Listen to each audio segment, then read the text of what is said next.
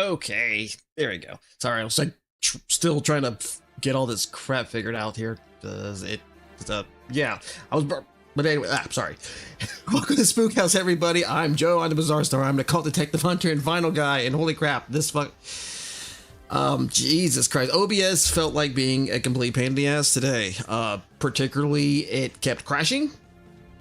Numerous times it would not actually start up anything to the point where I actually had to restart it. It still would crash, and basically I'm guessing maybe one of my multi-streams little plugins was like conflicting with something else. Maybe I have no idea, but I took that off and then I put something else on here and it seems to work pretty okay. I thought like I don't know what the deal was though, but I think that's that was the issue, and it seems to work right now. And like I said, because I was gonna start at 8 o'clock, but I couldn't get like anything working properly, and yeah, that's kind of it. Well, no, I actually had a game like lined up already. It just because, like I said, The Sinking City is a cool game. It's pretty fun. I do like it. It's just it's a very long ass game from what I can tell. Just from a side mission, it took me like the whole fucking stream to do. So I'll probably play that offline, but I have some other stuff. But I also have these videos I actually wanted to watch. Because goddamn it, I want to at least talk about some good horror games.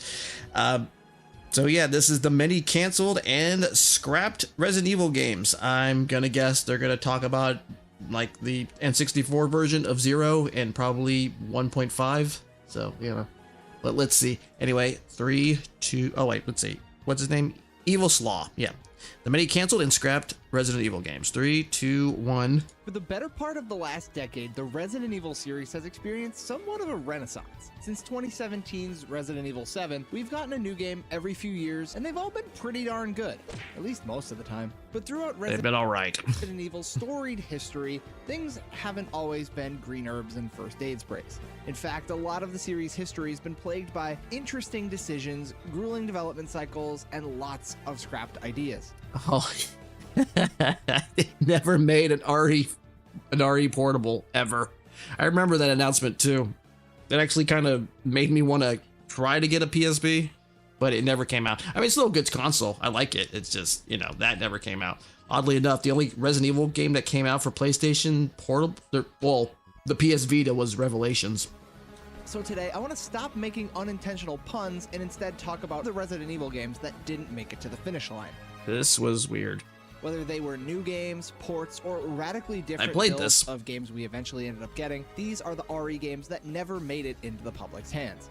Well, they were never meant to make it into the public. As Resident Evil Game Boy game has been shared online, 98%. I played this, but we'll talk. We'll not talk about it. For this video is that each entry has to have had some sign of life that it.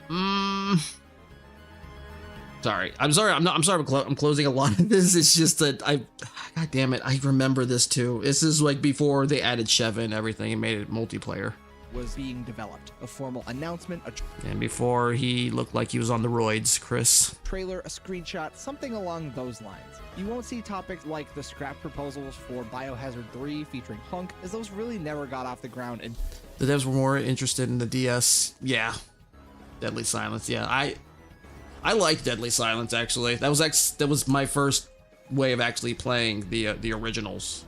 Because at first I was like, oh, I don't know. I don't think it's gonna be that good. It's the original. It's like doesn't compare to the remake. And then I played it and I was like, oh wow, this isn't bad. I mean, the acting's just silly.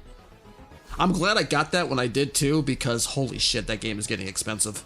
Didn't have said sign of life. So with Resident Evil 9 Requiem right around the corner and looking amazing, yeah, it was. Let's dive into Resident Evil's scrapped and canceled games. What is going on, everyone? It's Evan, back here again with another video for you. And yes, Resident Evil Slaw is back. I'm hitting this well again because we're so close to RE9 and I'm pretty hyped. Let me know if you are too in the comments. Oh, this must be. As you're watching, it's like 6 months old. When you see a game that you really wish came out, leave me a comment. Tell me which of these games on this list you would have liked to see the most. I will reveal mine at the end, so stick around until the end to find out. And very quickly before we start, I ask that if you can just like this video, it goes a long way to help this channel, and subscribe if you have not already. A lot of good stuff going on here. All right, That's it. Let's go. Starting off with a bang, we have Of course the most famous canceled Resident Evil game ever. The prototype of Resident Evil 2 that never saw the light of day despite being nearly complete. Today, it's commonly referred to as Resident Evil 1.5. Let me tell you, this rabbit hole runs really deep. This topic can be an entire video in itself. So this video will be more of a general overview and less of a deep dive. There's plenty of those elsewhere on YouTube and they're fantastic. So go watch them. I think there is an actual build of it too out there. I know someone made like a fan one, but I don't think there's an actual build of this. After you finish this video, of course. So, development of Resident Evil 2 began in 1996, about a month after the release of the first game, and it turned out to be a grueling development cycle. Immediately, there were major changes in leadership compared to the first game. RE1 director Shinji Mikami shifted into a producer role, and the director's chair was filled by Hideki Kamiya. Both Hideki, I block everybody. Kamiya, he blocked me too. I don't know why. I never said anything to him. It's just the assets, no other scripts. These dudes are absolute legends of the industry, but they ended up butting heads a lot during RE2's early development. Kamiya insisted that the game should be more action-focused. The horror would be scaled back, the puzzles reduced, and the amount of zombies on screen dialed up. Resident Evil 2 would take players into Raccoon City for the first time and retain the two-scenario format seen in the first game. However, these characters would be all new, completely unrelated to the first game, and their paths would rarely ever cross. Leon S. Kennedy was still a cop for the Raccoon City Police Department, but more notable, the other playable character was Elza Walker, not Claire Redfield like in the final game. Elza was a biker girl college student and returns home to Raccoon City on break. Her scenario began in the RPD's lobby, and you can see her motorcycle on the ground after she crashed through the front door. I like that touch. All of these elements came together to create the He fucked up, like she dies right there, or just is unconscious. Prototype we now call Resident Evil 1.5. The build of the game in active development between early 1996 and early 1997. Seems pretty short, but dev times were very short back then. And as you can see, it looks very different from the final product. Most obviously, the game's main setting, the Raccoon City Police Department, is just completely... There have been fans trying to finish RE2 to 1.0, but the leaked builds have no scripts. They're playing guessing game with the story. Unrecognizable. This early RPD was modeled after a true-to-life police station, unlike the game's final police station, which was designed as something that was adapted from the existing architecture of an old museum. This 1.5 RPD features rooms that people would actually inhabit, including a waiting room lobby, offices, cubicles, interrogation rooms, and jail cells. It was almost too lifelike. Some within Capcom felt it stuck out compared to the more fantastical design of RE1 Spencer Mansion, and it became a sticking point. A lot of the same characters from the final game do appear in this early build, with the exception of Claire, of course, but there's quite a difference. Is that Birkin? Difference in the roles that many of them play within the story. Marvin doesn't get infected. He was supposed to be Leon's sidekick for most, if not all, of the game. Chief Irons was a good guy and in Leon's campaign, and Elza's sidekick was a dude named... There's a group who allegedly had an insider in Capcom who had a build that had some story.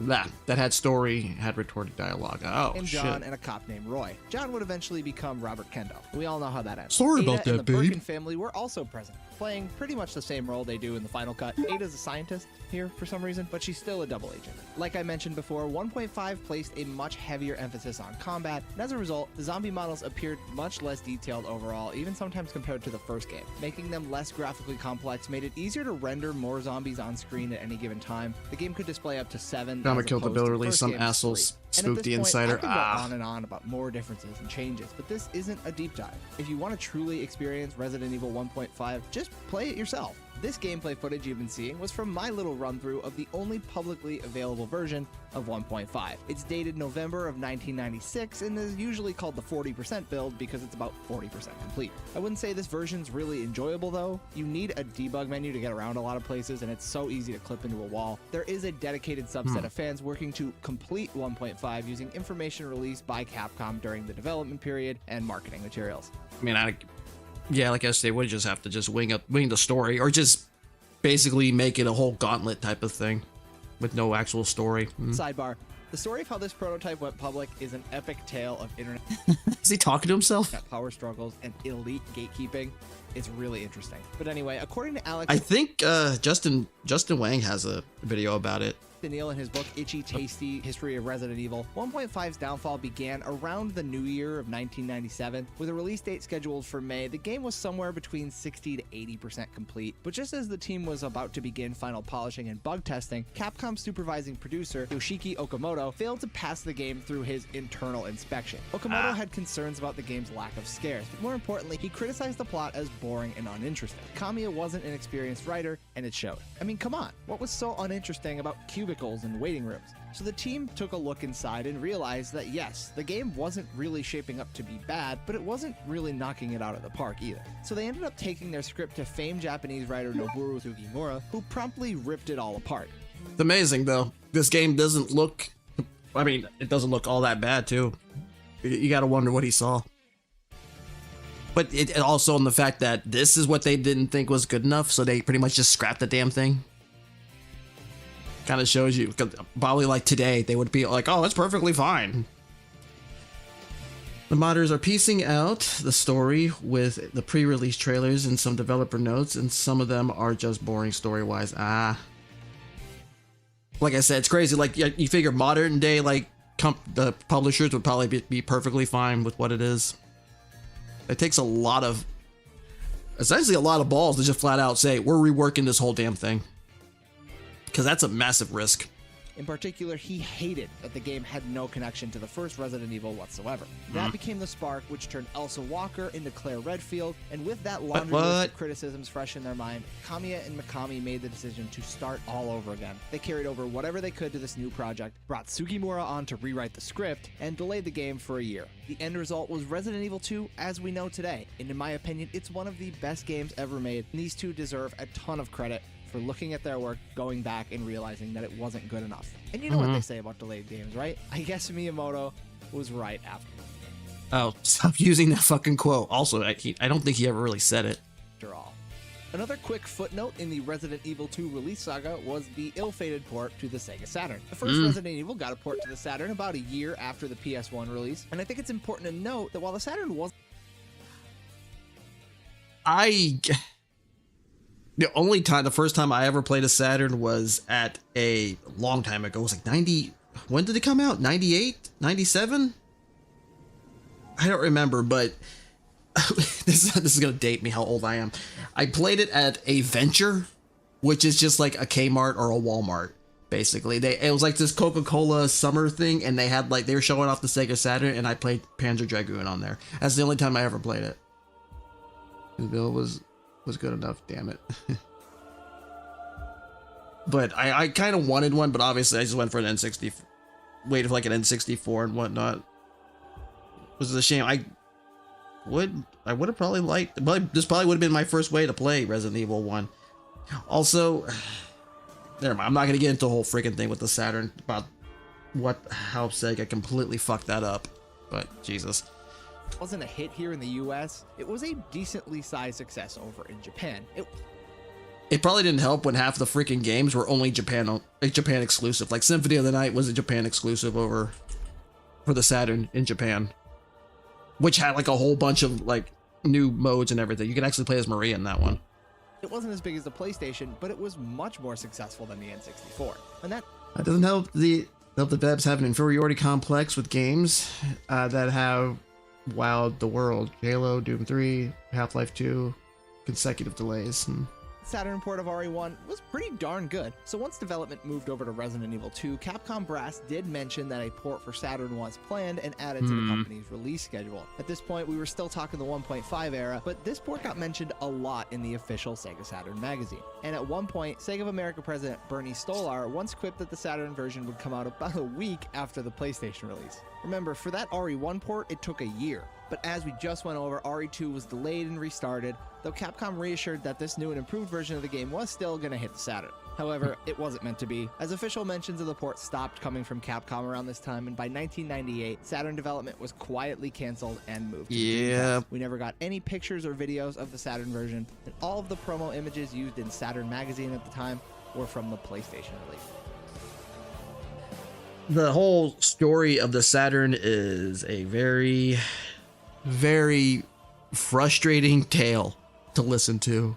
A lot of it's basically, mostly it comes down to, well, at least in the US, it pretty much comes down to Sega of America not really knowing what Sega of Japan was doing. A lot of it was in kind of this resentment towards Sega of America because we were doing so well with the Genesis and they weren't. In fighting, yeah, pretty much. I forgot what's his name. The president of Sega at one point, the Saturn would have had the actual fucking chipset that powered the N64. Like, they approached Sega first, but Japan did not want to do it. So basically, the Tom Kalinske, I think, he pretty much says, but he liked the tech that they saw. He pretty much just said, I can't really tell you where to go, but they begin with an N, and boom, that company ended up powering the N64. It's like, Jesus Christ. Moving past Resident Evil 2 on the timeline, following its release in 1998, Capcom started to publicly show its openness to porting Resident Evil to portable consoles. 11 months after the PS1 release, Capcom released RE2 for the Tiger Gamecom of all consoles. It was an ambitious little device, I'll give it that. Okay, see, I thought so. A touchscreen and 2 cartridge slots, but the Gamecom tried to be a lot of things and it wasn't particularly good at anything. This port of RE2 wasn't good either, but that's another story for another day. The point is, I know this was supposed to have like a second, like what? There was one cart was going to be of Leon, the other one was of Claire. Oh, this looks so bad. Resident Evil was fair game for handhelds, and that brings me to Resident Evil 1 for the Game Boy Color. This just has zombies as enemies. I played a little bit of it. It's impressive, to say the least. But I mean, it's.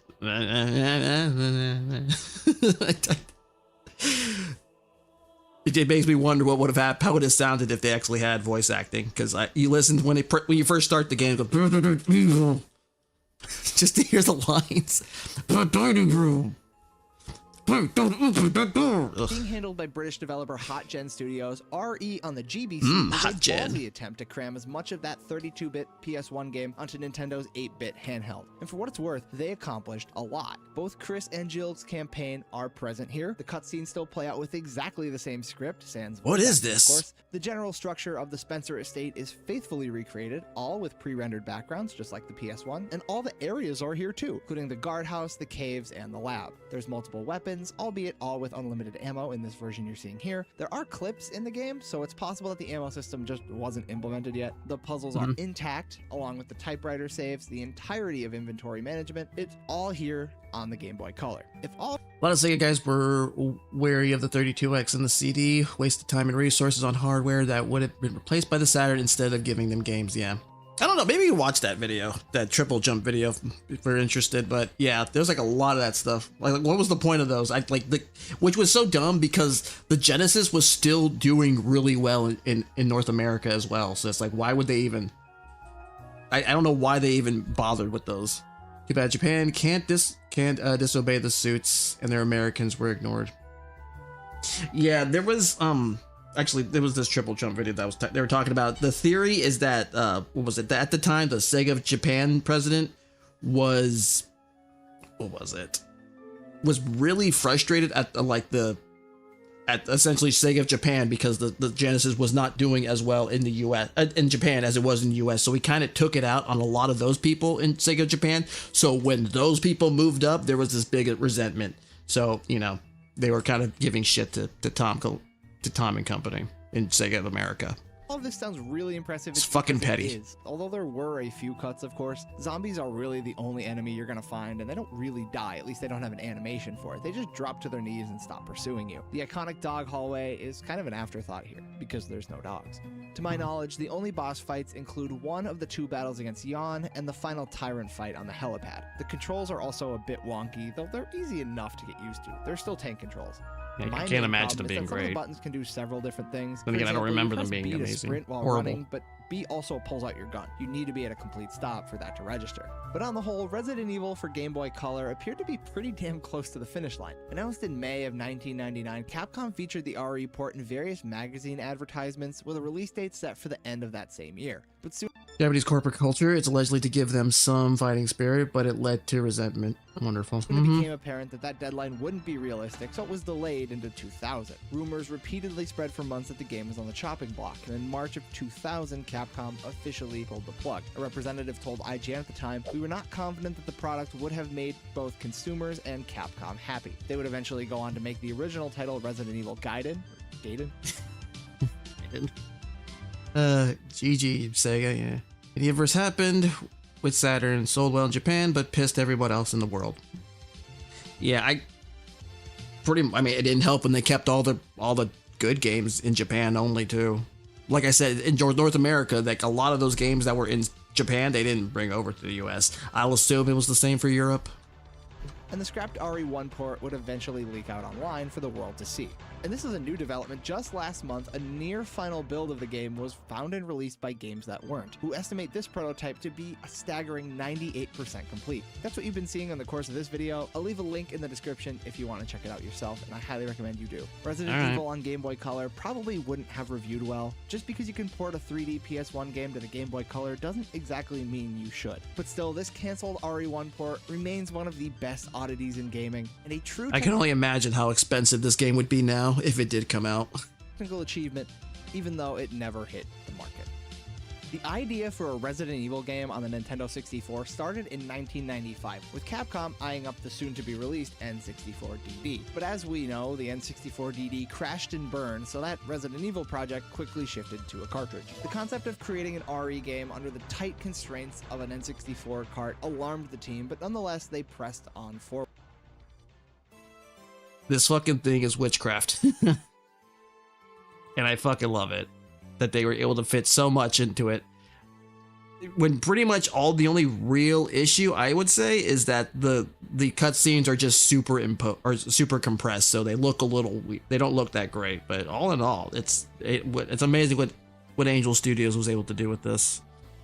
Able to build this in a cave with a box of scraps. Forward. Rumors spread throughout 1998, and in January 1999, Resident Evil 0 was officially unveiled for the Nintendo 64. This game, for all intents and purposes, was pretty much the same general game that we would end up getting on the GameCube. The story was unchanged. Our fan mod is now trying to recreate the N64 prototype in Unity. I believe I've seen some of that. I don't remember. I know some people have made fan-made mods of the I'm guessing it's an RE2 mod for this. That's essentially just this, but I don't remember. That idea was meant to take advantage of the N64's cartridge format, which allowed for quick zapping between characters without extensive load times. Resident Evil 0 was shown off at Tokyo Game Show 2000, and shortly after that at E3. It was during this period that we got most of the footage we'd ever see of this version. It's estimated that it was about 20% complete. Visually, Resident Evil 0 on N64 looked a lot like Resident Evil 2. The sound effects are the same, and the menu has that same general vibe. Although it's very interesting to see this portrait of Rebecca. This demo was playable at the show and features part of the iconic opening on a zombie and leech-infested train. Billy was here and allegedly playable, though I couldn't find any gameplay footage that shows anyone playing as him. And yeah, this is what Resident Evil 0 was supposed to be, and that fact worried Capcom. As development progressed, some within the company began to worry that the game wouldn't compare favorably to Code Veronica, which was also in development around the same time for the Sega Dreamcast. In my opinion, that's a fair comparison, especially when graphics technology was moving so fast. And those pesky N64 carts didn't help either. Shipping the game with larger ROM chips or on 2 cartridges would have made the game completely unprofitable. So with it somewhere near halfway done, it was clear to the team that it just all wouldn't be able to fit. That's what she said. So development of this build was scrapped and moved to the GameCube. Unfortunately, this playable build never got leaked to the public, though there are dedicated fans still looking for it or attempting to recreate it. Okay, I'm making a little bit of a fun exception for this one. I swear this is the last time I'm going to talk about RE2 in this video. Resident Evil 2 yeah, I was on the gonna say Game Boy GBA Advance was never formally announced, and there was... This was a tech demo, I think, just for the developers to show it off that it could happen, that it was possible. It's never a sign of life to the public, but it was pitched and it's freaking playable, so why the hell not? In 2004, Italian developer Raylight Studios created this Resident Evil 2 tech demo as a pitch to Capcom. The demo was meant to show off Raylight's Blue Roses engine for the Game Boy Advance, which was really impressive stuff for the hardware. The demo features just 2 scenes, the opening crash and the side street area with the basketball court. Going into the gun shop brings you right into the side streets, and you can only play as Leon, who walks with a very interesting gait. Strutting. Dude is puffing out that chest. There's only one model for the zombies, which have a strangely blue tint to them. And all in all, this demo is a marvel for the hardware. However, it remains to be seen if the full game, or even just a single one of the characters' campaigns, would be able to translate to a 32 megabyte GBA cartridge. Maybe they would need a 64 megabyte cartridge, a distinction only held by the illustrious GBA video combo pack of Shark Tale and Shrek. However, none of that even matters because Capcom had Kind of make you wonder if that would have to have two different carts. absolutely no interest and shut the whole idea down. Raylight even presented a GBA demo of Resident Evil 1 as well, or at least they made it, but only these screenshots are known to exist of that. A respectable effort for sure, but due to Capcom's lack of interest in any more Game Boy ports, it was never meant to be. Resident Evil 4 shocked the world when it released exclusively for the Nintendo GameCube in 2005. Yeah, the GameCube... Yeah, what was this, the Capcom 7? It was going to be exclusive, and then, like, it did fairly well, actually.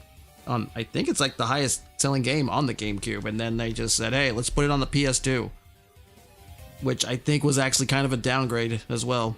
Era of Resident Evil was really weird, and this is a shameless plug for this video that I made. Go watch it on my channel, it's great, I promise. But just like Resident Evil 2 before it, RE4's dev cycle was arduous and full of scrapped ideas, many of which were shown off for public consumption. Capcom 5, there you go. However, was not. With Hideki Kamiya back direct... Yeah, the what was his name, Tony? Essentially, the thing that became Devil May Cry. This stylish build of the game stripped away many of the core tenets of Resident Evil up to that point. No pre-rendered backgrounds, free-flowing gunplay, and you can tell that's supposed to be like Virgil or Sparta.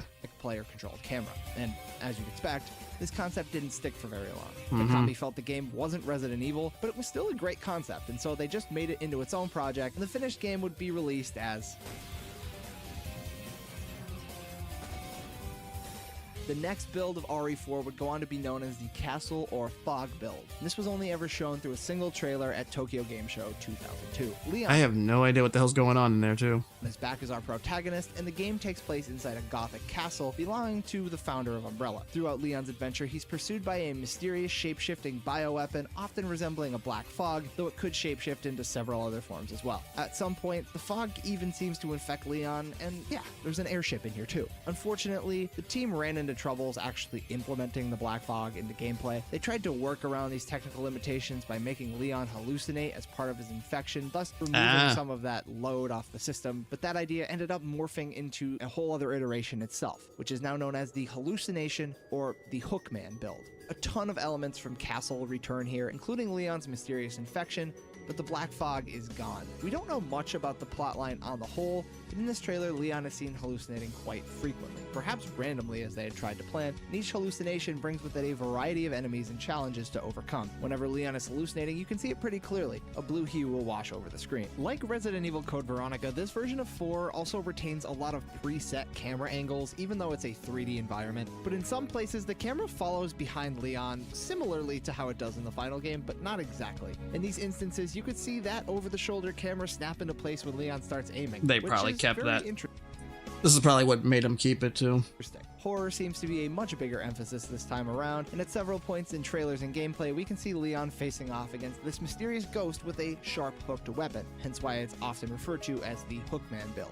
This was shown off at E3 2003, and there was an extended gameplay demo, so we know more about it overall versus Castle. However, the hallucination mechanic would require Capcom to essentially create 2 versions of every room in the game. As has become a common theme in this video, the GameCube just didn't have enough RAM to effectively do this. The devs could only get 1 enemy on screen per room, so it was back to the drawing board. The next build of the game would eventually become the RE4 we know and love today. There is another scrapped concept known as the zombie build, which kept the castle and the plot, but cut out the hallucinations and added parasite-infected enemies, which they called the Dabamen. Shinji Mikami would eventually scrap this version, calling it too formulaic. However, he did like the Dabamen idea, so they went back to the drawing board one more time. They found a vision that would work for the GameCube. The Ganado. Dabamen became the Ganados, and Resident Evil 4 as we know it would take shape. Jumping ahead to RE5, I have another quick entry to some of the early builds of this game. I'm guessing... I don't hate Resident Evil 5 as much as I did when I first played it. I've kind of warmed up to it, but I do remember reading the Game Informer article about the game. Basically, when it was just Chris, how like you have to go back back and forth between what was it? Between like going inside and outside, so like your eyes would kind of have to adjust and everything, which I thought was pretty cool to essentially make horror work like in broad daylight. You have to go back and forth. Like obviously there's that certain part, like certain time, like when you're just now seeing sunlight, it's like your eyes have to kind of adjust and everything. But we never really got any of that, so yeah. That didn't make it to the finish line. And as I said in my last video regarding this series, I will accept no Resident Evil 5 slander in this house. End of story. That game rocks. Okay, so despite releasing in 2009, we saw the first trailer for RE5 4 years earlier. So talk about being announced way too early. That was at Tokyo Game Show 2005. There's not really any gameplay to speak of here. It's mostly a pre-rendered proof of concept trailer showing Chris Redfield in what appears to be an African village. A lot skinnier too. Things of note from this teaser though. Chris isn't wearing his usual green, instead donning a blue shirt, which, according to Capcom, was a big no-no. Jill wears blue, Chris wears green, and Leon wears coats. He's noticeably less buff than the rock-punching Chad bro we know in the final version. And most importantly, the game was single player. Chris is alone. There is no Sheva anywhere in this trailer. Apparently, the game's script went through a number of rewrites throughout the process, and the next time we would see a trailer would be at E3 2007. Still, it's pretty clear through this trailer that RE5 was originally supposed to be a single-player only game, and developers have confirmed that co-op was added about halfway into the dev cycle. Chris goes at it alone once again, and he has a different voice actor from the previous trailer. There also appears to be an ability to dodge enemy attacks that wasn't in the final game. Some of the set pieces definitely look different than those found in the final version, although you can see a number of others which were in it. Whatever the case may be with RE5, it's clear that the game's direction shifted mightily towards a co-op focus just 2 years before its eventual release. While it is interesting to look back at these early builds of Resident Evil 5, I'm perfectly content with the version we got. That may be a hot take, and if you wish to rip me to shreds in the comments, that is your right to do so. I do wish this game would. There is mods to actually essentially get Sheva out of the game, which I guess kind of helps considering that she uses so much of your fucking ammo, but yeah.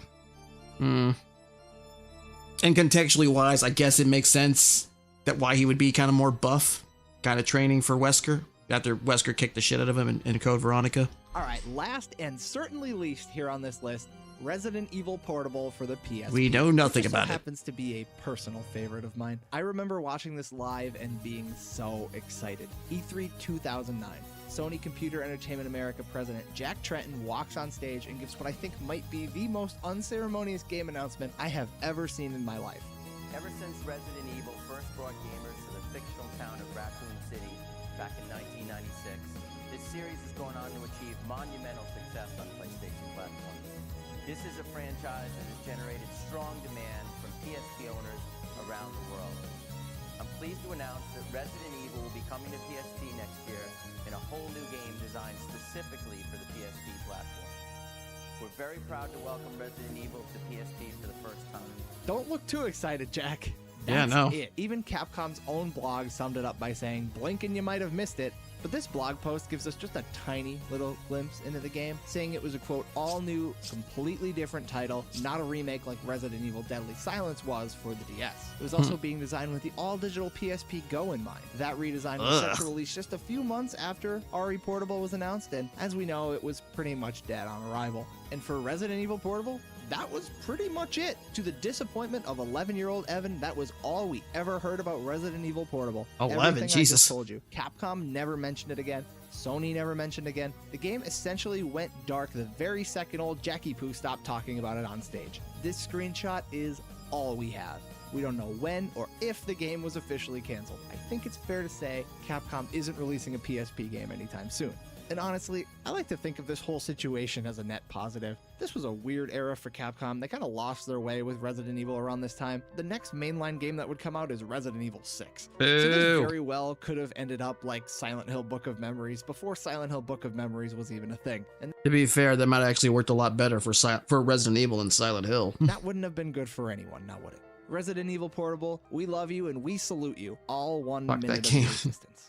And with that, guys, that is pretty much it for this Thanks, video. Tom. I do owe you something. I owe you what game on this list I would have liked to see the most, and I think I'm going to go with Resident Evil 4, the hallucination build. I just think it looks so great. I really think it's a great concept, and if GameCube was a little bit more powerful, we would have been able to see this up and running. Maybe if they tried it on the Xbox, but who knows. I think my favorite thing about this build... I was saying Capcom didn't really give a shit about the Xbox. The only, they only released like I know like ports of like Marvel vs. Capcom and stuff like that, which I heard wasn't even that well optimized to begin with, and Dino Crisis 3. Great. Isn't the setting, it isn't the hallucination, it's the fact that it still has those preset camera angles, but it also snaps into the RE4 over the shoulder view. That is a great concept. They should try that. Anyway, let me know in the comments, guys, what Resident Evil game on this list would you have liked to see actually come out? Leave me a comment down below if you enjoyed this video. Hit that like button and subscribe if... I think the single player version of Resident Evil 5 for me. Man, I remember playing that when it came out too, the original RE5, whatever, with my cousin, and we beat it in one night. I did not like that game. It just didn't feel, it felt way too actiony. Ugh. I still, ugh, god damn it. It didn't feel very scary. It just, god damn it. Ugh. That's pretty much it. And I remember like just even saying I didn't like this game. I guess I was kind of noticing when it was becoming the beginning of the end so far. Anyway, but good video. Good video. I just do one more and I'll play something. Hold on, sorry. Should have set these up before I even started. I saw this like on X, and he was talking like, "Oh, I got so many views," and I was like, "Okay, let's look at the strange history of Silent Hill handheld games by Restless Dreams." So, I only really know Book of Memories and the play novels. So let's see what else he can tell us. So yeah, 3, 2, 1. The Silent Hill series has always been known for being an unforgettable and depressing experience. Playing through and beating any of the main Silent Hill games leaves a long-lasting feeling within you that no other game can replicate. Good scene. And over the 27 years since the series has been around, I should probably get around to playing that one. Konami has brought Silent Hill's dark, psychological nightmares to many different platforms, and one which Konami couldn't ignore was handheld gaming. Beginning largely in the 1980s with Nintendo's Game Boy. Oh, that's right. They brought Shattered Memories to the PSP, didn't they? Okay, I remember that. As the decades progressed, handheld gaming advanced at a very fast rate, allowing for home console-like experiences to be possible on the go, allowing gamers to take versions of their favorite home console games with them wherever they wanted. And Konami wasn't shy about bringing their dark world of Silent Hill to these various handheld platforms, which is why today, and Origins, sorry. I'm going to be looking into the strange history of Silent Hill handheld games. Over the years, there was many different types of Silent Hill games released onto handheld devices, which is why I've divided these releases into different categories, with those categories being ports, main releases, spin-offs, and even some odd titles. Ports, of course, are main home console releases brought to the handheld platform, and spin-offs are titles solely developed for the handheld hardware, which features some of Silent Hill's oddest games. And as we go through this history of games, there are a few miscellaneous releases I'll quickly mention. So without any further ado, sit back, relax, and let's dive in. Okay, I saw Silent Hill Experience, and part of me wanted to I kind of cringed for a second because I thought Silent Hill Phenomenon. God damn it, fucking whatever team's working on anything now. Konami. World of Silent Hill handheld gaming. Does the movie count? Putting the UMD. Kicking off this history lesson, we have what was not only the first handheld Silent Hill title, but also the first game to be released after the franchise's debut title. Play novel Silent Hill is a visual novel style retelling of the PS1 original. It was revealed at Nintendo Space World event in 2000 and would release the following year in March of 2001 for the Nintendo Game Boy Advance, which makes this title the first game to follow up the original, beating out Silent Hill 2's release by a few months. And also with this release, this would be the very first title in the Silent Hill franchise not to be developed by Team Silent, as Japanese development team Wilco would work on the spin-off title. Play novel Silent Hill would only release in Japan and never made it overseas. However, many fans have translated and ported the game over the years. Looking into this release, we see a visual novel style retelling of the original have this game, too. with Harry Mason's desperate attempt at saving his daughter Cheryl now presented like an interactable book. Gameplay is pretty limited in this release, as all you really do is read through what's currently happening, along with occasionally making story choices and picking between different dialogue options, which can also shape what ending the player receives. This is also the same system used for the game's quote-unquote combat. When Harry encounters monsters, occasionally 2 choices will appear on screen with Or spot its body, aim at the wing, how Harry should engage, bring it down. although that's as involved as players can get in combat. In terms of how close this version is to what it's trying to replicate, it's close enough, but pretty rough around the edges. Granted, this was released on a handheld device in 2001, so replicating the same gameplay and systems like a PS1 game was pretty impossible. Somehow, the devs managed to cram the game's iconic opening cutscene into this release, albeit it's very crunchy and compressed sounding, which can also be said for the game's music and sound effects as a whole.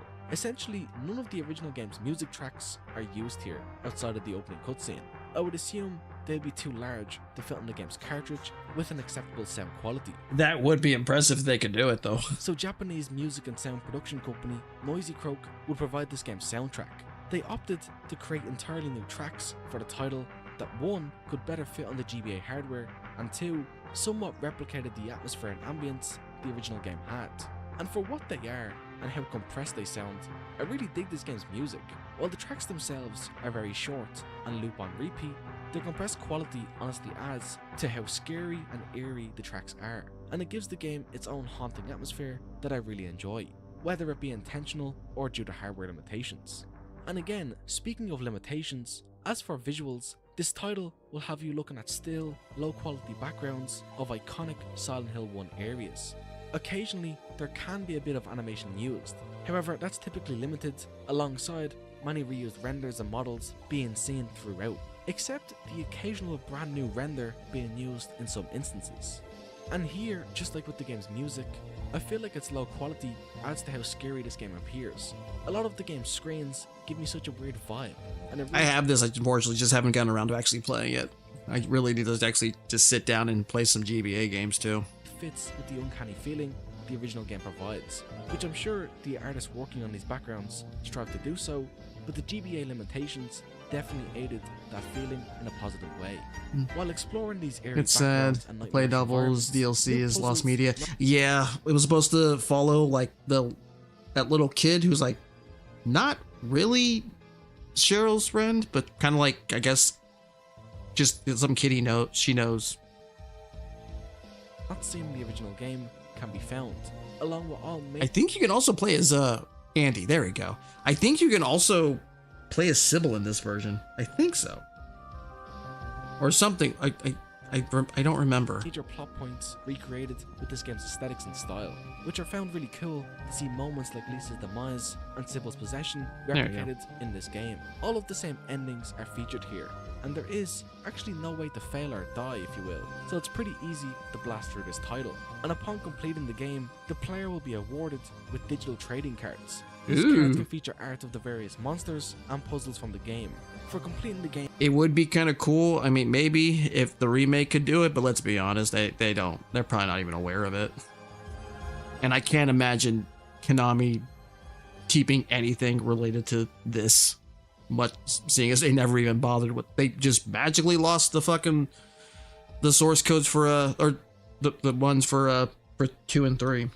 Not only do you get these trading cards, but in addition to that, you also Harry, get Sybil, a and second Andy, campaign. but sadly, this second scenario the dingbats is a at Konami shorter hate side story archiving. Yeah. that has us play through as Sybil Bennett, which is a really cool idea. There we go, I wish see? could have been seen in the original game. And while this is a small side story, I find it really cool to experience what Sybil was up to during the main game's events. And in addition to this second campaign, there was, for a very brief period in time, a third playable campaign, which is now sadly lost media. This There you go. forgotten and lost Andy! campaign was only accessible if you had all of the following: a copy of the game, a Game Boy Advanced of course, lived in Japan, and also had damn a it. mobile adapter GB accessory. I heard stories of fans going through every damn retro store in Tokyo trying to find the Game Boy with its DLC, or going to 2chan asking about it. I believe it. I mean, I mean, you never know. And I don't like that's how we got a lot of those Satellaview games for the SNES and whatnot. Having all these would then allow you to connect your Game Boy. Because I know, though, I believe those did keep the data onto the cartridges when you downloaded them. The only thing obviously it never kept was like the voice acting, because they would use like live action voice acting. It was like in real time, I believe. Advanced to a compatible cell phone, which could then use the phone's cellular data to connect to the mobile system GB service. This was a paid service that Nintendo offered, which would then allow users to download games to their GBA along with extra content like this third campaign. It cost players 400 yen to start the service, along with reoccurring fees of 10 yen for every minute of connection on said service, Jesus Christ. along with a further charge of 20 yen specifically for the Play Novels content, which isn't even everything yet, because due to the GBA's cartridge lacking storage, the DLC It erased. couldn't be stored. Oh wait, on yeah, it. wait. There would be no point of actually having that. I believe, doesn't it erase? At least I would figure. Let me see if maybe he'll say it. Meaning when players would disconnect their GBA from the software, the DLC would go with it. Meaning Yeah. if players wanted to play the DLC again, they would need to reconnect to the service and pay a further 20 yen again. With all of those hoops to jump through, and the sheer amount of money it cost altogether, you could see why this extra content has been lost to time. Which also wasn't helped by Nintendo shutting down the service in the following year of 2002. I mean, if it's not working, they're not gonna. What would be? They'd be kind of pointless. And after all of that mess, what players got in the end was a 4-chapter story that focused on Andy. Yeah, Andy, everyone's favourite Silent Hill character. Details about this extra story are pretty scarce due to its lost media status. However, we can learn a few details on this DLC from And Konami not keeping anything. Imagine finding a copy with the DLC, but it's been 25 years, so good luck if it's still working. the game's guidebook. We learn that Andy's deal here is that he lived next door to the Mason family and was a friend and classmate of Cheryl's. Okay, he was his He friend. basically became infatuated with Cheryl, and while Harry and her were packing for their trip to Silent Hill, Andy snuck into Harry's car and stowed away for the entire trip, which would also mean he was in the car crash. His story would see him How messed up would it be when they crashed and you just see some kid flying out from the back? Like, who was that? Ah! It's the freaking roof. travel through Silent Hill, Or hit the ceiling, finding whatever. Cheryl Mason along the way, as well as him being saved by super cop Sybil Bennett. But outside of these details, not too much else is known on this Odd Side campaign, as it has seemingly been lost to time. The final tidbit I want to share about this quirky handheld title is that before its launch, Konami had actually attempted to patent the term visual novel, which did piss off part of the genre's dedicated fanbase, as Yeah, blogs were actually I can imagine. created in protest of this fact. However, not only did the patent fall through, but the game's boycott, to my knowledge, didn't go far from a few of these blogs and posts. Today, Play Novel Silent Hill sits as one of the weirdest titles in the entire franchise. Its physical cartridge is, like many of the Silent Hill games, pretty pricey, with loose carts fetching upwards of $100 and complete in-box copies going for several hundred more. Huh. Okay. See, I thought, I gotta be honest, I kind of figured it would be a lot more for just a loose cart, but you know, I mean, it's still a lot, but I'm a little surprised. And as it stands, this was an attempt by Konami at bringing their soft You gotta wonder if you like go to a site like, what was it, Bai or whatever, one of those third-party sites. If you look over there, maybe it's a little cheaper. Note series into the palms of gamers worldwide. However, maybe it was just a few years too early. The next handheld platform Konami would target would prove Don't trust far more eBay. I don't trust eBay. That's one of the biggest things that I'm really suspicious when it comes to eBay is getting GBA games, because a lot of them are fake. Those bullshit artists used to lie that their copies had the DLC, but nada, yeah. Which is, even crazier that people believed them. But yeah, like a lot of those are repros. You have to like check in there and you see that nasty black glob on the cartridge, it's fake. capable of bringing Konami's horror series to gamers on the go. It's also why I don't get like this type of games from GameStop either, because they don't check that stuff. With the PlayStation Portable being released in 2005, Sony promised power comparable to the PlayStation 2, but now on the go in a sleek new form factor, which would be where the Silent Hill franchise would appear next, as the next time Silent Hill will be seen on the go, it actually wouldn't release in the form of a video game, but also sort of. 2 Silent Hill PSP releases came out in 2006, with the first launching in April. That title will be Silent Hill The Experience, which isn't really a game and is more so This Silent Hill experience, the Silent Hill experience, you liar. Good, you do your an research. application of sorts. SHD Experience is one of the more stranger releases in the Silent Hill series, as it was a simple compilation of a bunch of Silent Hill trailers, art, interviews, comics, and music. And although its Ugh, the comics. cover art features Angela Orozco from Silent Hill 2, this title isn't solely related to that game. Within SHD Experience, you access all of the app's content by traversing this decrepit and abandoned school building, which is a pretty cool way to dress up what is essentially a simple main menu. Here, a bunch of different SH content can be found, from a gallery that features renders and art from the various games, select music from the franchise, and a whole bunch of motion comics, which would be the bulk of this title's content. These comics were so weird. It's like I don't like I don't know what I talk about, like misunderstanding the assignment. As well as these motion comics, there is also various Silent Hill game trailers, music videos, such as the Fakura video, along with the real reason this release ever came to be, as interviews and the trailer for the then releasing Silent Hill movie are also featured here. All of this content here is really cool to see released in this manner. However, I do fully believe that this release was only done to promote the upcoming movie before it released that same month. I would And believe once it. you have watched through and read all of this app's content, you've kind of seen everything this app has to offer, meaning you will likely never Like, honestly, if you actually want to look at the comics, I don't really usually recommend him, but Linkara did like a whole run through of them.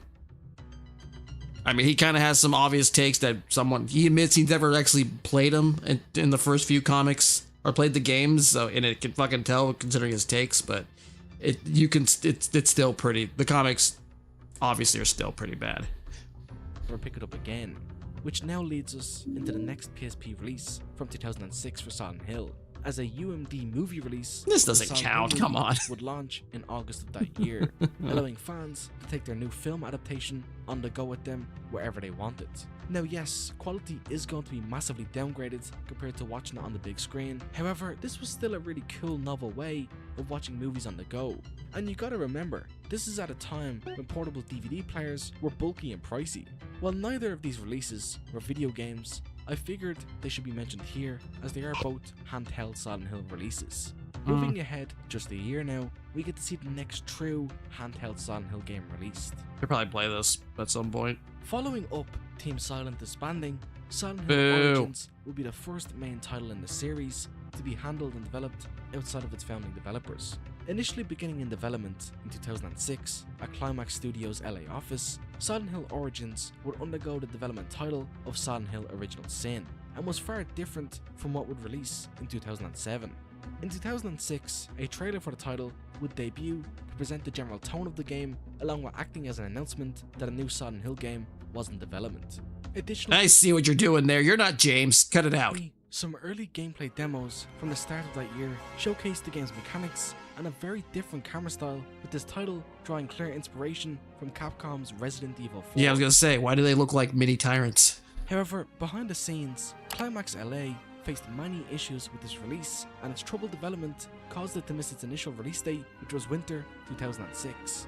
After this delay, the title would then be handed off to Climax Studios' British office, where Sam Barlow would then direct the title and try to course correct it so that the final product wouldn't embarrass the franchise. Silent Hill Origins was also a first for the franchise, as it initially launched solely in 2007 for the PSP, a handheld console, and it would later then receive a PS2 port in 2008. And as for what released on the PSP, Silent Hill Origins is a pretty alright title. Aesthetically and even gameplay wise, it's the closest we have gotten to the original Team Silent games to be released after their closure. That sounds kind of sad, honestly. I'm not gonna lie when you say it that way. This is the closest we get to a Team Silent game. Ugh.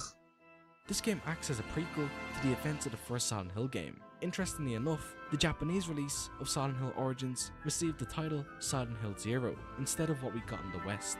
Generally, the prequel nature of the game I'm okay with has both. mixed opinions. I think for a long Yamaoka, the seal of approval for post-team silent games. running series like this, it's alright to have a game like that.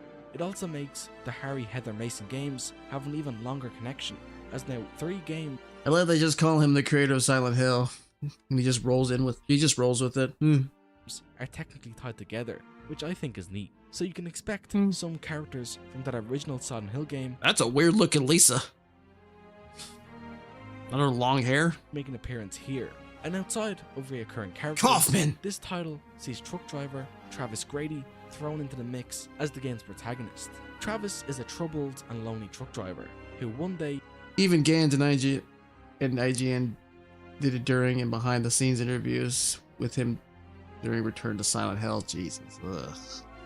takes a detour on a delivery route, which sees him pass through the titular town of Silent Hill.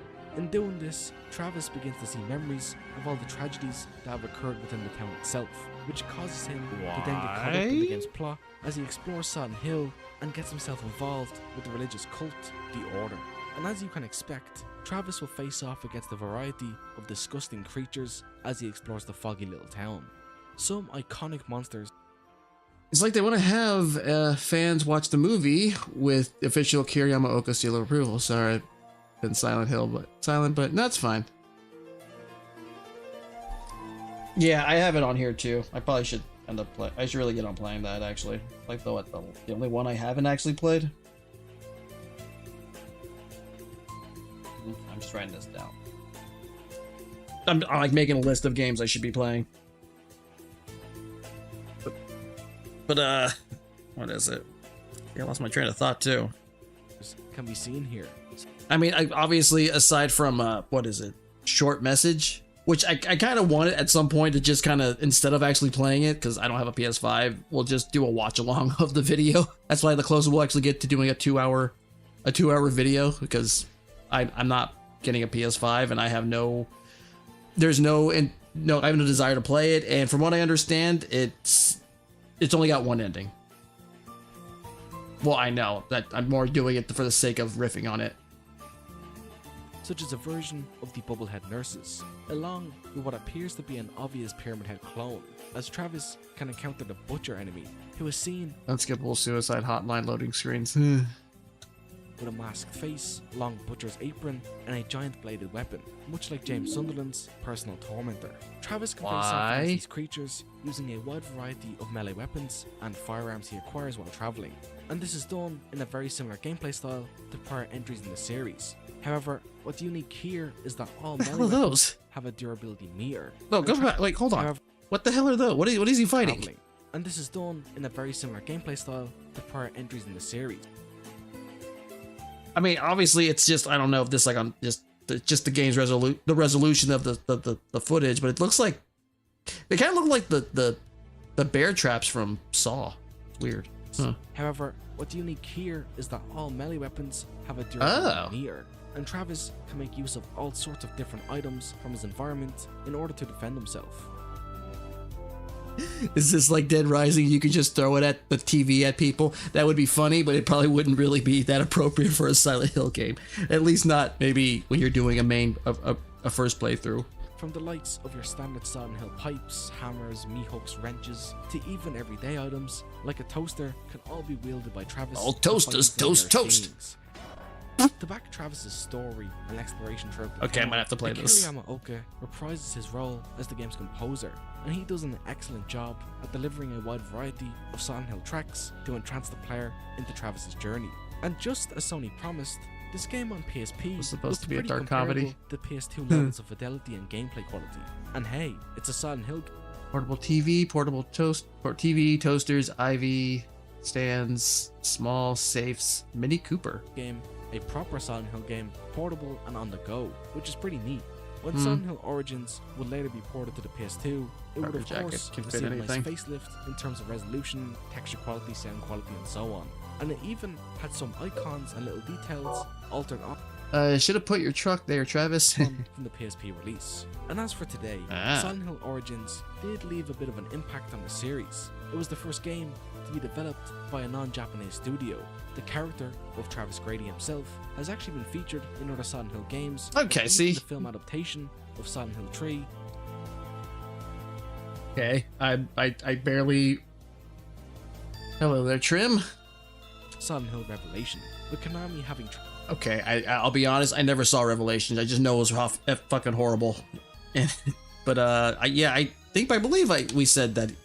One of us pointed it out that he was in Homecoming. Travis act as a helpful driver for our various other Silent Hill Pro tags, which I think is pretty neat. Critically, Climax Studios' Silent Hill fared alright. It didn't live up to the highs that came before it, but with its messy development cycle, I'd say it turned out alright. And with those critic reviews, and the game's commercial success being about what Konami expected, the partnership between Climax and Konami Oh, it did well? Alright, no wonder we got more of these games. would again continue for our next Silent Hill handheld title, releasing 2 years later in 2009. Alright, I know what it is. I'll wait. As Konami continued before I talk to about it. experiment with Western developers for the series, Climax Studios would once again get to take a jab at the Silent Hill series. And after their semi-successful prequel game, next they would develop and release Silent Hill Shattered Memories. Okay. I played this on the Wii. I actually kind of liked it. I know, obviously, it's completely negates anything that has to do with the original, but I did not hate it. It just wasn't a good Silent Hill game in terms of the lore, obviously. Because that's kind of about it. But yeah, all in all, fine, but I don't know why they changed it up. I wish they would have stuck with the original idea. What was it supposed to be? Cold Heart? A remake/reimagining of the original Silent Hill, which would of course see a handheld release. And much like Origins, Shattered Memories didn't have a smooth development cycle, as originally the game was known as Silent Hill Cold Heart, and it followed a new protagonist, Jessica Chambers, as she experienced her own Silent Hill adventure. Many new and pretty out there mechanics were discussed for Cold Heart, and has a pretty lengthy development history that is known, which I have previously Also, it was fucking stupid that you couldn't actually defend yourself. All you could really use is flares. That was so fucking stupid. covered in a video on the channel, so if that interests you, I suggest you check it out. However, Konami Maybe felt later, like a or next remake time. of the original Silent Hill could give this game a bit more appeal to longtime fans of the series, and so a loose reimagining Had some sad fucking endings. I'll put it that too. Especially when one of them is like, turns out Harry's wife abuses him. It's like, Jesus, just fucking sad. /remake is what became of Cold Heart, which then released as Silent Hill Shattered Memories in late 2009 for the Nintendo Wii. It would then see a port for both the PS2 and PSP in early 2010, and this release sticks out as it's solely released on the Nintendo Wii for a bit, a console which I wouldn't say is known for mature psychological horror games. Despite this, the Wii At least not in America. In Japan, they had like The Ring, and I think they had something related to The Ring and The Grudge. I know one of them they had. Sam Barlow allegedly wrote this shit because he hated the ending of Silent Hill 1. Why? What's wrong with this? What's wrong with the ending? Oh, where Cheryl was gone forever. I mean, it's an ending. She's not necessarily gone. She's just reincarnated again as a baby. What a dumb reason. So of course he just recycled RE2's Trouble in Therapy Town.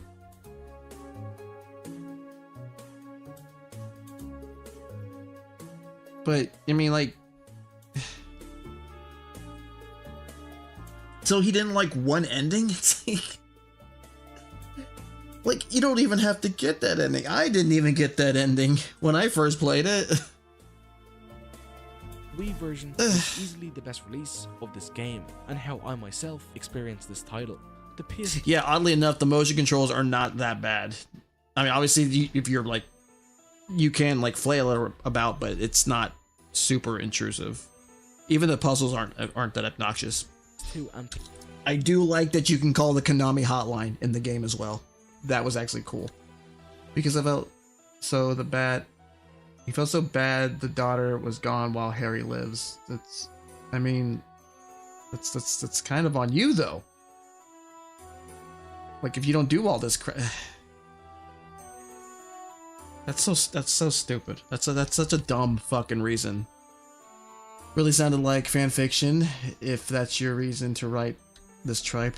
PSP release, on the other hand, from what I know, proved pretty troublesome for the dev team.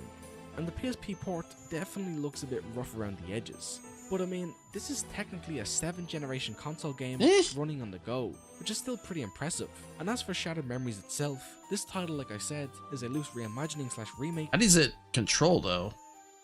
I guess like move forward with the thumbstick, but also like rotate it with it. Though I heard a lot of people got bad endings in Silent Hill 1. Even then, though, they like, I'm sure people realize, oh, there's more endings and whatnot. So you know, just replay it again. That's hell. Even I've gotten bad endings before, like Doki Doki Literature Club. I just replayed it again. That's kind of a sign of a good game, especially if it's not bad. I mean, well, not necessarily a sign of a good game, but you know, if a good game will make you want to replay it multiple times. Not like certain games that, you know, say you have to beat it 4 times in order to get to true ending. Silent enough. The original game. The game follows Harry Mason as he searches for his daughter Cheryl throughout the town of Silent Hill. Through his journey, Harry meets police officer Sybil Bennett and a nurse known as Lisa Garland, as you would expect for a Silent Hill 1 remake. But this title is more so a loose reimagining more than a full remake, as there are new characters and new interpretations of characters. Silent Hill F. It makes you have to replay the game like over 4 times, I believe, to get the best ending. And you have to do certain things to get that ending. It's a fucking pain in the ass. Found throughout the game, which isn't even the only change here. One major difference with Shattered Memories is that the game aesthetically has seen a big change on from the original, as here, Silent Hill is baked in a thick blanket of snow. Even the other world here takes a different appearance, as the world around Harry becomes frozen in ice. Ugh, I can see those over him. Glitches. Speaking on that danger, in this title, unlike nearly every other Silent Hill game, the way they kept saying when Shattered Memories was being hyped up was reimagining over and over again. Shattered Memories doesn't really have combat per se. Throughout this game, per se, you mean at all? You just use the flares to keep the monsters away. And even then, you don't really have to use those. You can just keep running and running until you eventually find the exit. It's like they're trying to soft reboot the franchise. The title's only monster, the Rorschach, will pursue Harry I think they through were. these chase sections, which will have the player frantically running through door after door looking for safety. The only type of attack, if you will, Harry can do here are simple shoves and pushes to get creatures off of himself. Or he can also use a red flare to ward off enemies, which these are a limited use item. And all of that I just said wasn't even the biggest departure this title takes from the series norm, as Shattered Memories has one of the coolest video game mechanics I have ever seen. In the midst of Harry's journey through Silent Hill, occasionally we'll be brought into therapy sessions with Dr. Kaufman, and these aren't just simple cutscenes to help the narrative. Oh no, this game plays you just as much as you play it. I mean, it was I guess, cool little thing, but also this is Silent Hill. No shit. Dr. Kaufman will ask the player various questions. So I did like these little mechanics and whatnot. Even like if you start looking at them and slurking, like looking at a Sybil's like cleavage or whatever when she's more busty, and or looking at a Lisa's ass, like it'll affect your ending. Those are cool, but it's like you didn't have to do that with. You didn't have to do it for a reimagining of part 1. Sometimes personal, sometimes a bit morality, or even just a simple picture which the player must colour in. However, every question asked, every task given, is cleverly changing and shaping different aspects of the player's game. From how the monsters will appear, how the environments will look, certain characters can receive new appearances and completely different personalities depending on how the player answers Dr. Kaufman's questions. And of course, as you would expect, these questions and answers will influence the game's ending. Outside of all of these games... Well, like I said, if it was like done for maybe one of their original titles, cool. It would have been a lot... I think it would have been a lot more well received. Or at least it would have worked a lot better. Play shakeups and different changes. Akira Yamaoka brings some familiarity to this game, as he once again worked on the title's soundtrack. And it's an excellent listen that really held this game together among all of its changes. And while this title Arco review reference. alright, Silent Hill Shattered Memories is easily one of my favourite entries in the entire franchise, and regardless of how you may choose to play it, either the Wii release or PS2 and PSP ports, I'm sure you will have a great time with it. You mean, I'll assume you mean post Team Silent games, not original titles. I'll assume that's what he meant.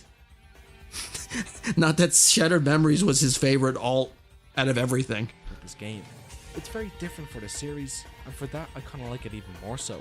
And its ending features a really shocking plot twist that I didn't see coming, but fits well within the series. As for the PSP release specifically, it's a noticeable downgrade in quality from the Wii release. Text and textures are pretty low quality, and the game, especially during the chase sequences, can become very choppy. You gotta wonder what phone he has if he has that type of reception. Textures are pretty low quality, and the game, especially during the chase sequences, can become very choppy. But for yet another full Silent Hill game on the PSP, I think Climax did a pretty alright job for just the PlayStation Portable. I have talked about a prequel to the original Silent Hill, as well as a remake/reimagining of the original Silent Hill. Climax so 6 Sense this shit. Next, talk about the final Silent Hill game released on the PSP, Silent Hill 1999, the original PlayStation 1 release. Under the Oh, the classics. Okay, yeah, I believe I have that on my PSP from Waze. Brand, PlayStation released many original PS1 titles onto the PlayStation Network store in the late 2000s. These titles could be purchased on any PS3 and then copied onto a PSP device and downloaded there to play on the go. And the only Silent Hill game to get this treatment was Silent Hill. This is less so a port of the original game and is simply just emulation of the title. The game has no extra content or features added, as it is one-to-one with the original release, which is a good thing in my opinion. It's the exact same classic but sort of clunky SH1 that you know and love. This game looks great running on the PSP, and having such a classic game like the original Silent Hill. I also do have this running on the 3DS. There is a way you can actually put PS1 games onto the 3DS. On the go. It works pretty well. To the PSP's library. A little slow, but not horrible. Is one of the franchise's best, and it's all here perfectly portable. And of course, you don't need to go through the official route of acquiring this game if you don't want to, as PSP emulation is very easy and very accessible, which can also be said for every other PSP release I just mentioned. And with that, this concludes everything Silent Hill released for the PSP platform, which was a whole lot.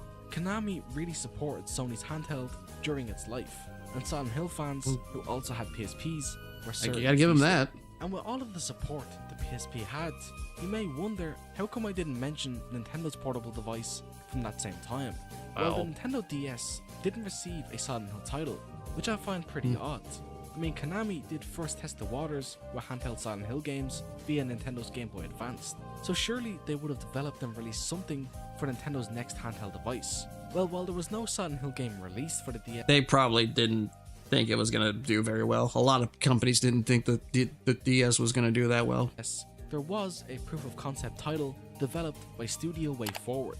Around about 2006, the team at Way Forward would put together this demo concept of what a Silent Hill game on the Nintendo DS could be like, simply titled Silent Hill Nintendo DS Technical Demo, which has a nice ring to it, I feel. Yeah, no, it rolls off the tongue. Not many new concepts or videos in the video, your DMs on Twitter. All right, I'll check it a little bit. Can be seen in this demo, as it's mostly made up of assets pulled from Silent Hill 2, such as the player's character model being that of James Sunderland, as well as sound effects and music from Silent Hill 2 being featured in this demo. Its simple one-room premise was thrown together with a purpose, as outside of combat, this room could provide Konami with a rough idea of what every general Silent Hill mechanic would be like on the DS platform, from how the camera would work, how puzzles could use the dual screen setup, and even how the other world could look and sound. Despite that, this demo never got off the ground, and Konami rejected Way Forward's idea, which maybe put Konami off the DS platform as a whole for Silent Hill. I don't know what to think about that. I kind of like Way Forward games. I'll assume this was not going to be necessarily a remake of 2, or like I guess a demake, whatever. I wouldn't be against it. Make a little bit like a Deadly Silence type of thing. I don't know what the DS acronym for this would be. Silent Hill. Something Sleep.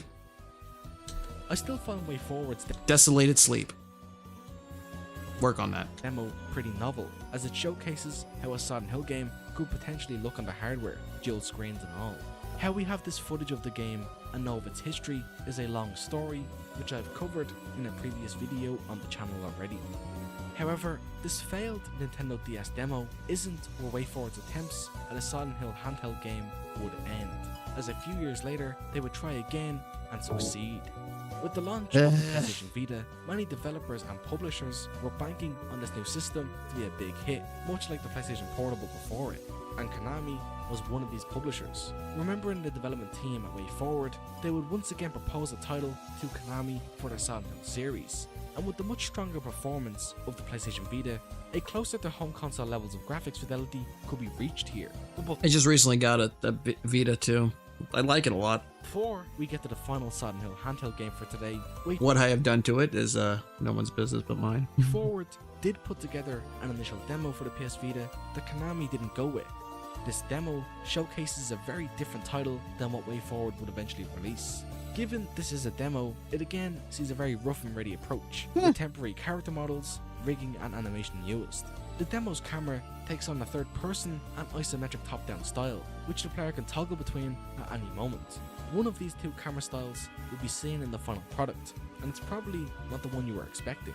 It also sees a similar build to that of the Nintendo DS one-room demo, as that exact same presentation style is seen here, with one half of the room being the fog world and the other being the other world.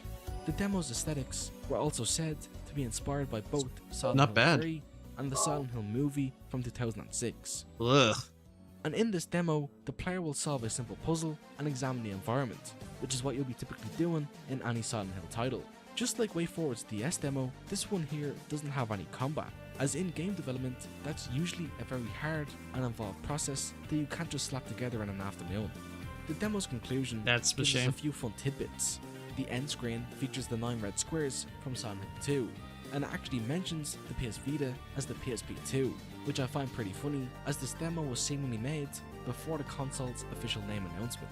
And I'm guessing it's because this is the development kit. Maybe that's what they referred to it as, the PSP2. finally, in this ending screen, the title for WayForward's handheld PS Vita spin-off game can be seen, which is what I'll now dive into. Silent Hill Book of Memories was released in 2012 for the PS Vita as an exclusive to the handheld, and it's a game absolutely no one asked for. This title is an isometric, top-down, dungeon crawler RPG game. Yeah, that doesn't sound like the classic psychological survival horror games I know and love. I think I remember Jim Sterling defending this stupid ass game. It was like, oh, but you'll still have like all the other games. Why are you complaining? Fuck off, dude. Even granted that this is a spin-off title, I still don't know what Konami, or maybe WayForward, were thinking with a gameplay style like this one, especially considering just how different this game's action-heavy gameplay is to a survival horror game. Well, in terms of the story here, which is usually the highlight of any Silent Hill game, with this title, it's nothing too great either. Our protagonist is sent a book in the mail, a book that contains memories of Oh, by our favorite mailman too. Will.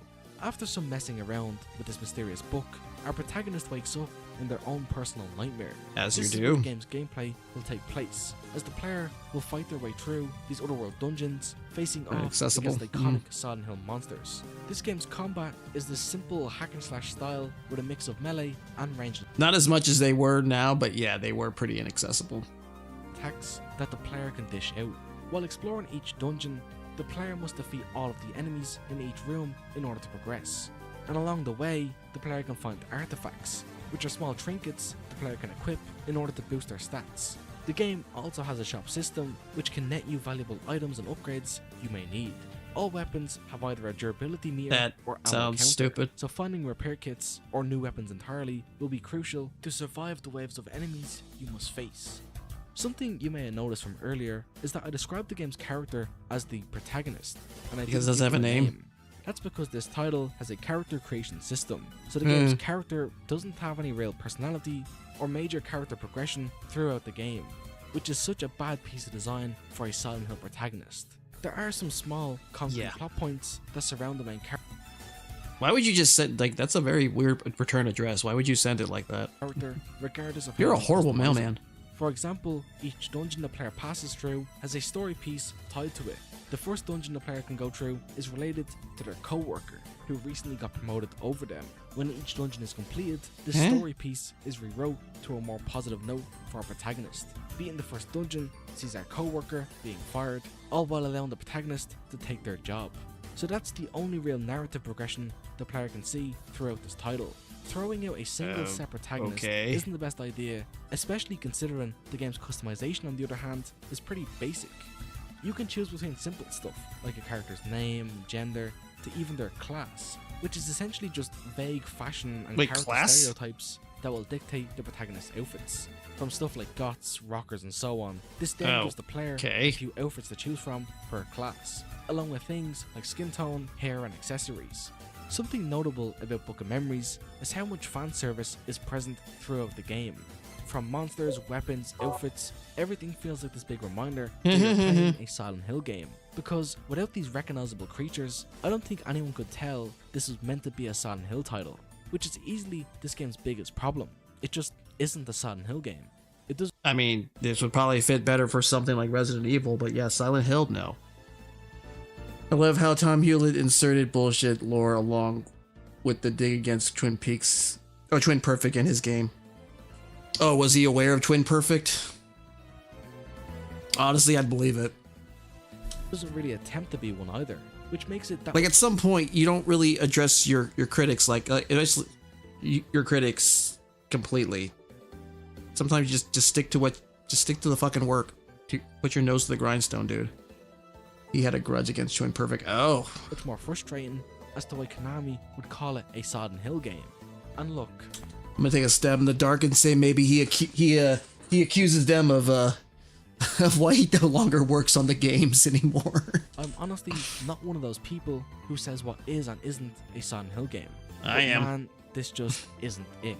Outside of all its combat, I guess there is puzzles found in this title, but they don't do enough for me to forgive its top-down hack-and-slash RPG nature. Critically, this game didn't fare well at all, as fans and critics just like me were confused on why this game was even called a Silent Hill game. It ran okay on the PS Vita, although whenever character models were shown up close instead of top-down, they looked pretty low quality and ugly. And Book of Memories seems like a title Konami wishes you would forget about. After its launch, it would receive a single DLC pack, which provided the game with a ton more fan service and extra levels for the game's players to chew on. Although, the fucking series started because Tom Hewlett's silent Death Note Book of Memories here. There was many of them. While I've been ragging on this game, it does have a great soundtrack, which is actually composed by Daniel Licht, who you may know has also composed the score for Dexter. His tracks are a great fit here and fit well within the series, and some of them even remix original Akira Yamaoka songs, which I really enjoy. And well, with its negative reception and the PS Vita underperforming severely, that's maybe the damage imply everything happened because of the Book of Memories. Why this would be the final Silent Hill handheld title released. Granted, Silent Hill in the same year of 2012 would go on hiatus for about a decade before its recent return. And looking at this modern era of Silent Hill we are experiencing now, I don't know quite if we will see any handheld titles released. The only somewhat dedicated handheld platform out right now is the Nintendo Switch 2. And just looking at Konami's recent Silent Hill games, they seem big on the PS5 ecosystem being a first and everything else being a second thought. And as dedicated handheld gaming consoles have become a thing of the past, something has taken its place. As many handheld PC style devices like the Steam Deck and the vast amount of other hardware have become very popular. And I mean, I would also argue that PC is just a lot more accessible now. These are the perfect places to play a lot of the series. You can emulate just about any of the games I mentioned in this video among any of the original Silent Hill titles. As for newer, recently released Silent Hill games, their mileage may vary. Silent Hill 2 Remake and Silent Hill F can run on these types of handheld PCs. However, it is with a majority of the graphics settings turned down and with a choppy frame rate. But hey, they work on the go, which is the point of the handheld, I guess. Which, that just about wraps everything up, and now you know the entire strange history of handheld Silent Hill games. The history... Trying to think of something here. I don't know. I'm cool with like the Steam Deck and all these other things here. I don't know. I just feel like you lose something when you're playing a full-fledged title on on these things. I don't know. Especially with the battery life. Because I can't imagine, like, even a Steam Deck lasting very long, like barely 3 hours. Like for a PS, for like the for like to even play like something like Silent Hill F or the remake, Walking Talking Silent Hill Bible along with his buddies Devin and Tom Waltz. Believed in.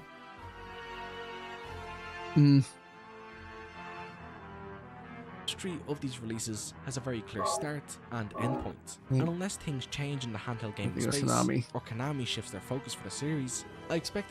Good thing he got back with Konami when Way Forward did that recent Contra game. Which one was it? Money is money. Man has to eat. This video to stay as precise as it is today.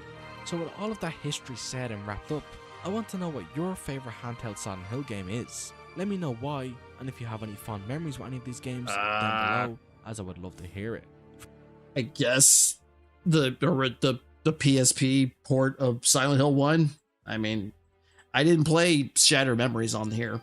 On the PSP, I played it on the Wii, which I do actually still currently own. I think it's somewhere around here. Like I said, it was fine, but obviously not a great Silent Hill title. I took it for what it was because I like the mechanics, but that's about it. But that you done? Anything else? I would probably say Shattered Memories, purely because I adore the games we release, and the PSP. Oh, okay. You meant out of all these games? Port is pretty comparable, as deep down it's the same game that can now actually be played on the toilet, which is going to give us some extra brownie points. Is that a pun? Are you trying to be clever there? Aside from that, I want to take the time to thank you so very much for watching through this video. If you haven't already, or you're new here, be sure to subscribe to the channel to see more videos like this, as I have many more strange history videos planned and on the way. Seems like very little for a Code Veronica analysis. Like what? The lady makes a reference to boulder punching. All right, cool. And I guess Claire is no longer infiltrating that umbrella facility and doing that really badass stuff. But anyway, that was a pretty good video. I like this. This was pretty good, pretty well extensive, or at least as extensive, I guess, as he could be. Most likely, given the topic at hand. Mostly just not much of the story, obviously, more just development, I suppose. But yeah. Anyway, I do actually have a game we can play. Pretty short, but at least I believe it's fairly short. Give me a second. Just clean up this crap. Because when I was messing with OBS, I also had to kind of re-enter some things. Some settings for stream, so let me just get rid of this stuff. No. Still boggles my mind how Tom Hewlett managed to become the franchise head of Silent Hill. Wait, hold on. Silent Hill, and all I've read his career points at that time were just localizations and QA testing. I'm guessing how well did those? Let me see. I'm gonna see how well he actually. So let's see. How well did the games? They really wouldn't matter, but let's see. One post. Did the Silent Hill games? The post. Team Silent. That's not how you spell Silent Hill games. So the ones before PT. Let's see. Team Silent era. The games they introduced. No, I didn't say those. This is not what I asked. How well did they... Let me be more clear. Silent Hill games sell... Games that were made after 4 sell.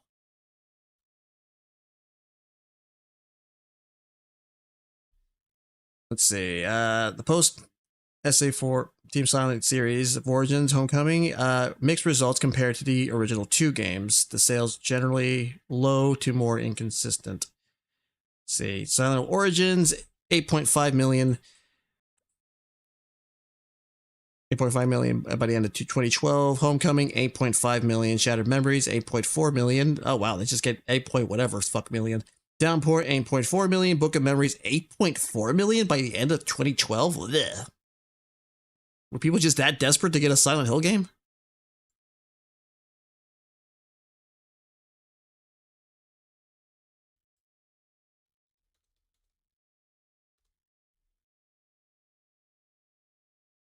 Good God.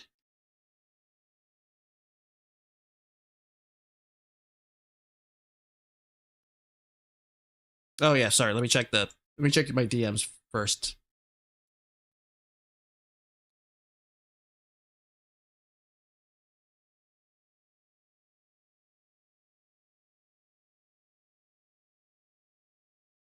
Oh, the takedowns. Wait, is that it? Did I?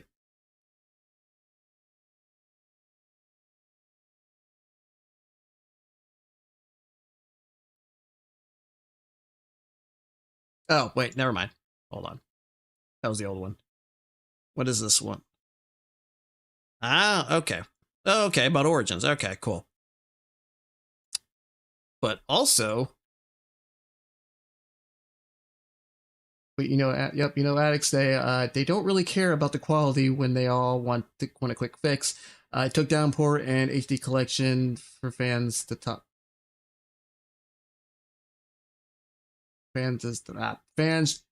stop begging for another Silent Hill game.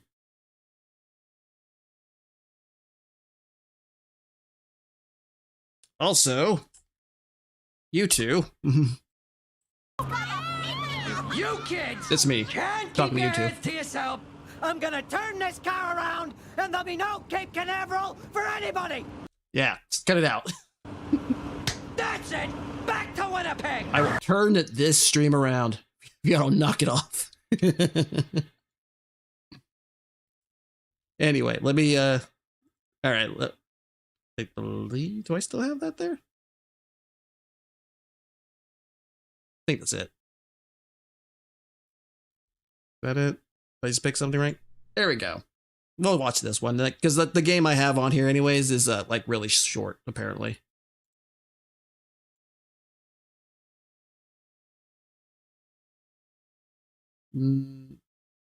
Oh shit.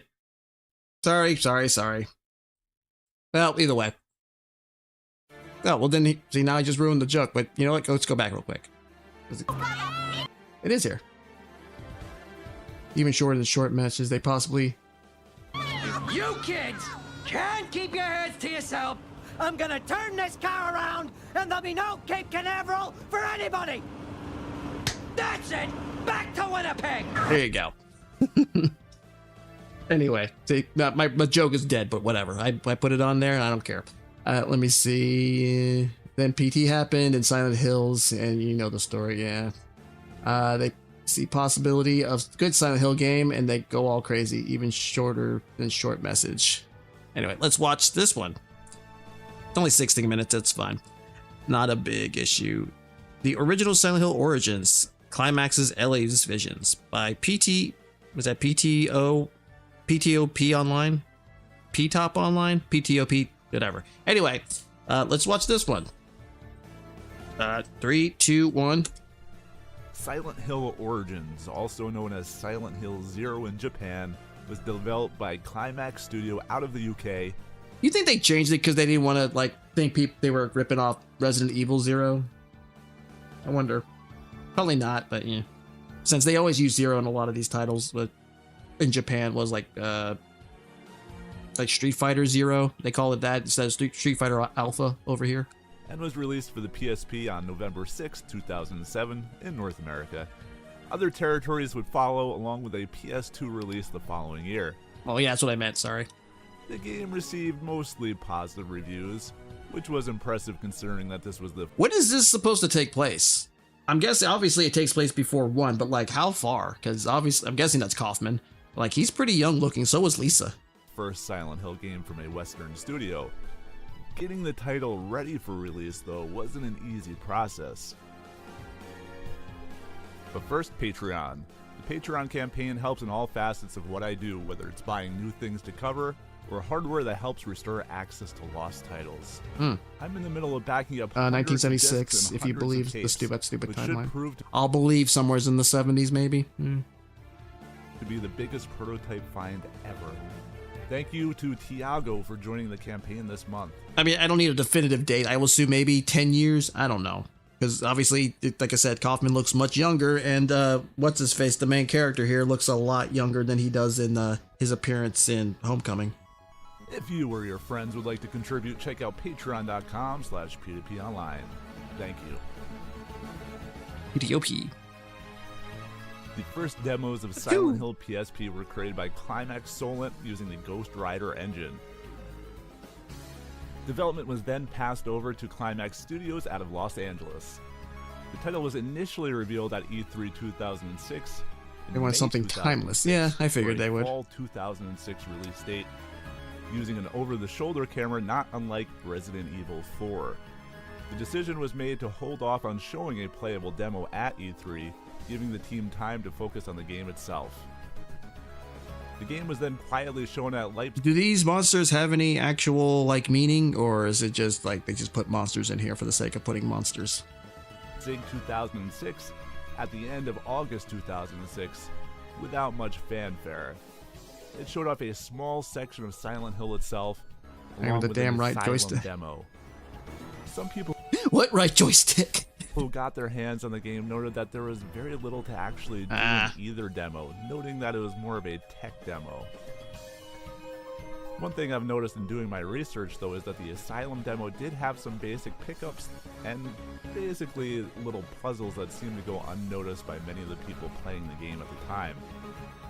Following Leipzig, the game's development took a hard turn. In September 2006, the studio began to panic, citing prior mismanagement and a lack of direction negatively impacting the game's development. The direction that the studio was going in just wasn't working. By the end of October 2006, the decision was made to hand the game over to Climax's UK studios in an effort to turn the game around. Props for you for having two studios. Yeah, that's the joke. PSP manual aiming is a pain. I mean, I know it doesn't have a right joystick. I guess like I kind of felt like that was the point. But whatever. This video will focus on the initial efforts by Climax LA. I mean, that's essential. I assume that's why a lot of those games didn't really have a shooty, really super big into it. Like a lot of didn't have like this type of perspective. What was it? Killzone was essentially just kind of top down, I believe. And the original vision of Silent Hill Origins. Interviews since the game's release have called the original Silent Hill Origins a dark comedy inspired by Scrubs. What? Too close to Hollywood for their own good. What? Let me go back. Hold on. The original Silent Hill Origins a dark comedy inspired by Scrubs. By Scrubs? I mean, I know the TV show. It's basically it's like the hospital show with like what's his face with JD, I think, Turk, all that crap. How does that even work? It's not even a dark comedy. It's got like maybe like serious moments, but it's not a dark comedy. How does that even? No, I don't. That sounds so stupid. Are you gonna have cutaways too? A lot of developers back then couldn't shut their mouths up. Get their mouths up. Don't take it too seriously. It's still stupid though. To be honest, after reading through the game design document and playing what was available, I don't really see that being as heavy of an influence as the interviews would seem to imply. But it is clear that sweeping changes were made to the game from top to bottom. The footage playing in the background is from various builds and assets from the Climax LA version of Silent Hill Origins. Due to the fact that certain builds don't seem to want to run on the hardware I have available, I've chosen to run the game in an emulator, which should be fairly obvious based on the resolution the game is running at. And the game's actually running. Let's talk some more about But it's actually running, smooth. I assume. I I can only assume it didn't run horrifically, but didn't run like amazingly well. Planned gameplay mechanics beyond the Resident Evil 4 style camera.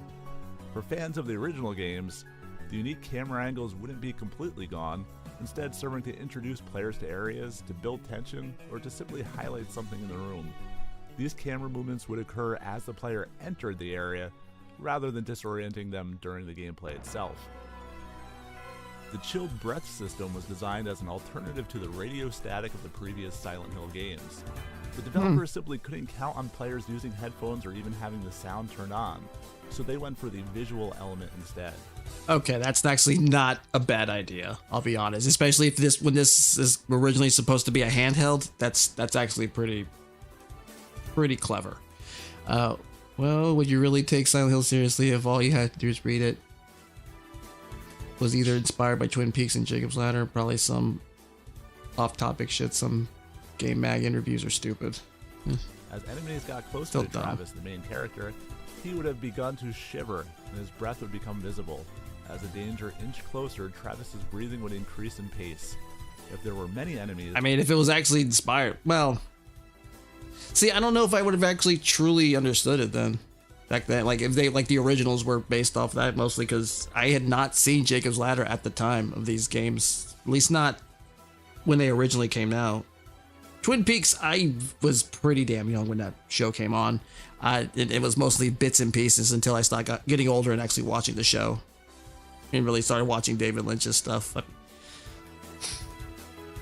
Then again, I don't think James journalism at the time was really super serious, I guess. I mean, it's kind of a joke as it is now, but you know, there was a time when it was at least somewhat kind of more, what's the word? I want to say refined. No, I think just serious. The way it was taken seriously. The edges of the screen would get frosty if there were... No, it's kind of like pre-Gamergate, sadly. 5 or more monsters, the screen itself would turn a blue tint. In some rooms, the screen would indicate that there is danger nearby, but nothing seemed to be there. More on that shortly. The design document's summary is as follows. To escape Silent Hill, Travis Grady must confront the town's disturbing origins, as well as his own personal demons. I know it's early footage, it's just creepy. The game would have started similarly to the final origins, with Travis Grady driving his truck down the highway. Forced to stop at the outskirts of Silent Hill, he encounters a mysterious cloaked man with 2 faces, who we later learned is Mr. Twilight. This man flees at the sight of a... He's a crappy book series / crappy books about vampires? Or crappy movie about vampires? Alessa, who brought along Silent Hill's patented fog, which quickly swallows Travis. Travis would then awake in a hospital room, with Alessa trapped in the other world and the other side of the mirror. The two make a deal. If Travis finds the 4 sides of a bronze pyramid, she will help him escape the town. Dr. Kaufman, who works at the hospital, is studying a drug called White Claudia and believes there's a link between the supernatural occurrences and the drug. Silent Hill is, of course, deserted. Apart from the zombie-like people, shadows of their former selves. The two-faced man is always at the sidelines, pulling the strings, but Travis can never seem to catch him. As for the 4 sides of the pyramid, they are, of course, not conveniently located right next to each other. Instead, they are spread out throughout the town. The town itself has some similarities between this version and the final origins, but much of it has been changed. Okay. I don't... I was like, was this in the original? Or this in the final game, I mean? I'm glad they didn't get Takayoshi Sato and his company, Sato Works, to work on the FMVs here. The game does not deserve his designs.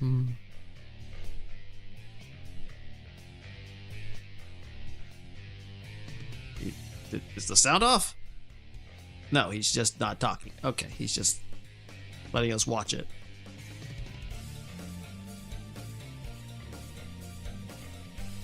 As for the pyramid pieces, one is located in a decaying hotel where fires have ruined the upper levels and caused the whole GoldenEye rogue agent by this time. Another is in the Doyle Asylum for the Disturbed, where Dahlia was committed. This area has an electroshock room, a hidden torture chamber, and Dr. Kaufman's lab that he uses to develop and produce his drug. Iberium. While the place looks nice and extremely cared for when the player enters, by the time they leave, the walls are covered with spikes. It's really branching out after leaving Konami. And the floors have puddles of blood on them. Probably saw the writing on the wall. Third rests in the Orpheum Theater, partially inspired by the original Silent Hill movie. The theater itself was seemingly abandoned in the middle of a show. The last piece is in a meat packing plant protected by a supernatural butcher. Fresh meats. As the player enters this area late in the game, it would have offered a new twist on the chilled breath mechanic. As the player enters the freezers, the breath indicators would all mislead the player into thinking that there are more enemies nearby when there might not be. Of course, there could also be more enemies hiding around the corner as well. That frame rate. There's also a series of catacombs leading to the cult's lair. The tunnels were originally used when the town was a mining town. The cult's lair is the final location in the game. It is a cavernous area carved into the rocks of the mountains. The final showdown with Floros takes place deep within the cult's lair. To quote the design document again, looks like a Travis Doom enemy. must survive traps, clash with the supernatural, and decipher puzzles in order to break down the barriers separating the two worlds before retrieving the pyramid pieces for Alessa. Each Glad they were told off to knock off the idea of having Pyramid Head in the game. Oh look, Diablo. location is populated with twisted versions of the people that lived and worked there. From skeletal bellhops to horrific that looks kinda cool. to terrifying undead miners. That too. Being a good little pawn, Travis would, of course, accomplish his This just makes me think like they didn't want to use, they couldn't use Pyramid Head, so they just kind of did this instead. Like,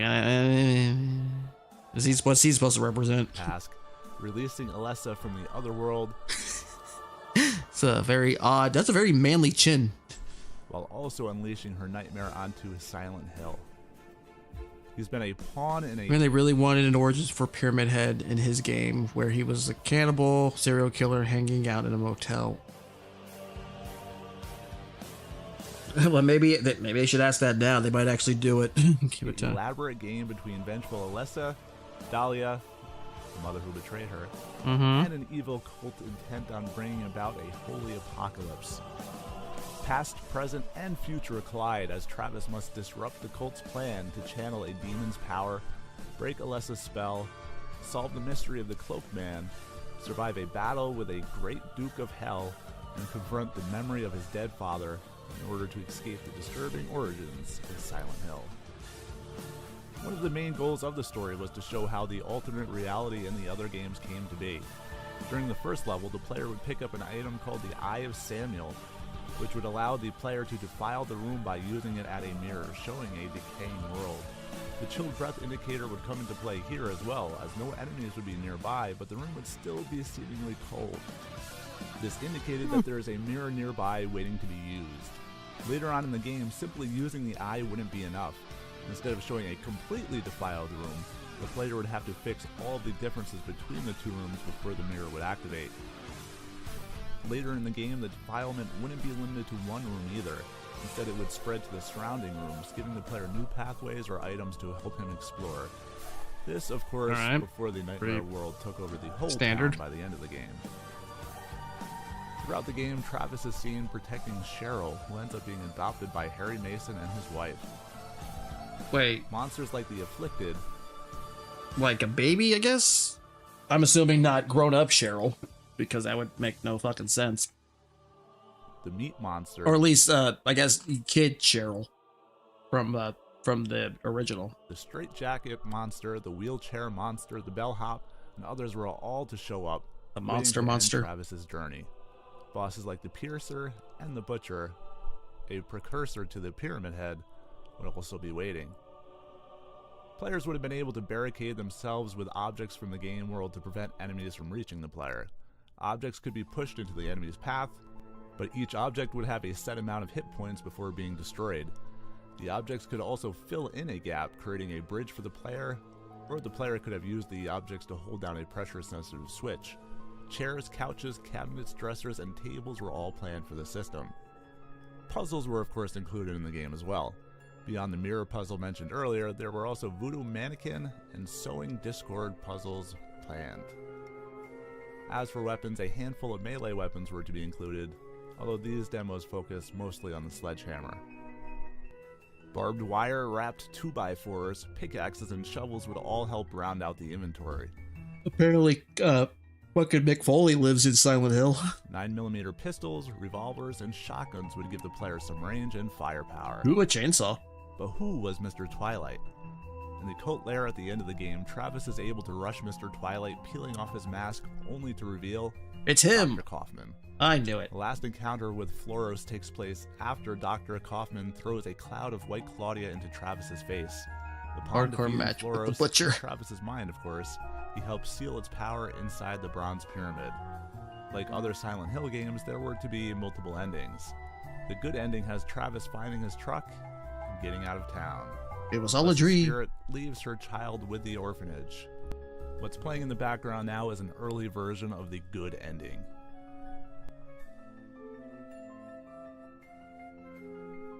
Is it reversing? Oh, okay. Or he just reset it. Silent Hill. Oh, that's what I'm playing? In the common ending, Travis, confusingly called Jack at this point, indicating a possible early name for Kaufman reversed aged and lost weight to become Peter Cushing. him, wakes up in room 111 surrounded by empty syringes coated with white Claudia. He discovers a newborn next to a charred body of Alessa, with her spirit form taking the child away. Alessa's parting gift is the knowledge that Travis has been murdering the town's citizens in a white Claudia-induced killing spree.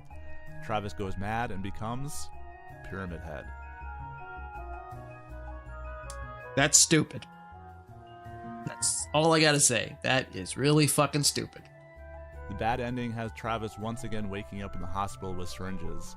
His body shakes for a few seconds before stopping his fight for life. Mr. Twilight is watching behind the two-way mirror, taking notes. It should be noted that some of these endings were probably changed, as you're about to see, because like other Silent Hill games, there was also to be a UFO ending. In one draft of the script, Okay. it turns out that the entire game had been a nightmare. But who his nightmare could it possibly be? Was it Mr. Twilight? Perhaps it was Travis, maybe even Harry Mason. Nope, it was Solid Snake of all people. Yes, that's Solid Snake from Metal Gear Solid. I can't make this stuff up.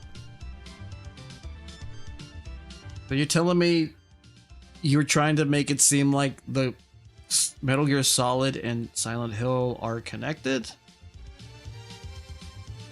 Okay, sure, whatever.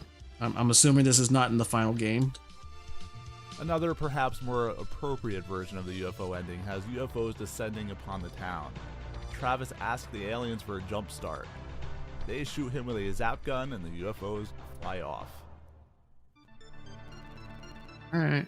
As I was nearly done making this video, I stumbled upon some of the major problems that this version of Silent Hill Origins had. Perhaps the largest is the player's motivation for even being in Silent Hill. Travis simply crashed his truck. His motive to progress through the game? Get back to his truck. Yeah. After waking up in the hospital room, Travis meets Alessa. Why do they meet? Mm-hmm. The game really had no reason. There was no connection between the two characters, there was no mystery, there was no excitement. In the final version of the game, changes were made throughout the game to give the player some reason to be visiting all of the locations in Silent Hill, rather than just moving the player along. Silent Hill's design itself was seen as an issue too. While the town was wide open, it also revealed the limitations of the PSP and that the town could only be so large. While other games in the series blocked off sections of the town, this wide open option never had a way of really organically guiding the player throughout Silent Hill. This open design with the hospital as a hub also meant that players were repeatedly backtracking through the same sections of town over and over again. Yeah, I Designers saw were worried that. that this gave the impression that Alessa is physically trapped in the hospital, noting that this isn't consistent with the original Silent Hill game, nor the ending with Alessa in the cult's lair. Designers also took issue with the defilement mechanic. By limiting it to just one room or a handful of rooms at a time, it was actually mechanically different than previous titles, while also providing less features than the old titles. What could Weapons you in- possibly be in this? The twist is he broke his own truck. He's... The game were thought to be dull, offering nothing new over previous games. They felt the weapons didn't really take advantage of Travis's more aggressive profile. Adding to this further, the monsters were seen as too much of a departure from the main series, which the public had not received well. These problems, combined with the other project management issues, all helped lead to the demise of Climax LA's Silent Hill Origins. While there is more art to be shared at a future date, and certainly more gameplay footage, I think I've crammed enough into one video for now.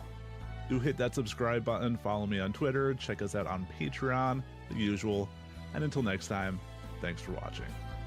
Well, yeah, I'm guessing a lot of that is not in the game, particularly the story, because holy crap, a lot of that seems really, really bad. Obviously, you could tell they really wanted to put Pyramid Head in here and really liked 2.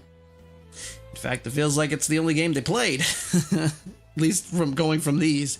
I will have to check it out. I'll probably do it. Maybe I'll do that next week, because I really want to like hang. Obviously, this is like the last day before tomorrow, the last day before Friday. Then I can. That way, like when on Friday, I can just try to play as much as I can. Let's see. Out of all the games not made by Team Silent, Climax managed to make the best. Okay. We'll have to find out later. Climax USA fumbled, UK salvaged the game, and we got Origins. Let's see, it's one of those instances where the game we got is actually better than the beta, in my opinion. Yeah, I'll have to play that. I'll play that on Friday. Definitely. I'm pretty sure the PS2 version for the PCSX works fairly well. So I did mean to actually. I had one point I'd been meaning to play it. I even tried to see if it would start running. It worked. So because I had heard there were some issues with the game, but it didn't seem to. It didn't seem to have any issues.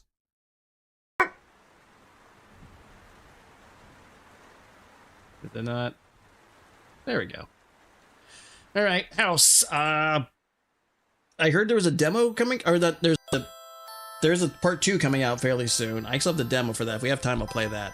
So, yeah, let's see how this is. It's another pixel horror type of game. So, how do I wake up? Oh, space.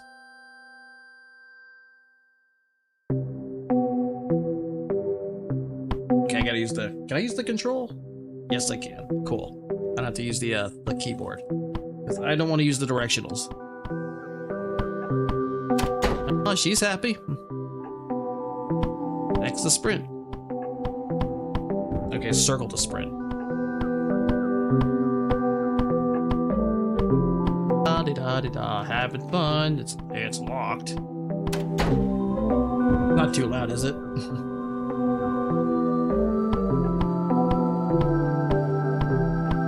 Hello, kitty cat. Zzz. What the hell's that?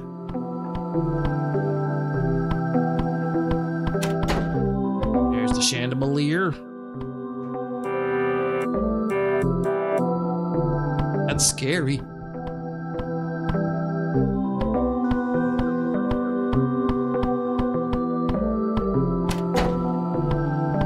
Mom! No, come back, Mom! How does turkey sandwich sound? That actually sounds great. I love turkey sandwiches. But we can afford turkey on your budget? Let's cycle through.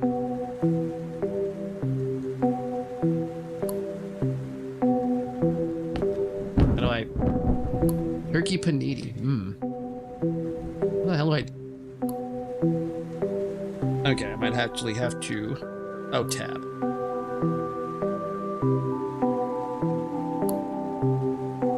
Oh, there's nothing here. Okay.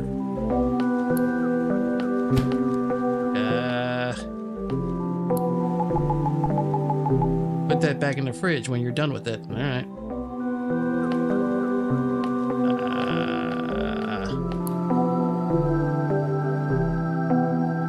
Oh. Sorry. Sorry, Mom. Dude, hold on. Almost sandwich time. Well, I don't like mayonnaise on my sandwiches. Well, not on cold sandwiches. On like hamburgers, yeah, sure, it's fine.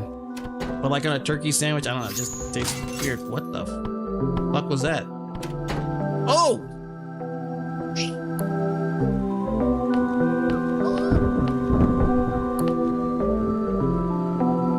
You okay?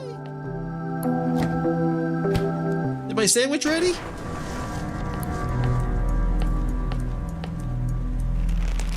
Oh, hi, hello. Hello, young lady. I was just peeping a little. I smelled blood and thought something may be wrong. There's always something interesting going on here. And you seem to be in a predicament. Your sister is pure of heart. The house has her in its icy grip. She can't fight back. Is that my sister? I thought it was my mom. But either way, she's okay. Okay, so we're gonna establish something. I did not make her slip. It was the water. It wasn't the mayonnaise I spilled. It was the water. Also, did she land on the knife or something? She can't fight back. You must guide her to safety.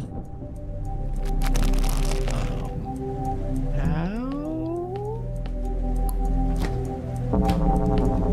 Oh, she's just decaying in real time. Huh.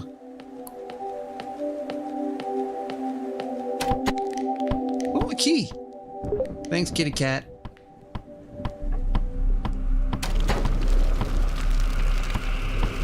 Kitty cat, did you do this? How could you? Meow, meow, meow. What's going on here? Like... Oh! No! No! Get off! Get off! Get off!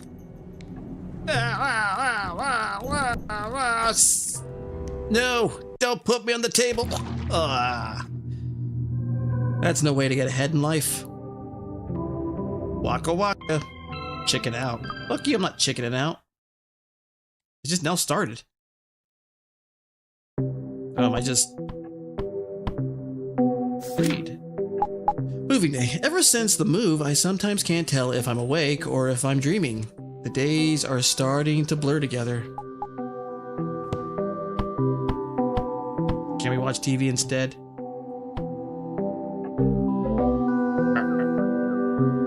This Sesame Street? I've seen this before, probably.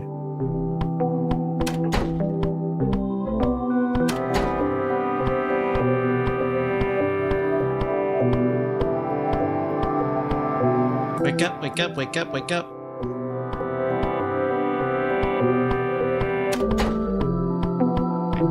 I guess that was my mom who died in the, Huh? Are you hungry? I'll make some sandwiches. Why are you doing that, Mom?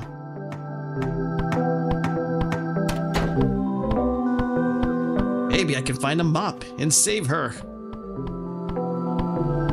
Can I go in there?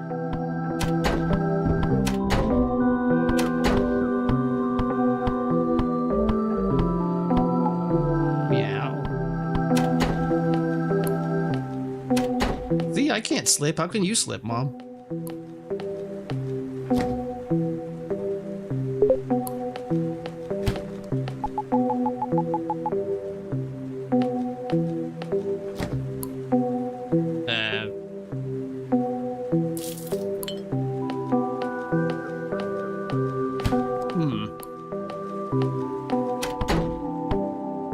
And then she slips. Her plunk.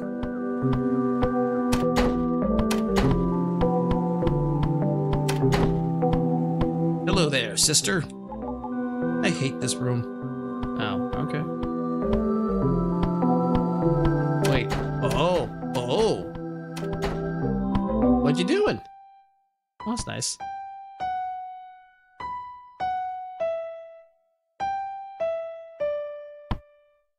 when I was a young boy. Now it just makes me think of a Black Parade. Everyone's so happy. Oh, there we go. Let's see how my sister dies.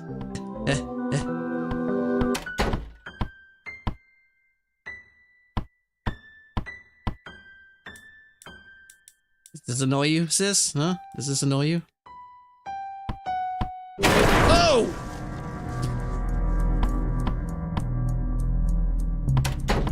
Hachi Machi.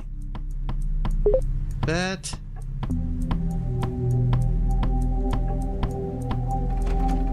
Unlock. Burn the house down. Burn it all. What's this? Oh, okay.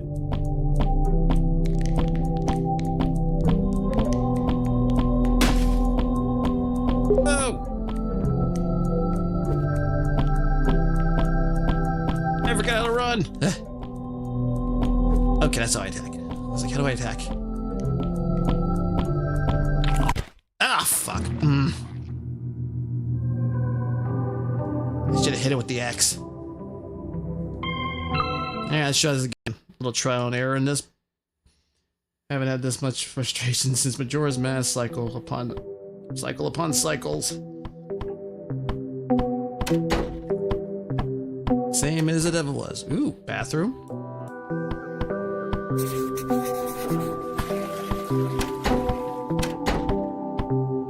New journal entry.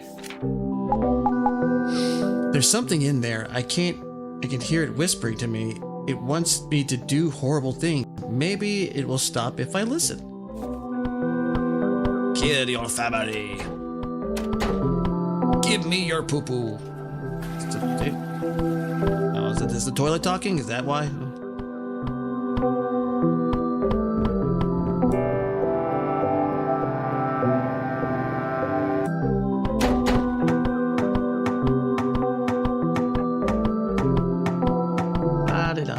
It's such a fun little time. Be alive. And have my head on.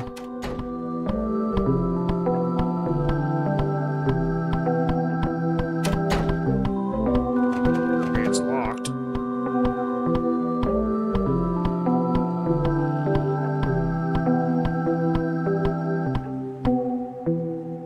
I feel like I've seen that guy in a meme.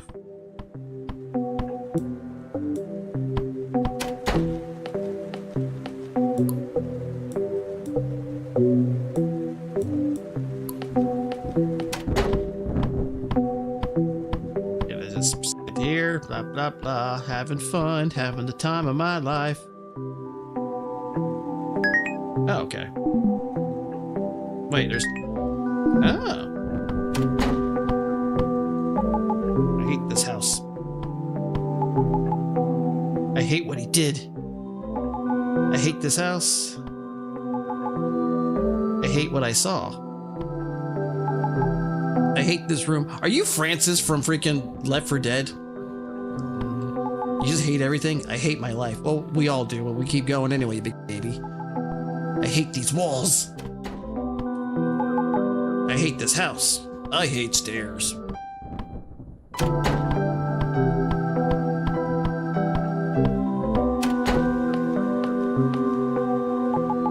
Have you met the neighbors? Very flexible.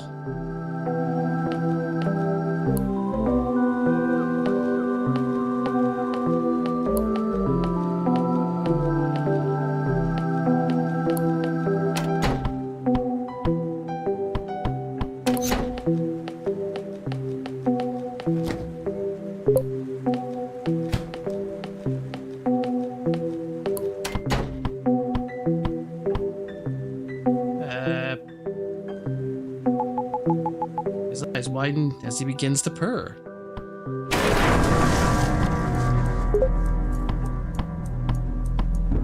Press start to open the menu. I cannot press start.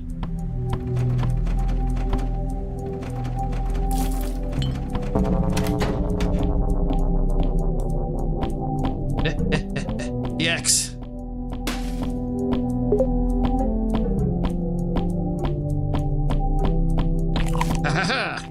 Damn it, I meant to try to hit him. Crap.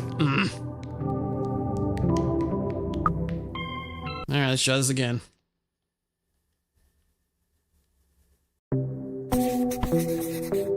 Oh, new journal entry. Dying. At first it hurt, but I'm starting to not feel it. I can't even tell what's real anymore. I woke up on the same day 3 times now. Oh. I am a death loop type of thing. Alright.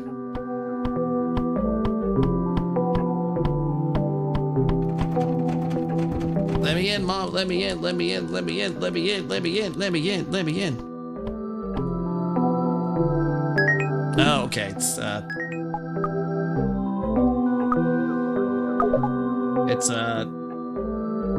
R2 for the options.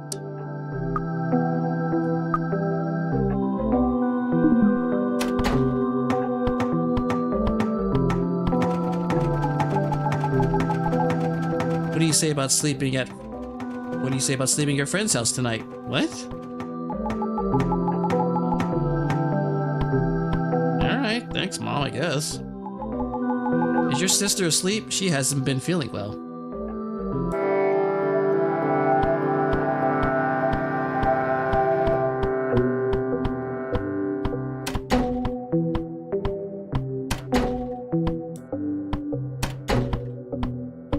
Turn off the lights. Let's see what happens. Hello, kitty cat.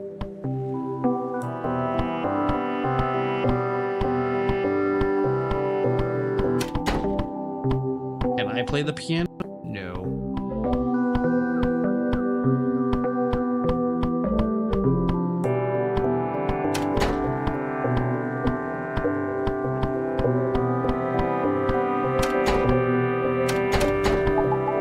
I hate what I saw.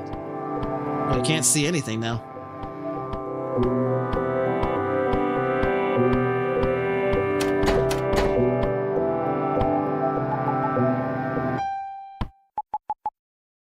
Toby loved this song. Your name is Toby, Fox.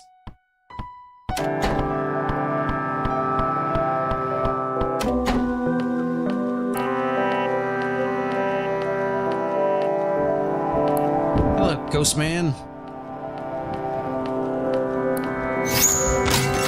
Yeah.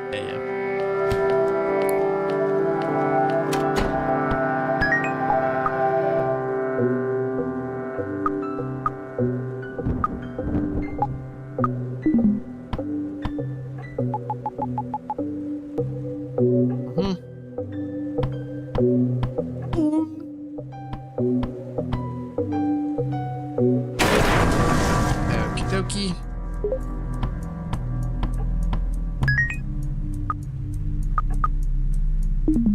Ah, what the hell?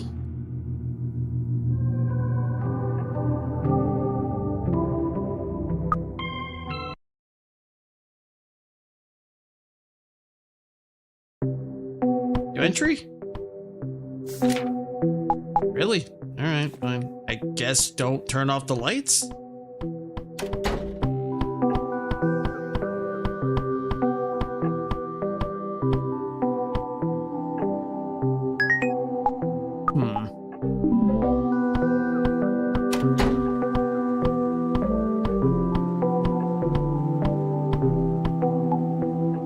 Easy.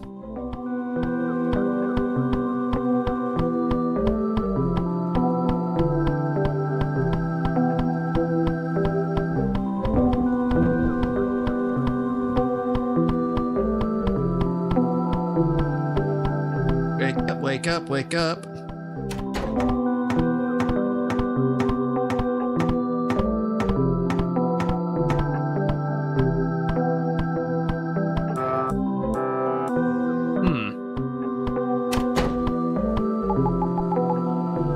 Sounds awesome, Mom.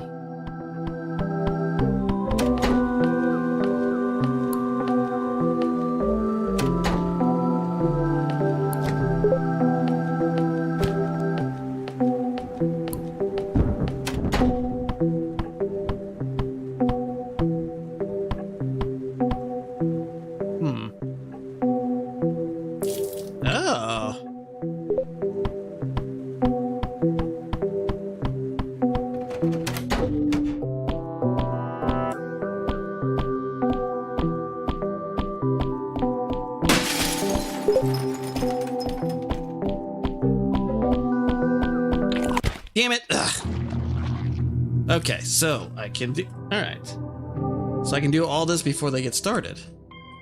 Alright, I get it now. No entries? Okay, cool.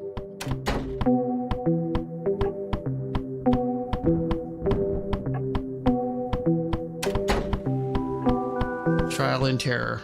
Seems like... you know what? That would be a really good name for a game. Trial and Terror. Okay, here we go. Oh, you're not up? Stupid cat. Come on, it's right here. Okay, so I actually kind of wait a little bit for them to show up.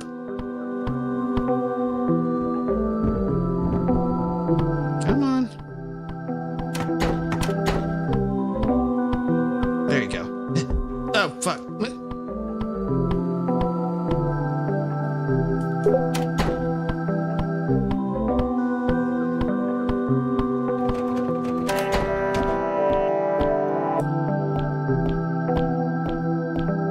Get the X and then boom.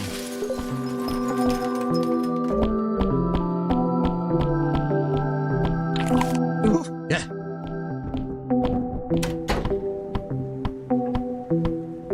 Open the door.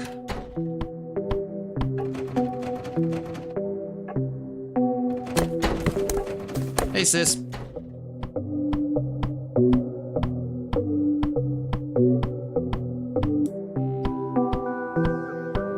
Something in here? Anything?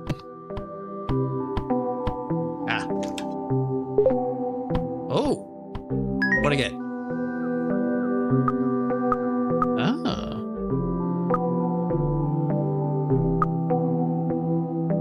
Hmm. Okay.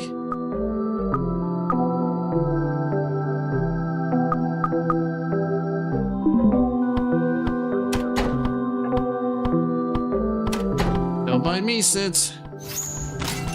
Oh, okay, I see that. Oh, fuck. I did not work. Okay.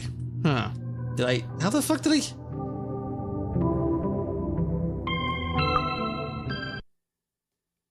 Alright. I probably should figure out how to shoot the damn thing. Nothing? Because I guess... just aiming it is, not doing anything.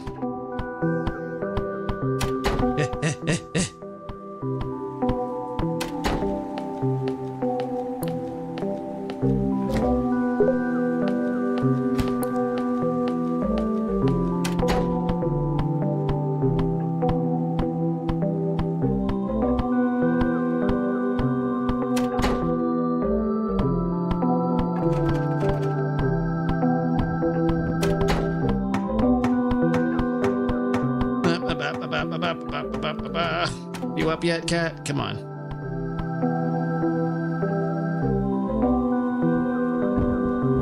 There you go. Da-da-da-da.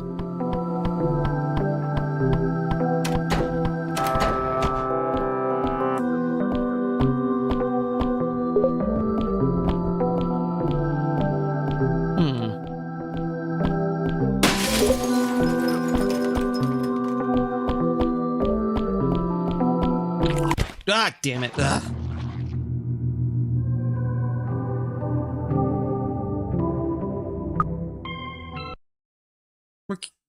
We're getting rid of that stupid rat.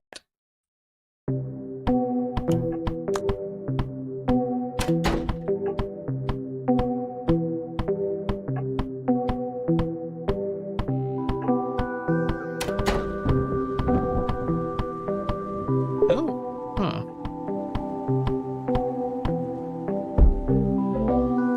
Oh.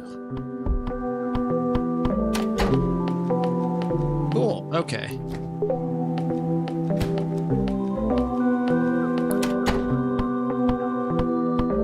There you go.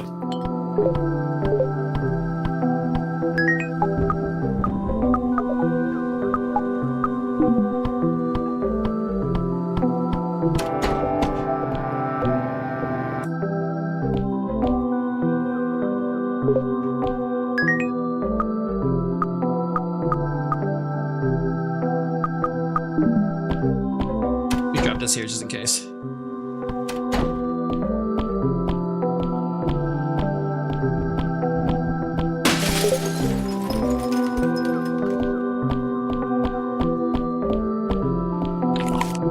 Woo.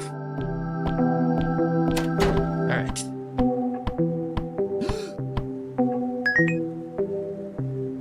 Oh my God! Wait. Hold on, hold on, hold on. I think I can do this. Get it.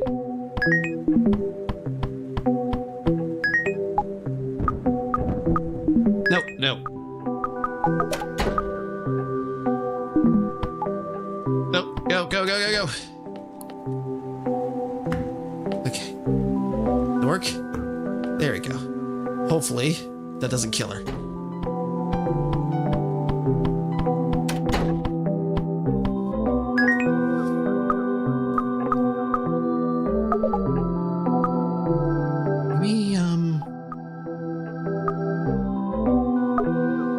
No, that.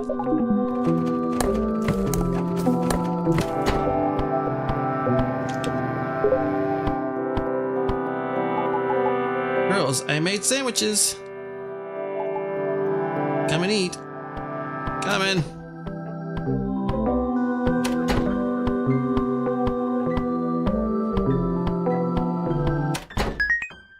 I think I know. Yeah.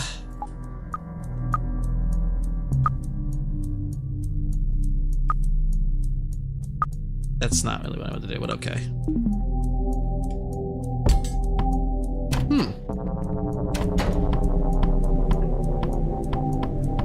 Well, more sandwiches for me.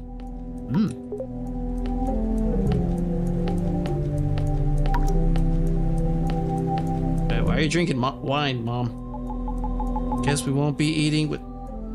Guess you won't be eating. I'm so rude.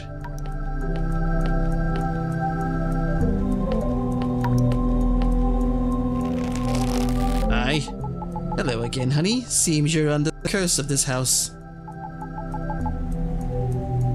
I've seen dozens of families move in. None of them were as cute as you, though. You're a strong young girl. I'm sure you'll find a way out. There must be a way to stop these freak accidents. Be sure to check every room. Wouldn't want to miss anything. Sometimes the answer you need is not in plain sight. Ah, boy, she's sloshed.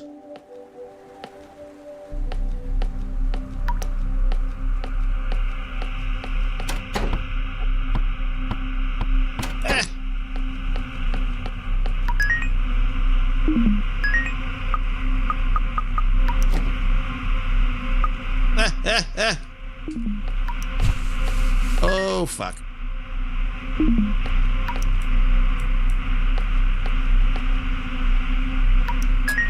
How the hell do I shoot it?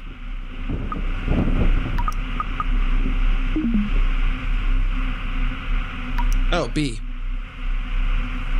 Eh.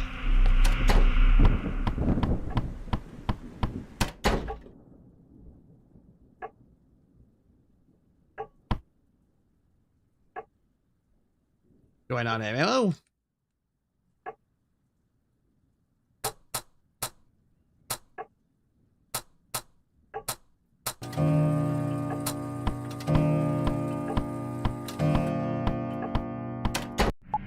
Oh, Daddy's home.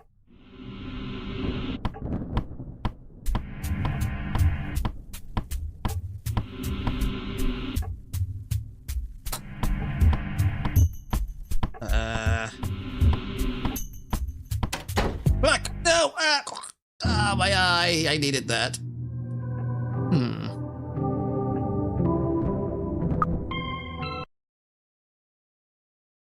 Okay. Seriously, nothing new. Alright. Alright. And red. Alright, pick this up. Wake up.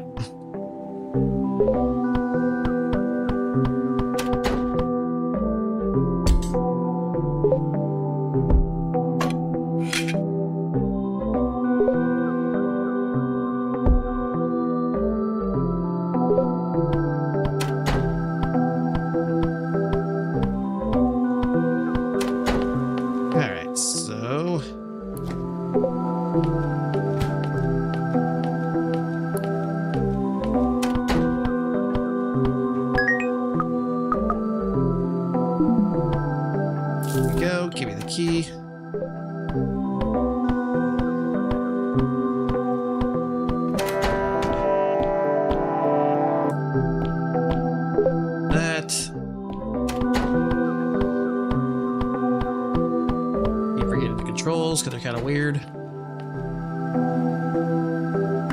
Okay. Got a feeling that bear trap might actually kill my sister, but we're gonna do it anyway.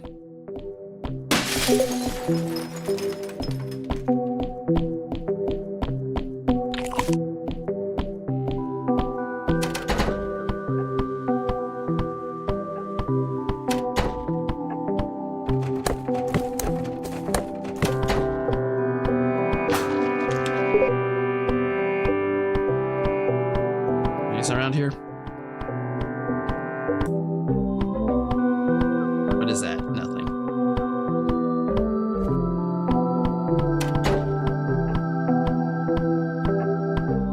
Huh.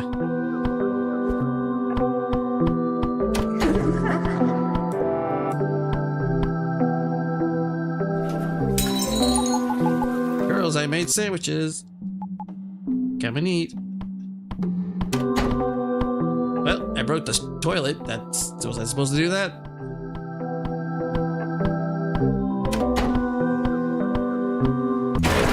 Oh, fuck. Wait, is he gonna kill the cat? No. Oh. Huh.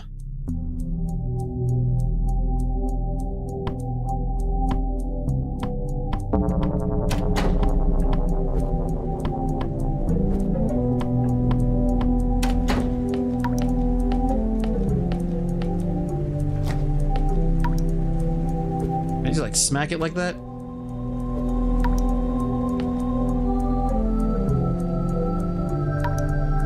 Wonder how you save your sister.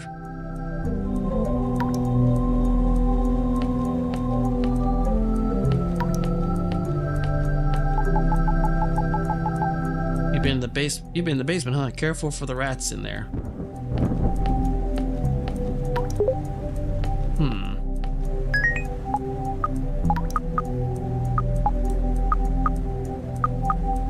Actually, see if I can kill this thing. Yeah, not on my ship. Ah, fuck.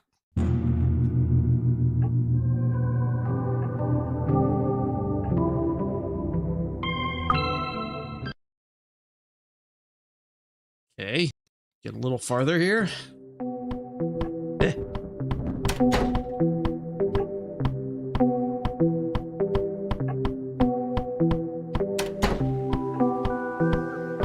A second.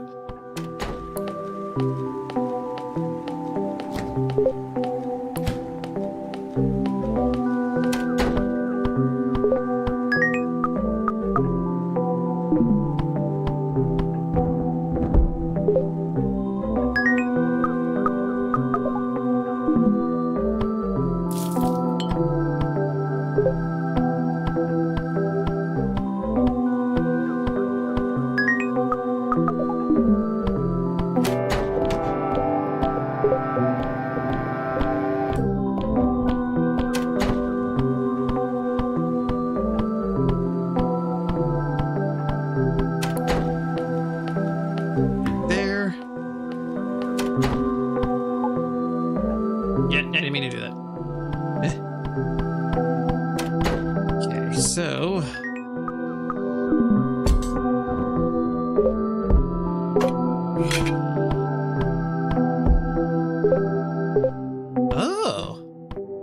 Oh! I think I get it.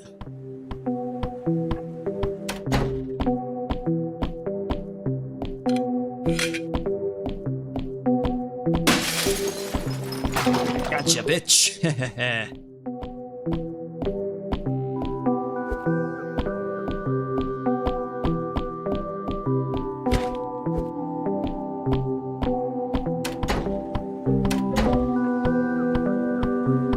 How do I save her?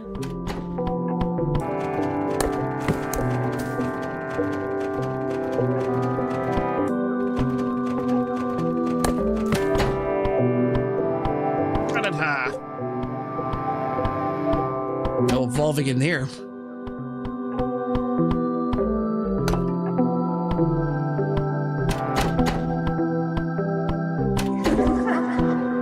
Shut up.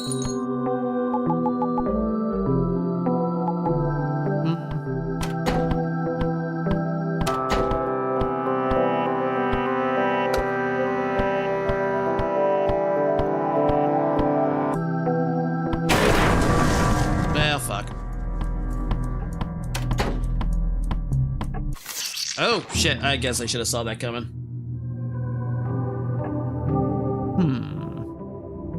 Alright, so we're getting a little farther, or a little closer to this.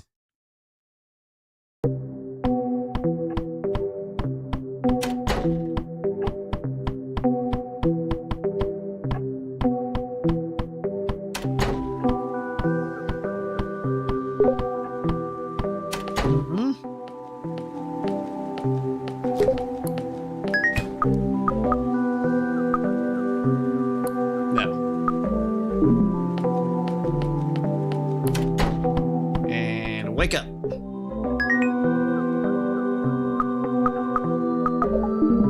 There you go. Do that.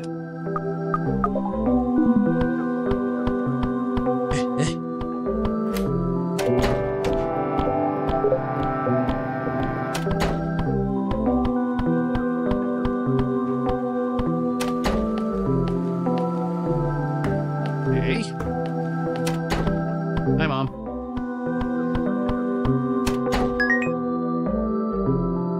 What is that?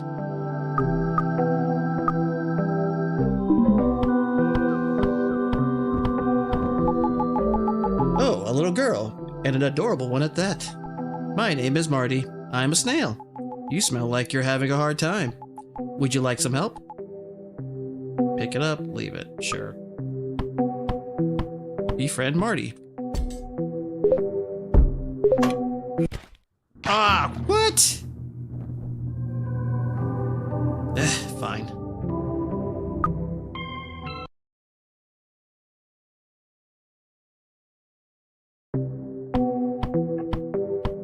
All right.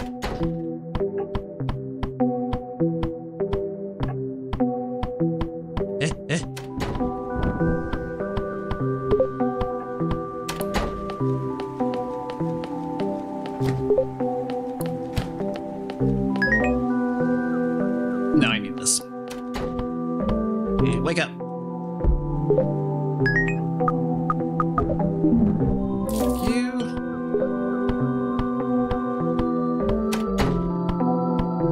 Come back, Marty. I need your help. Thank you.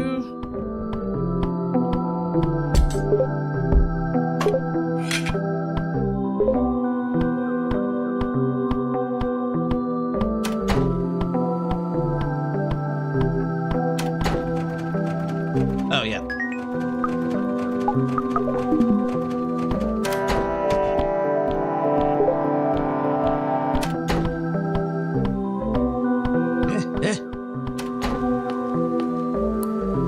No, no, pick it up. No, no, right there. Thank you. That should work, right? Yeah, it's going.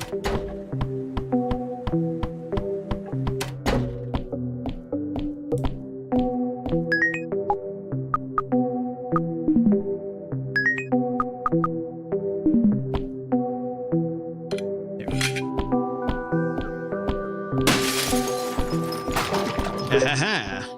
You bastard. Hey-ya!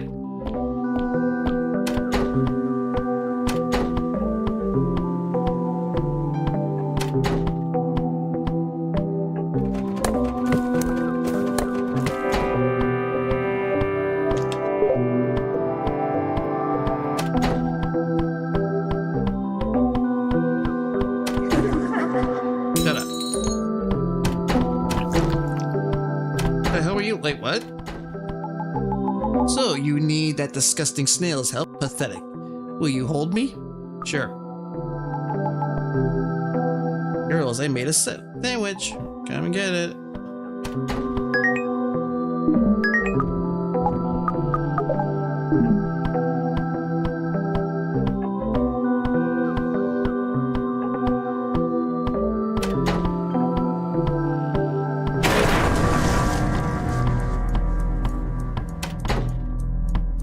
that sucks.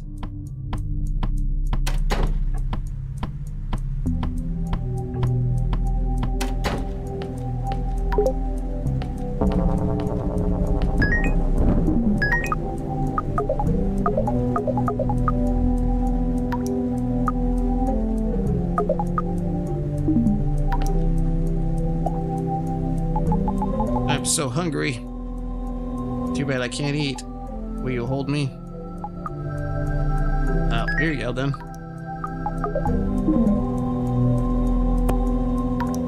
No? Ow.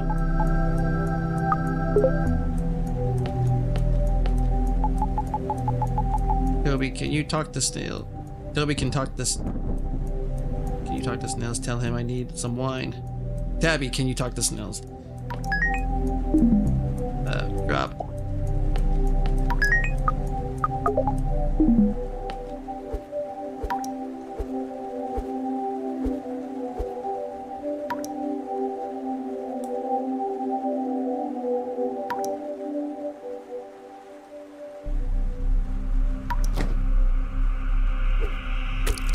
Nope. The house feeds on your family's pain, Tabby. Don't let it get the best of you. Only you can stop this. We're different from the others. We can remember. When it resets, they forget. Use this to your advantage. Your sister is pure of heart. Your house has her in its icy grips. She can't fight back. You must guide her to the safety.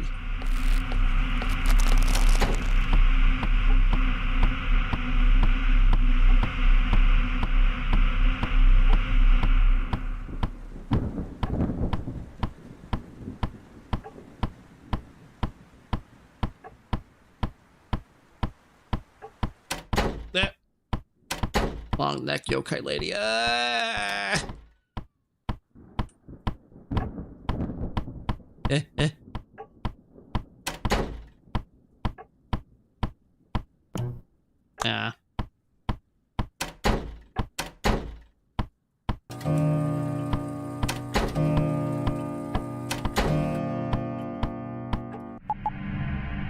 Fuck.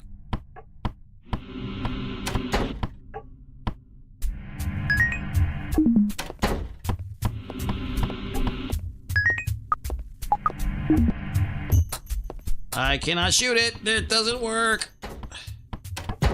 Oh, fuck. How do I need bullets or something?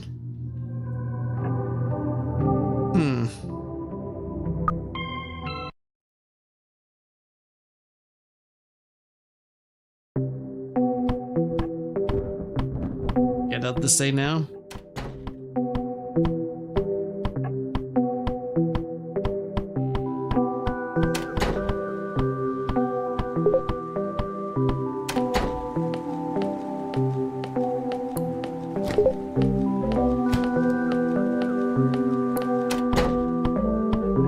Wake up.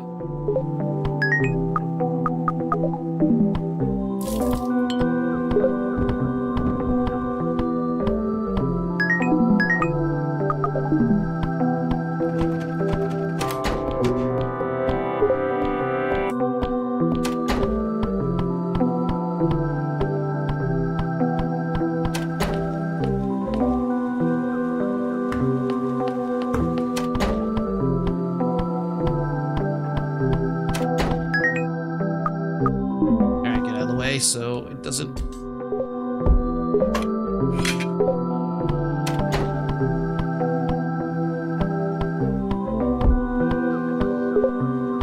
Just in case, I might not need it.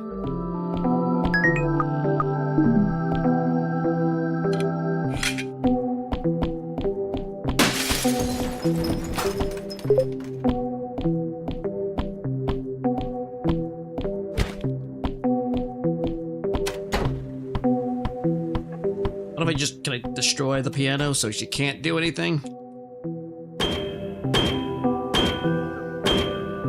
No?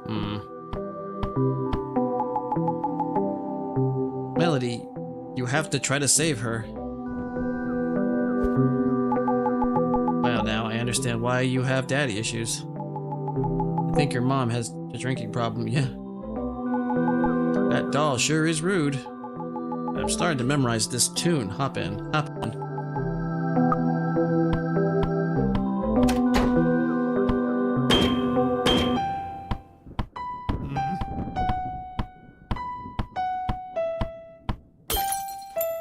Oh! Okay.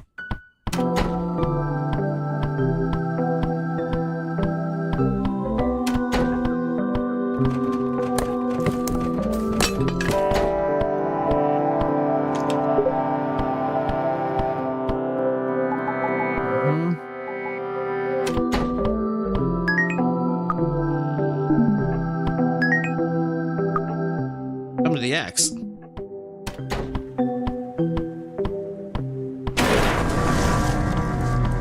Yep, there's that.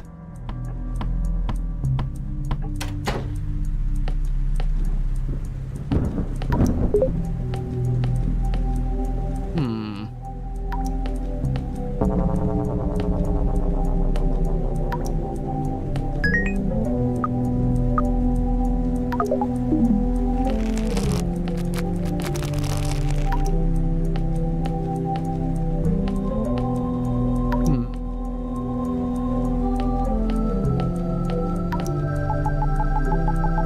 Yes.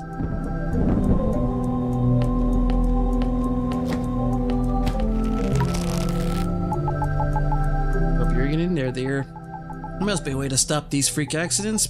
Be sure to check every room. Blah blah blah blah blah.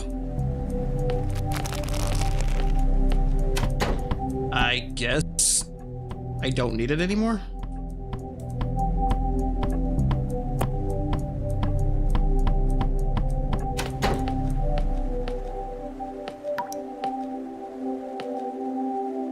Okay, so I think I have to do these in a certain order now. It won't fucking. Yeah, fuck.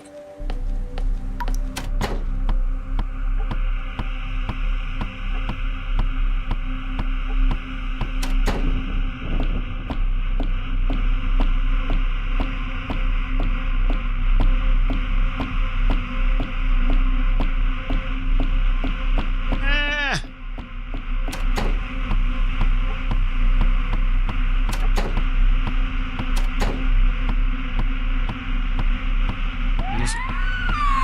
Damn it. Okay.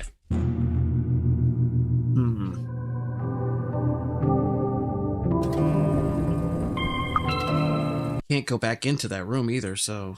How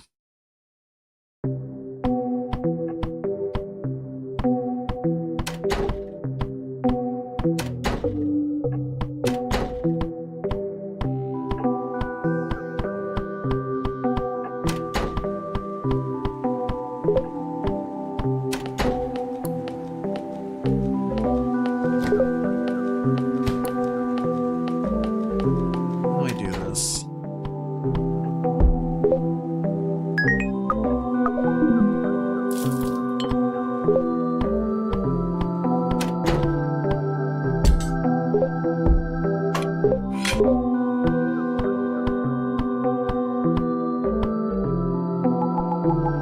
Appreciate you, Tabby. Are you okay? Sure. Alright, so that doesn't work.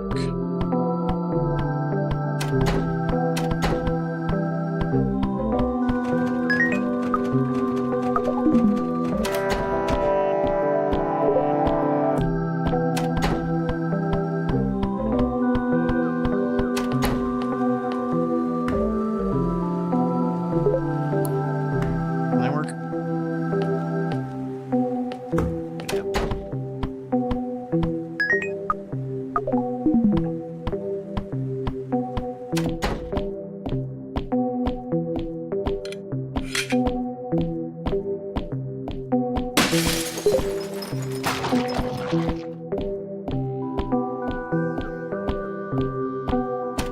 Maybe it'll die or something.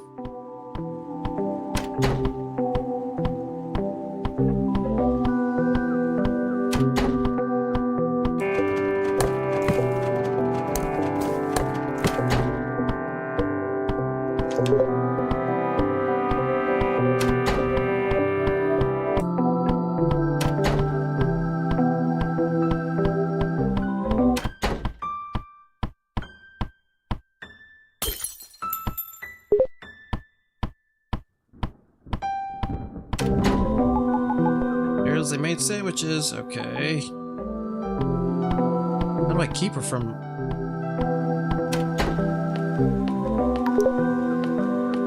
Unless it was a bug that wasn't supposed to do that. Where it was... How do I keep her from dying?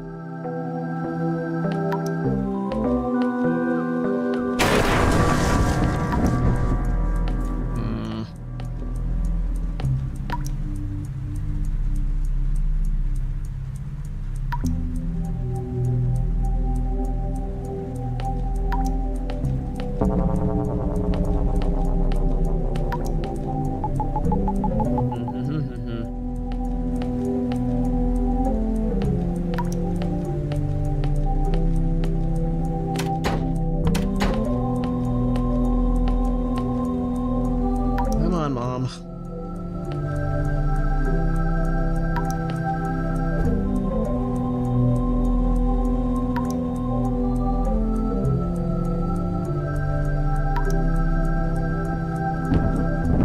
There we go.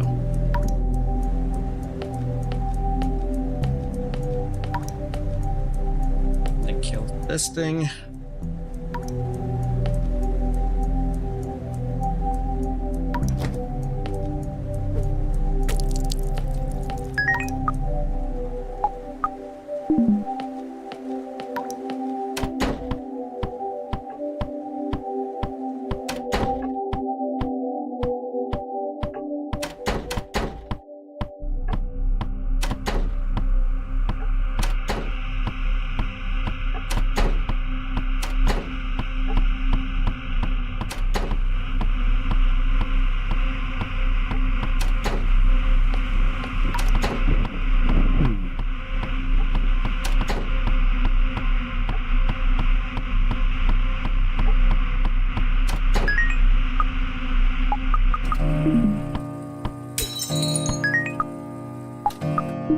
Okay, let's see if I can do this.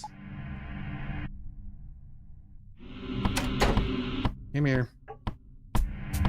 Hello, Dad. Come here.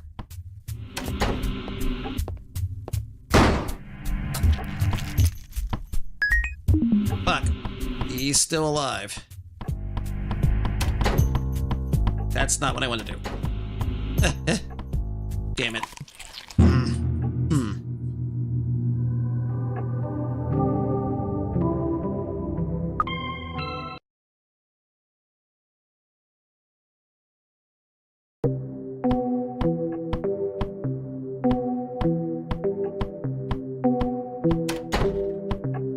Alright, let's try this.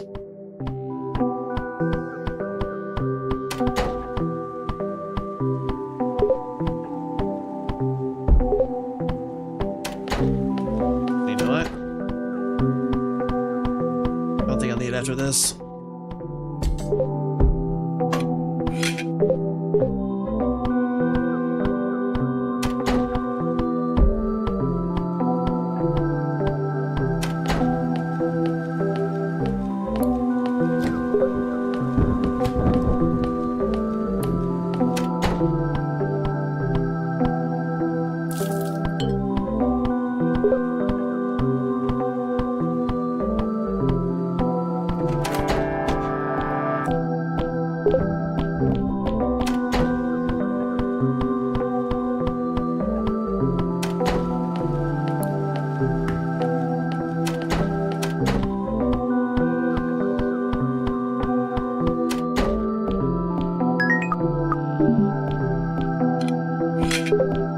No, don't do that.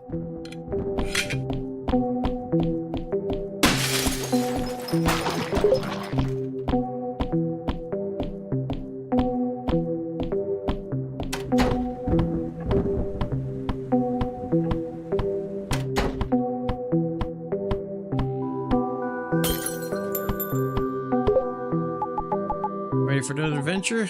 Sure, even though I have no idea. How the hell am I gonna do this?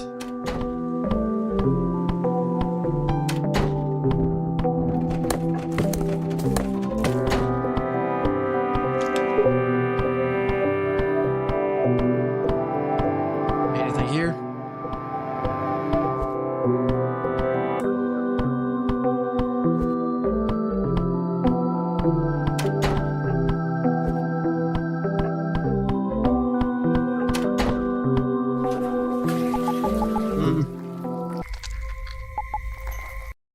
shit.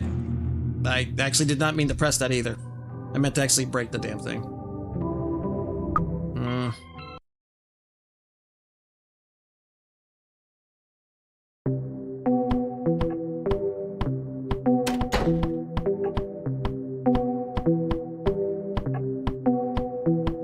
So many monsters, so little time.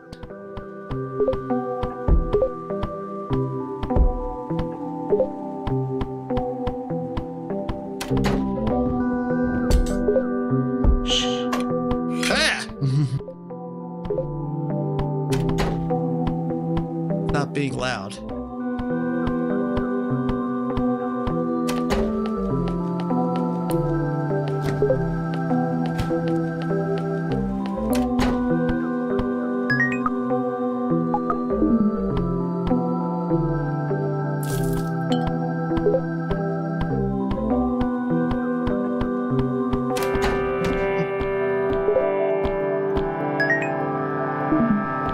Actually, let's go.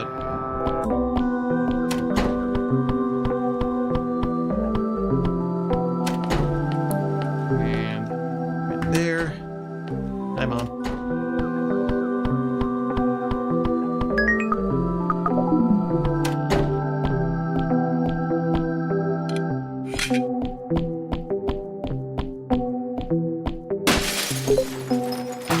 Aha.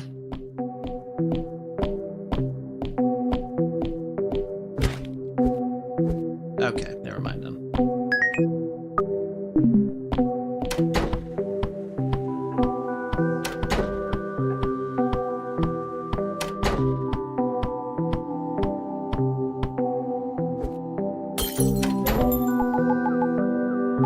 Yeah, sure, whatever.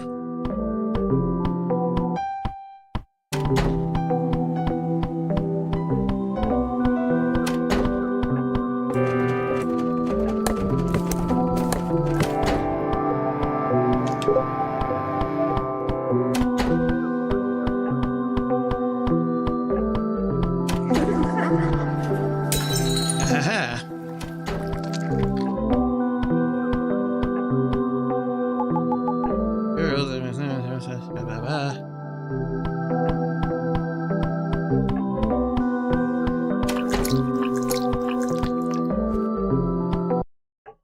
Oh shit, I get the lookout, okay. Well, we're both dead now.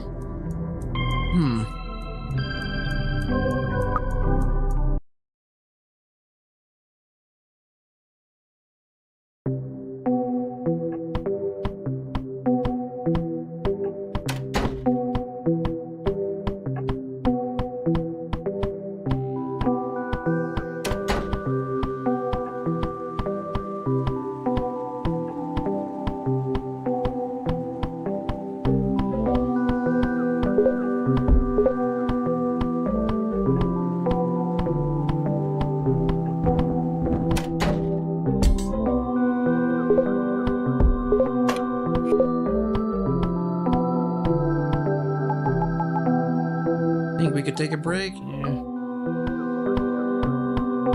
don't even know what you're doing. even helping me at all.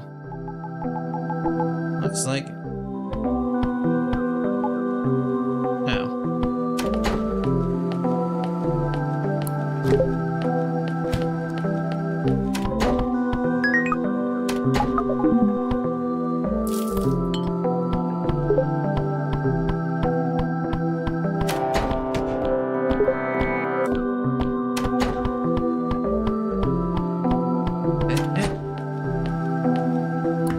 Nope, not there.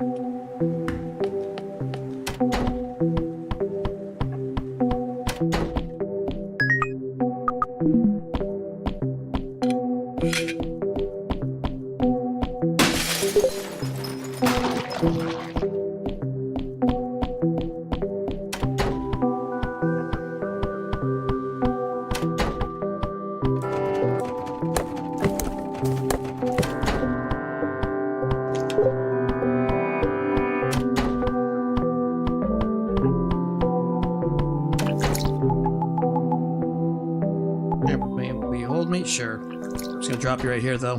See what happens.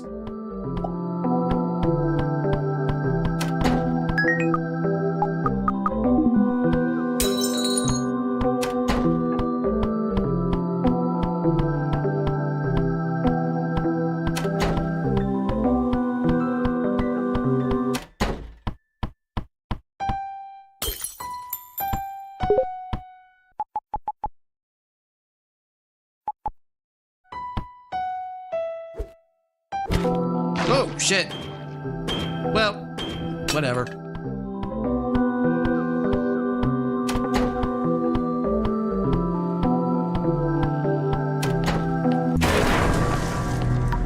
You know what? Screw it.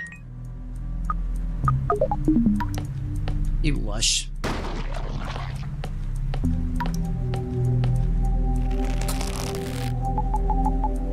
How are you feeling tonight? What do you think? I just killed my family. It's a shame, your sister, she's been a bit depressed.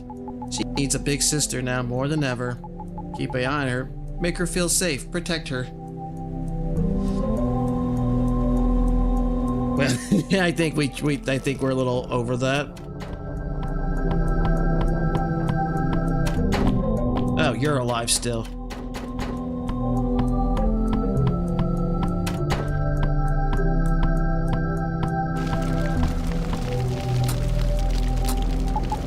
Meow, meow, meow.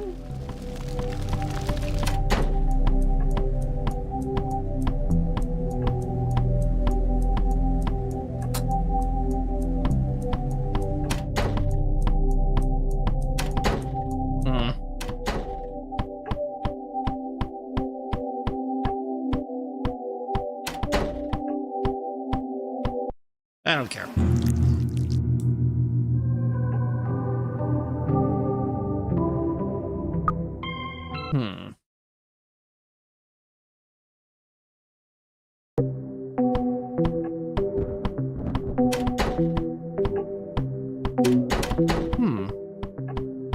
I wonder. How's trial and error? Wake up.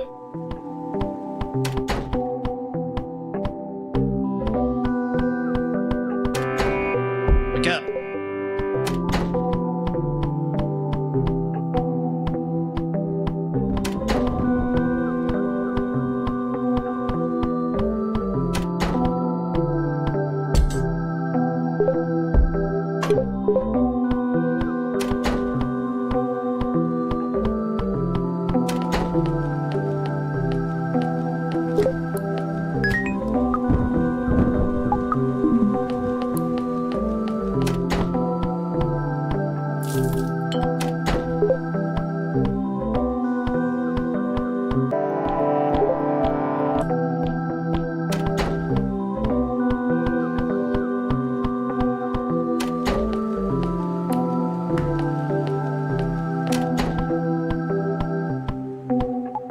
And everything I know.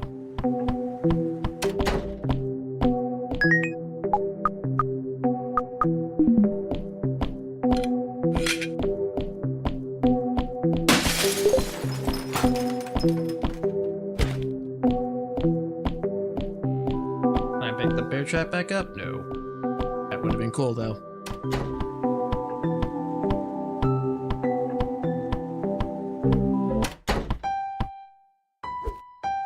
Actually, I probably shouldn't use that now.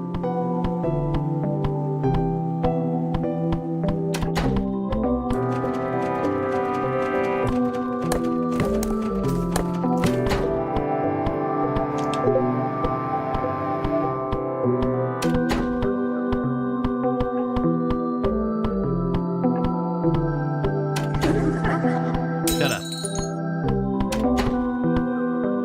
Crap.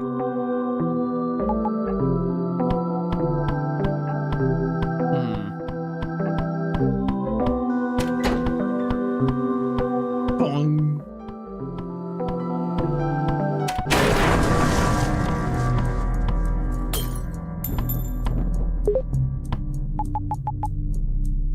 I didn't do that to her. Can't even look at you right now. Oh, because the killing part. Not now. Hey, I need some time to process what I saw. Oh, screw you. I didn't see you helping me, giving me any damn hints. Hi, Mom. Yeah, sandwich.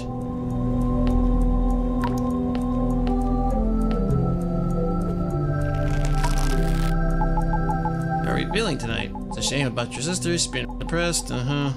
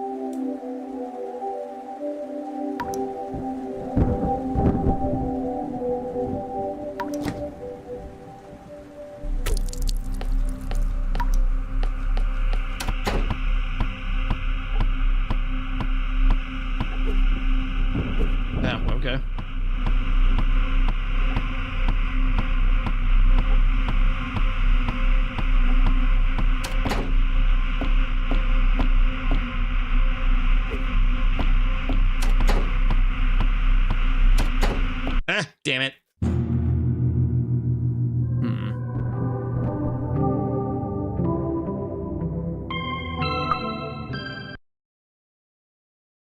You know what? Hold on. Oh, okay, you just can't. Actually, screw it, we can just restart it later, but let me... Let's go check how do we do this. Because I'm stuck on how to save her.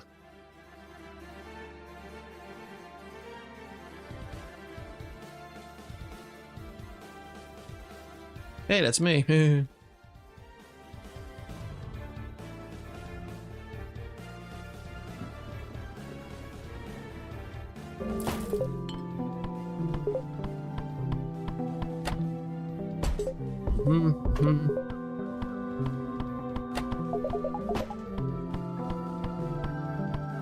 Get that. Yeah, obviously. Alright.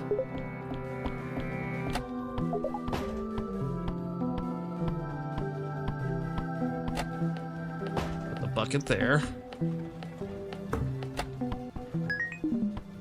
So how do I... How do you save your sister, though?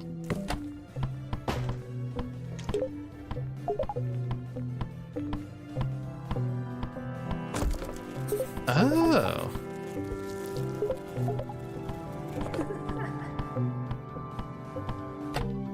Huh.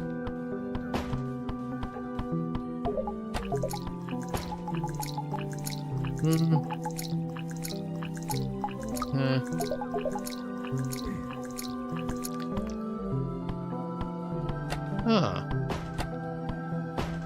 Break that off? No? Alright. Oh. Okay, so I can use the bowling ball a lot.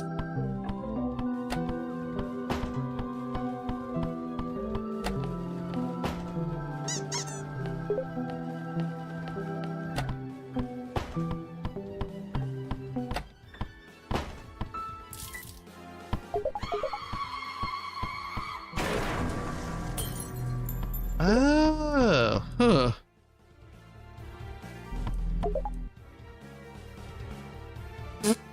Yeah, I guess it was still going, wasn't it?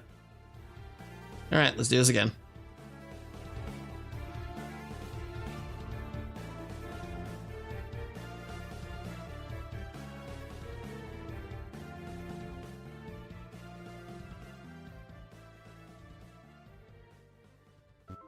And sensitized yet? Well, I haven't been really traumatized that much to begin with, so,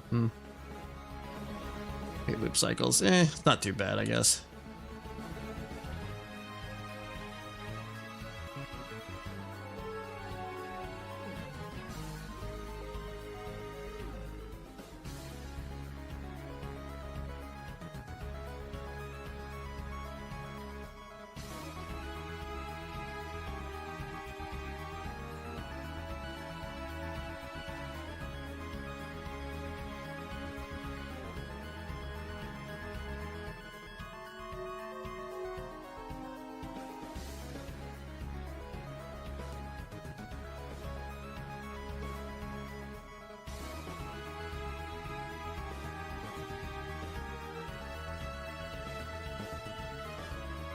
Okay.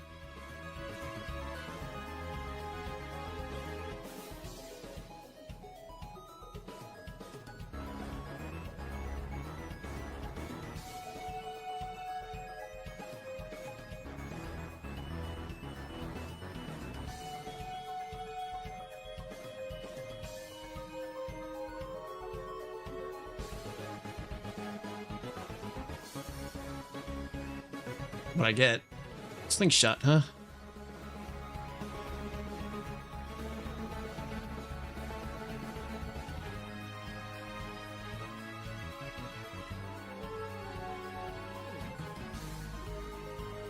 Oh shit,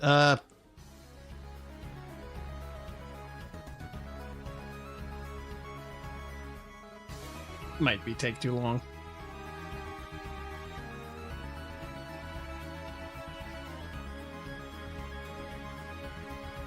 Damn it. Ah, it took too long. I forgot to do that. That's my fault, really.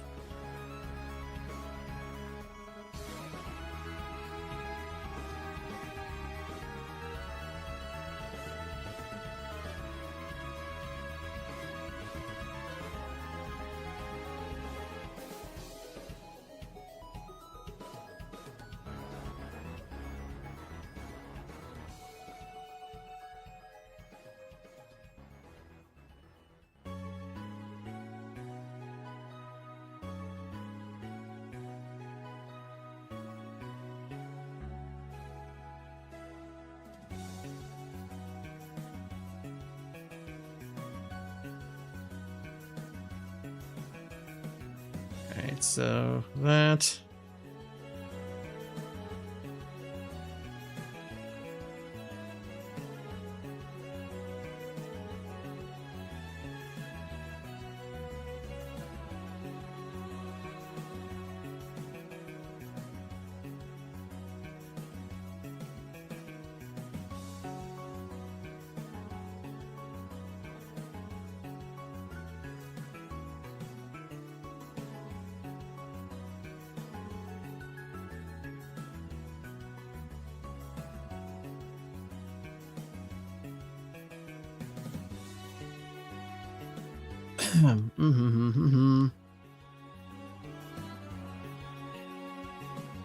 And boom. Shut up. Tell me what to do.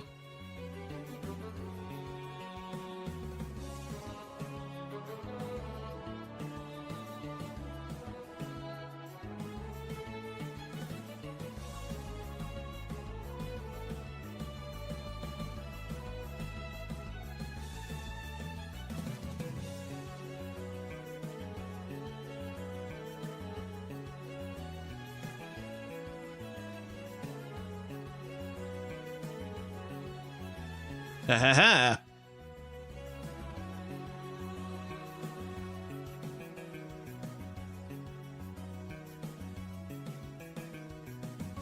Come and eat. Make it bigger up. All right.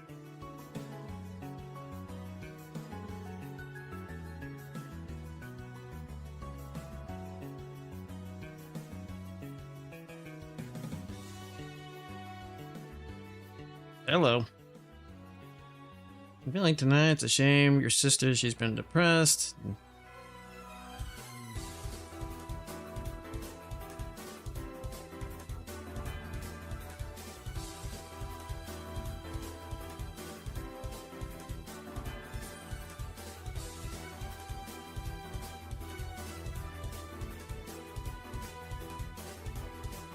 Tabby, you can talk to Snails. Tell him I need more wine.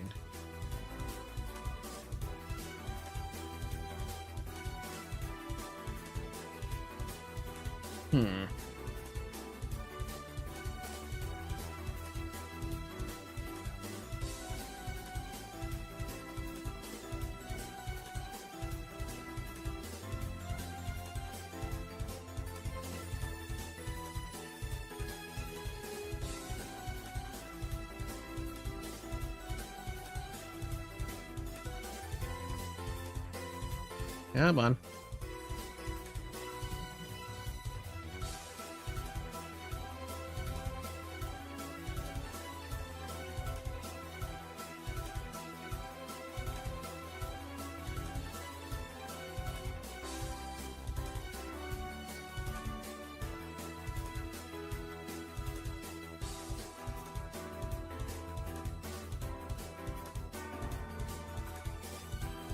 Fuck.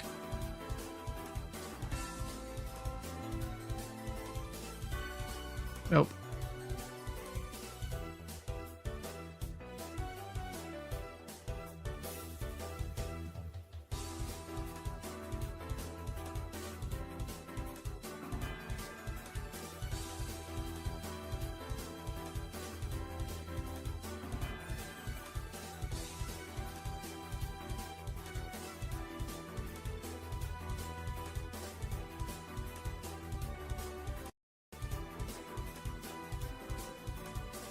Fuck, I forgot the...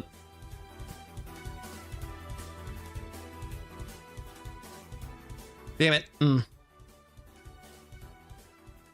I forgot the shotgun. I think, yeah.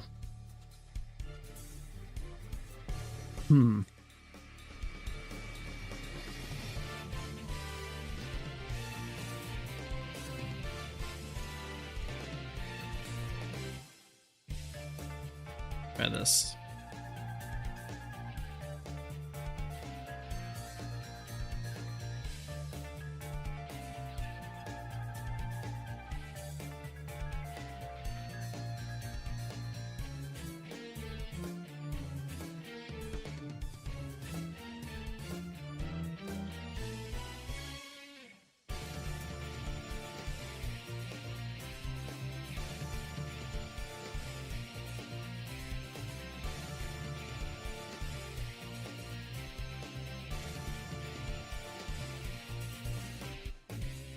You know what? All right. Cool.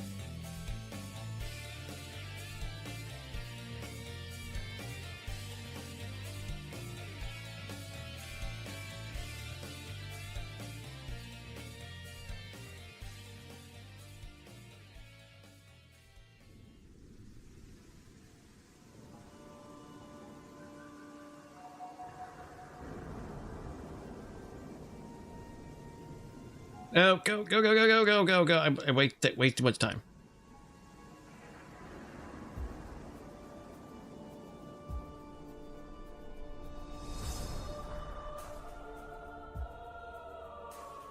Damn it.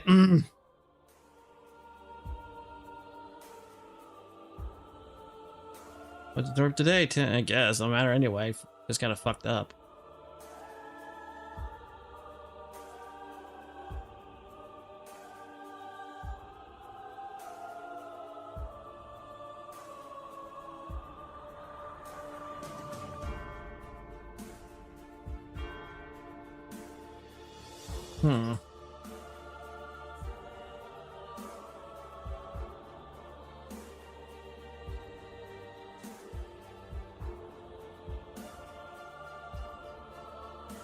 Again.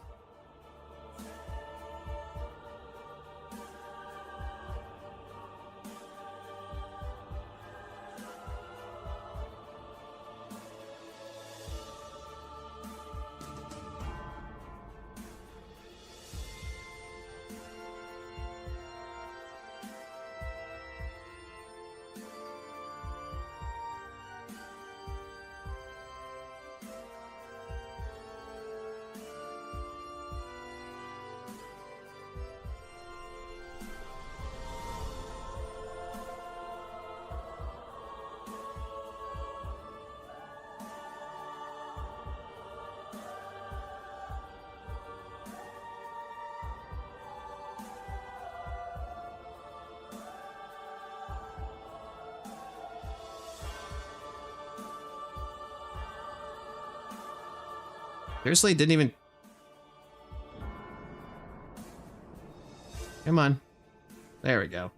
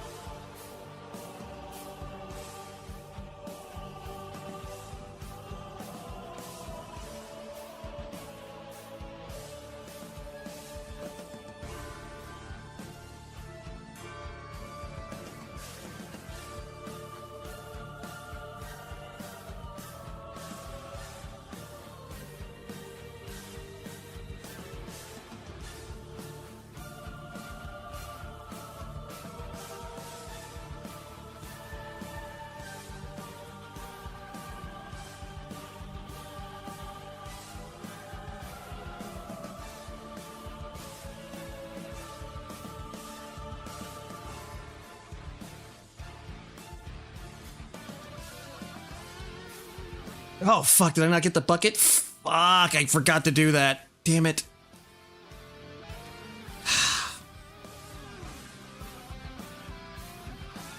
That was my own stupid fault.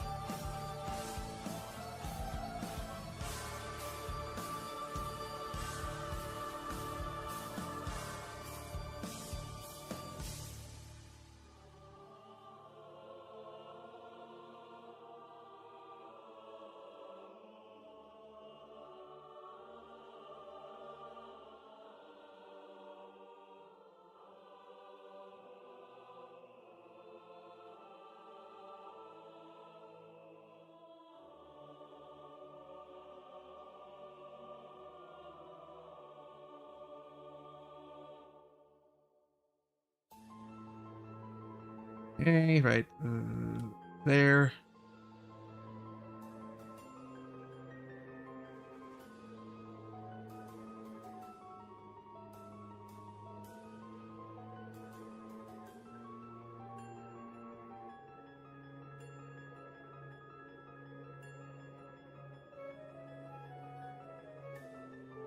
Two, three.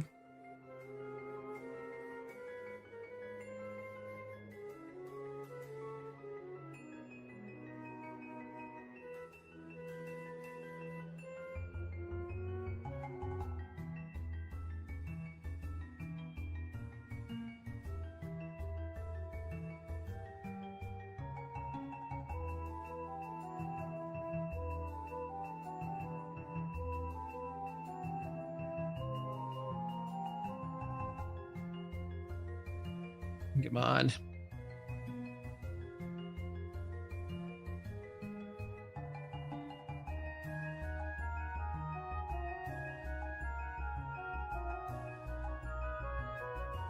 No, Chet.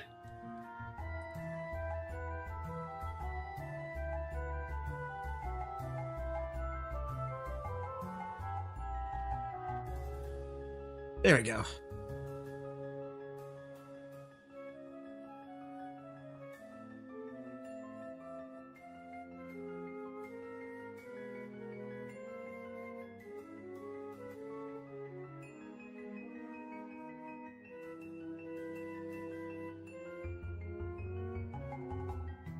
What the hell's this rubber duck you can do, though?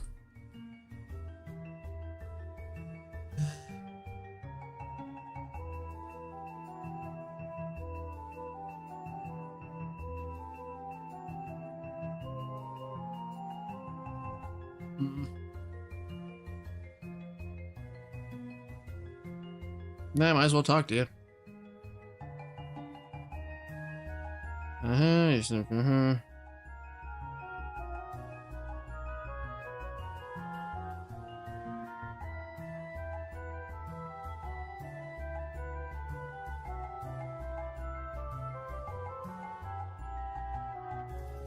Do this because I don't know what else I can do.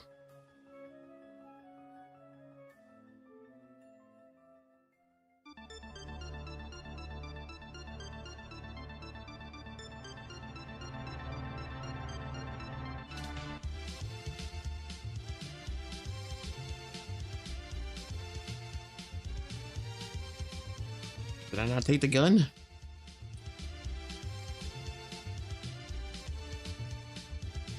Nope.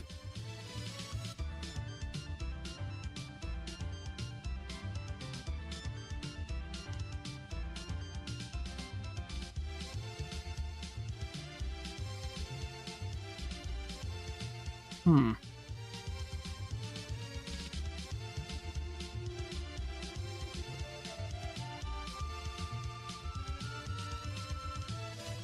Mm-hmm.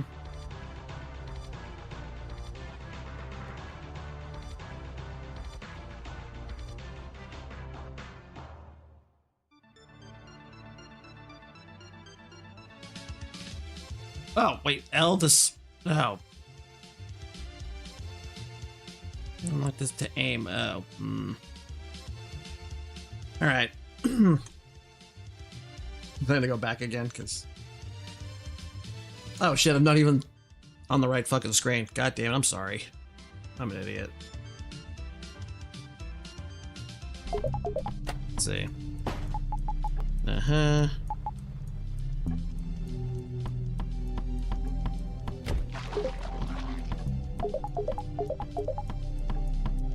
Okay, Jesus. Oh.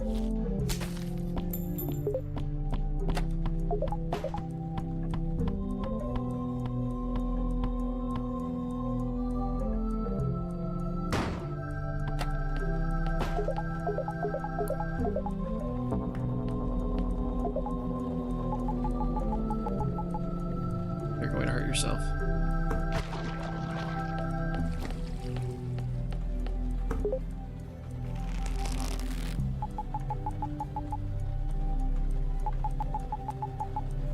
Something was wrong. Oh.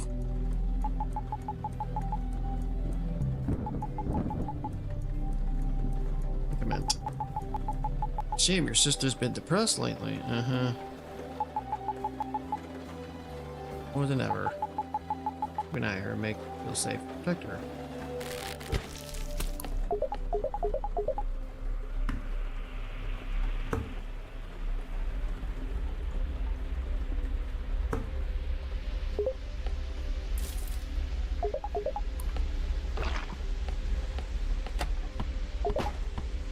Huh. Alright, let's try this again.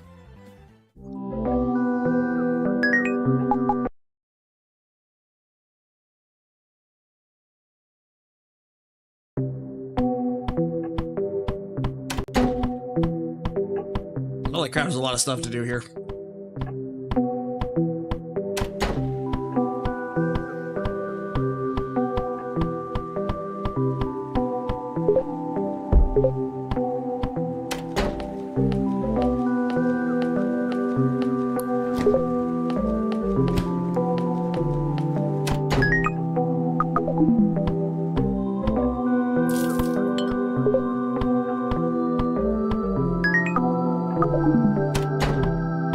Shut up.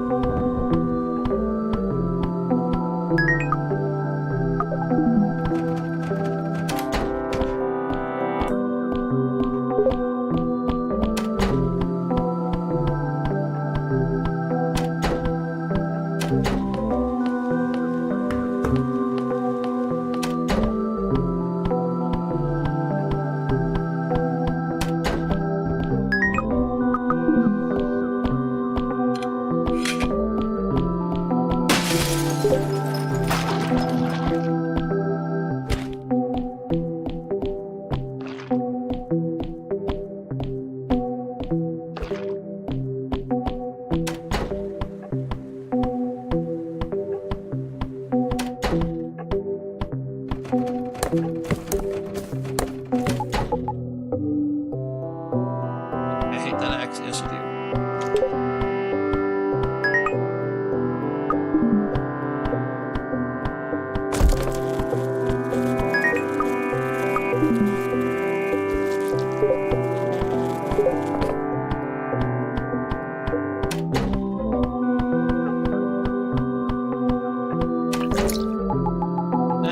No. To kill you.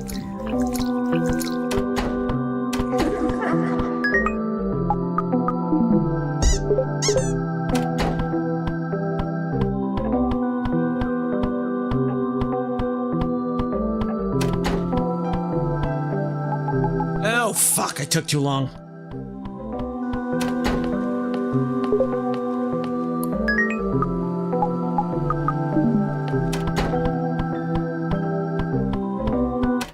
Damn it.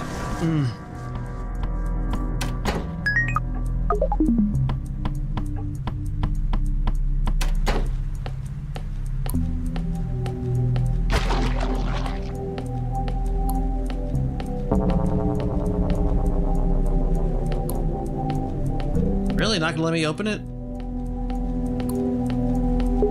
was I supposed to get the sandwich first and then open it? Ugh.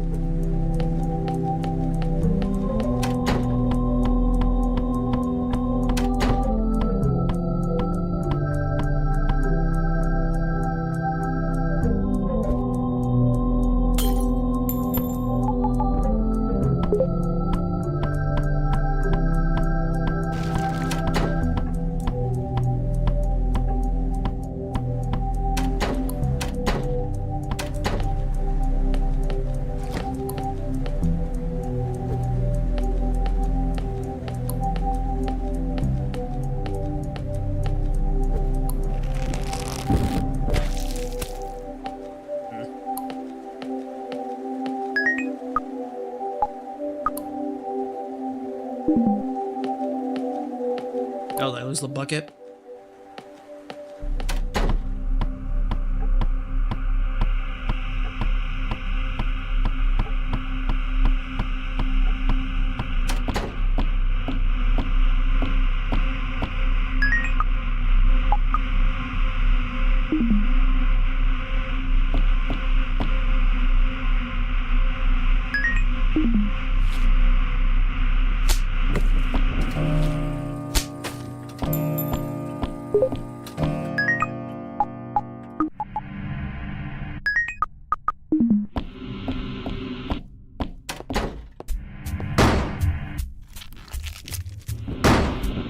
Oh, what? That doesn't count? Bullshit.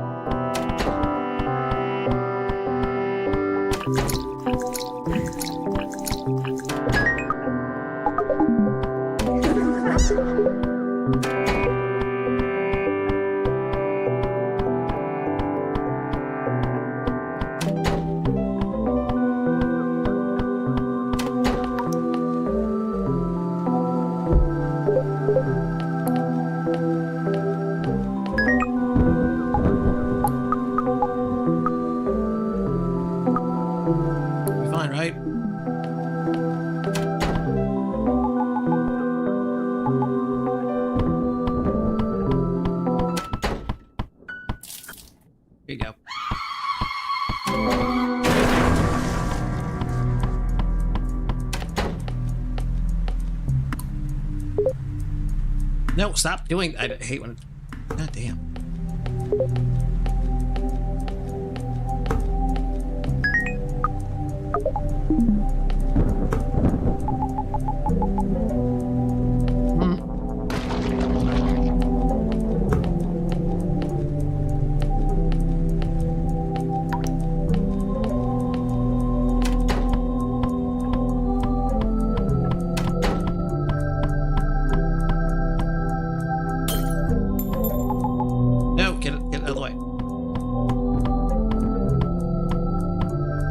No, get the fuck out of my way. Oh, thank God.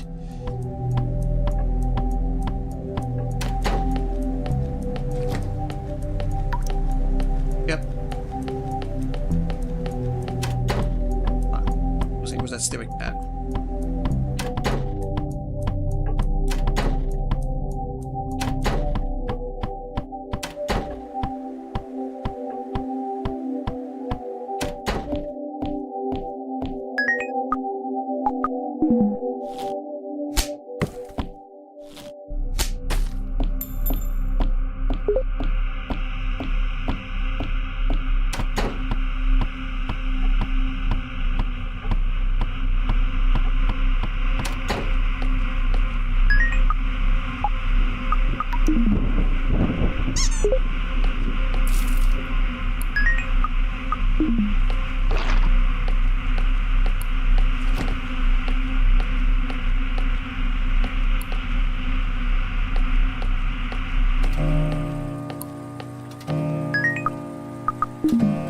Alright.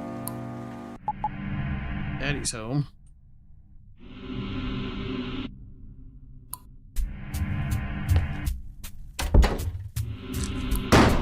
Ah, fuck. Oh, you gotta be fuck. I don't know what the fuck was with the controls. It just made me turn around.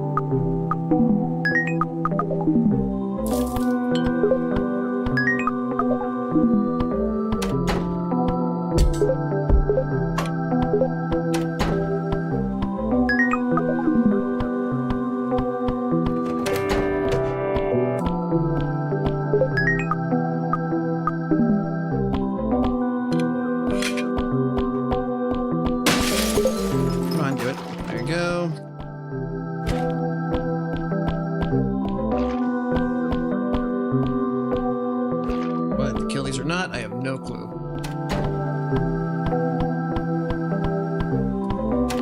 I did not put the bucket.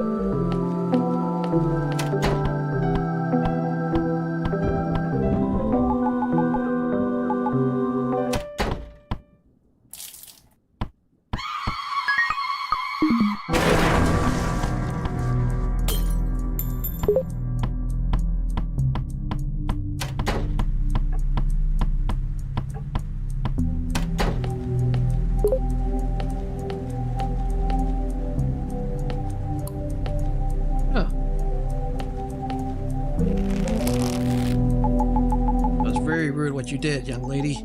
Come back when you've learned some manners.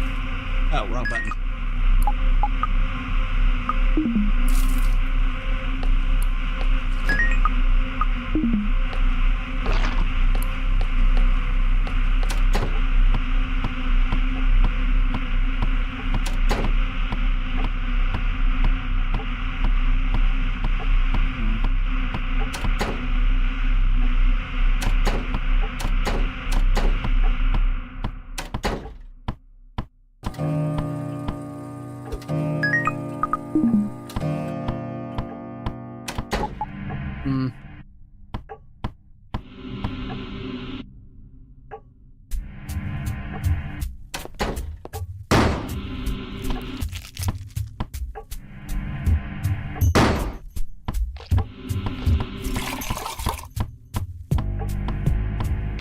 Ugh, okay.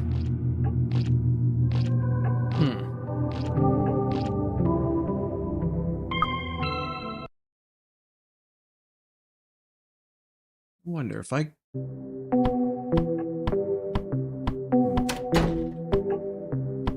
Yeah, yeah.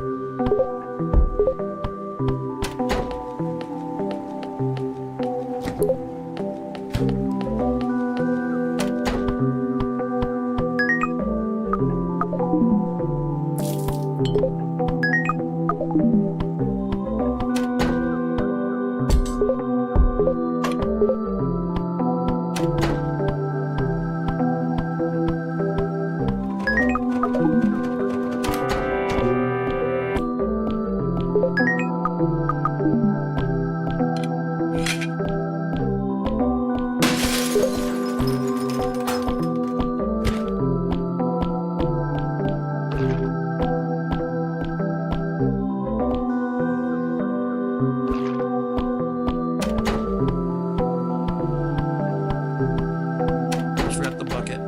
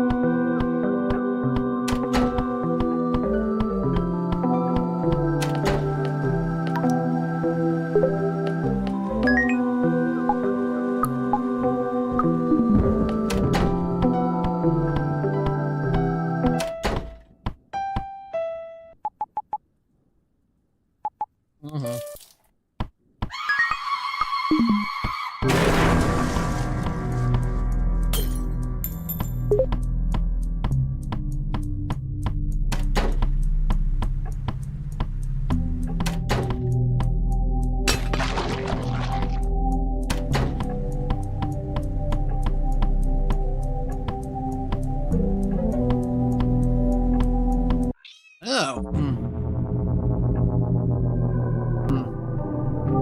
I guess I have to shoot that fucker.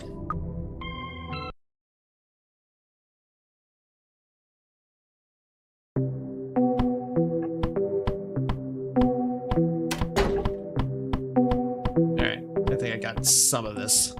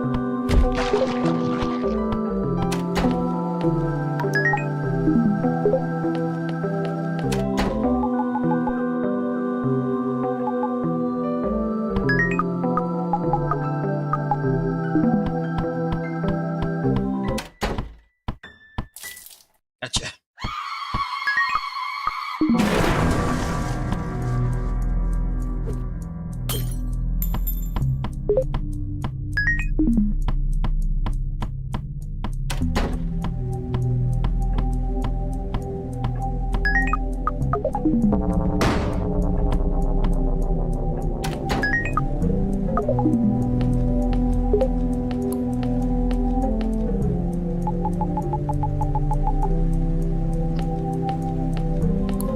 wait, hold on.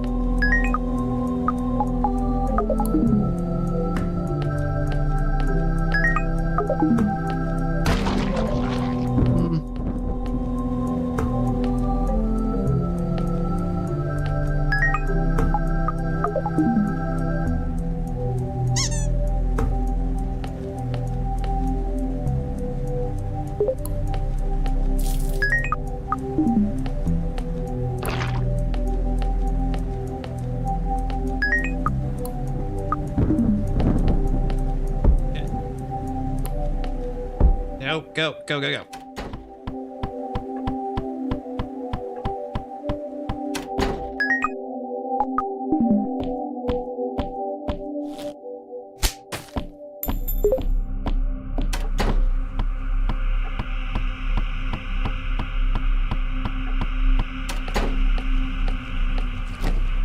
Uh-huh.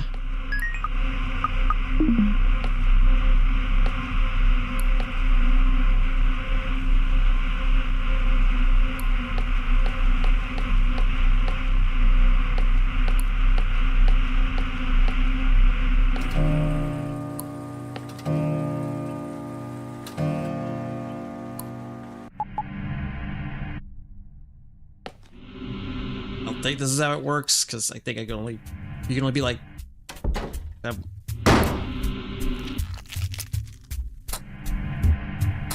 oh shit, I didn't have the other one? I thought I had two. Oh wait, I only had one. Fuck. Okay. Never mind. Alright. Now to go look back at one more time. Shit, I didn't mean to do that.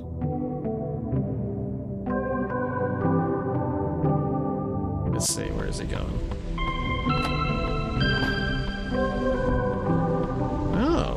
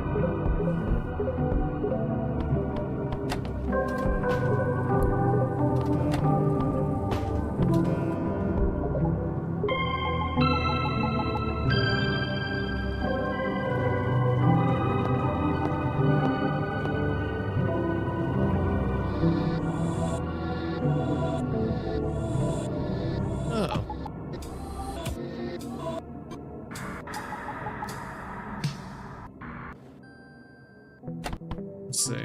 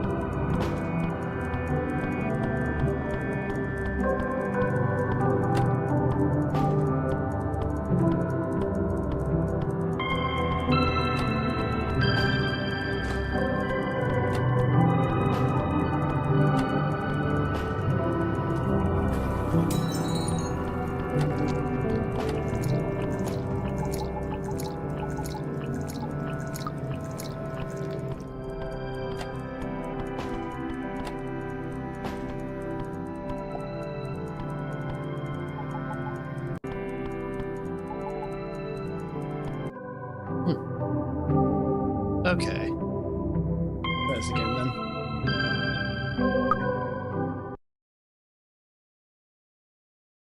Hey, fast I can do this.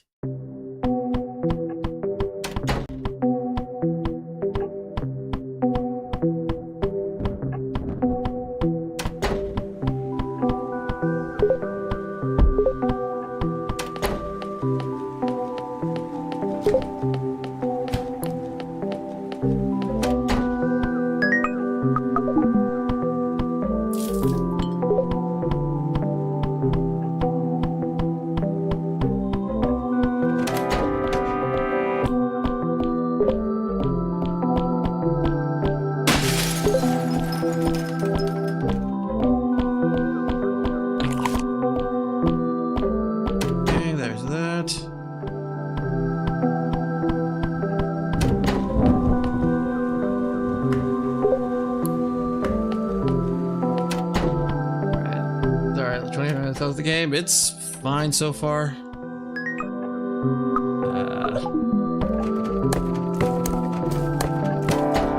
Hold on, because I really gotta. This game is like really strict on time, so I gotta hurry the hell up.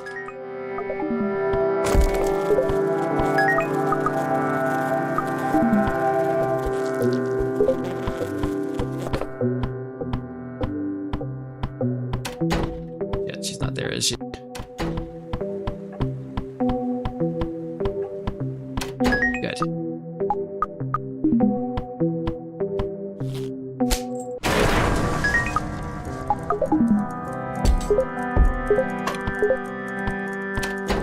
There we go.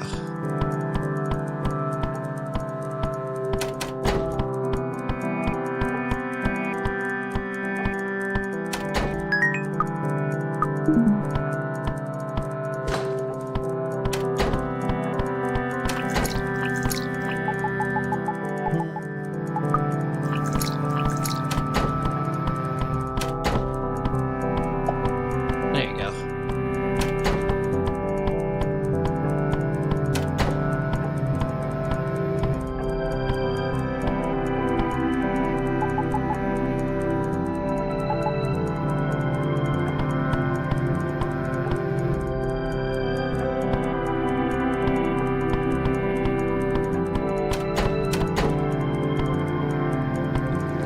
Ugh.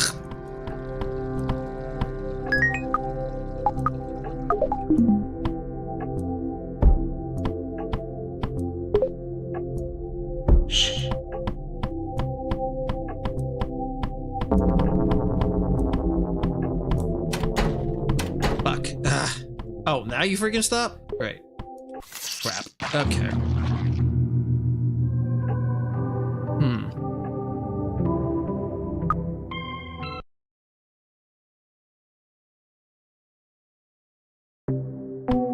Alright, I think I got it.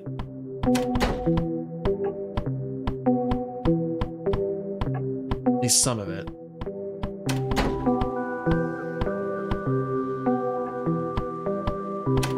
Alright, it's fine. Have a good night.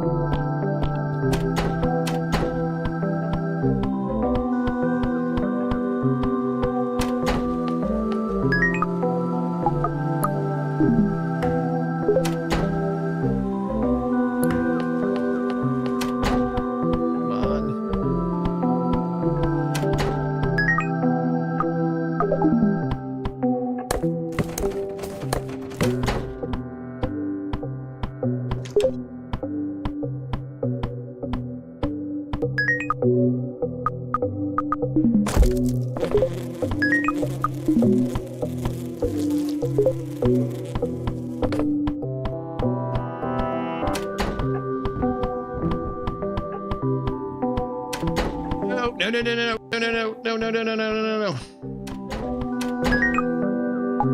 Shit. Ugh. Took too long.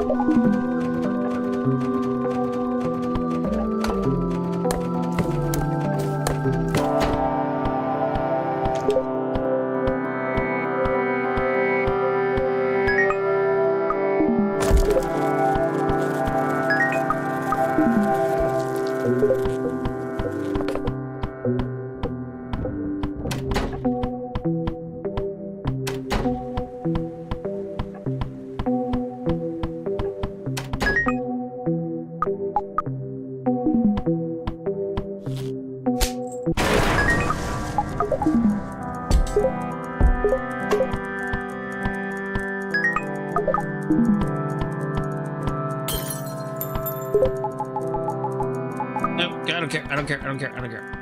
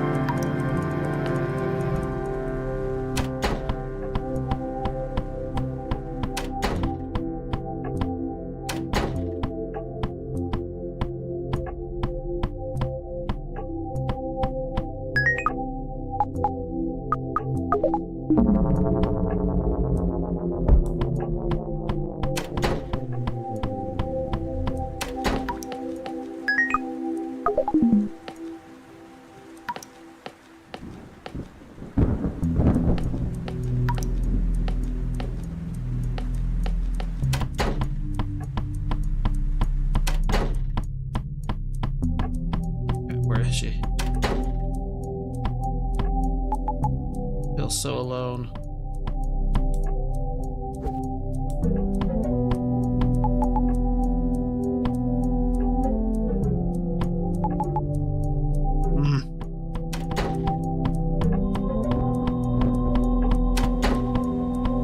But he's dead and she no, please don't tell me she's not. Nope.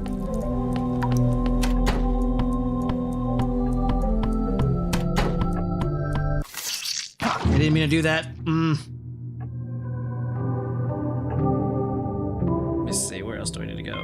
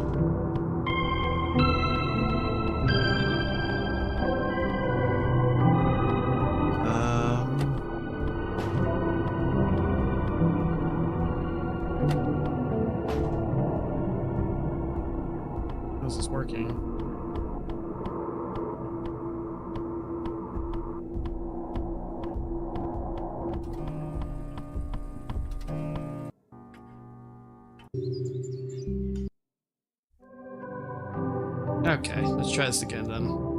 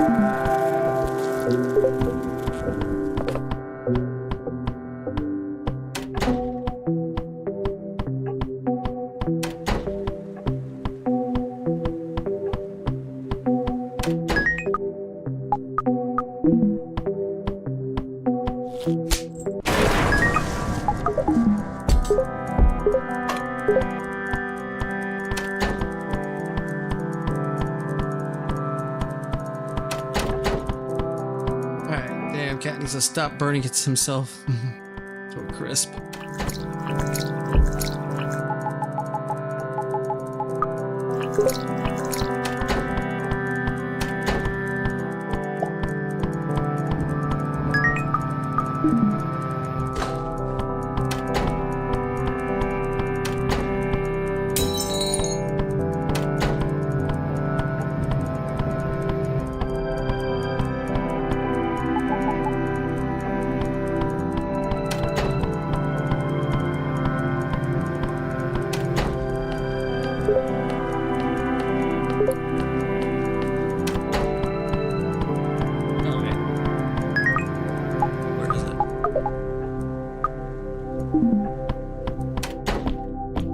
There you go. Thank you.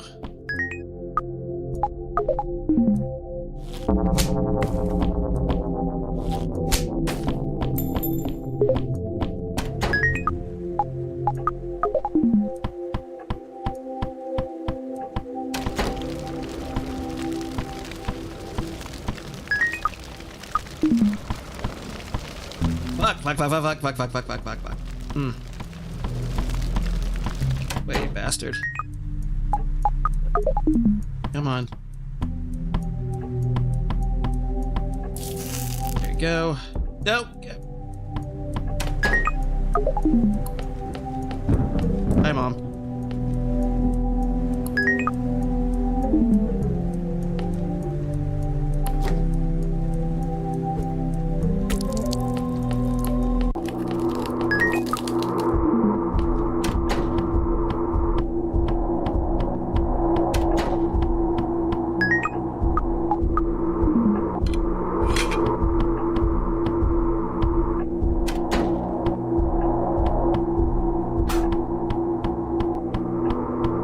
Damn it. Oh, fucking hell. Okay.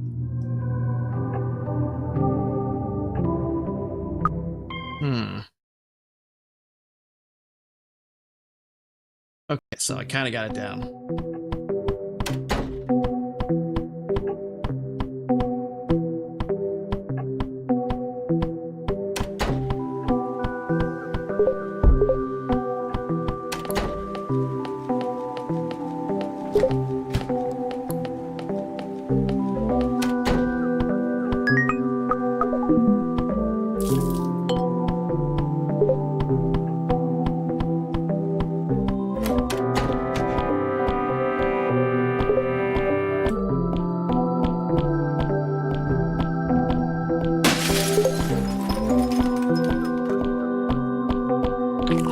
Damn it. Ugh.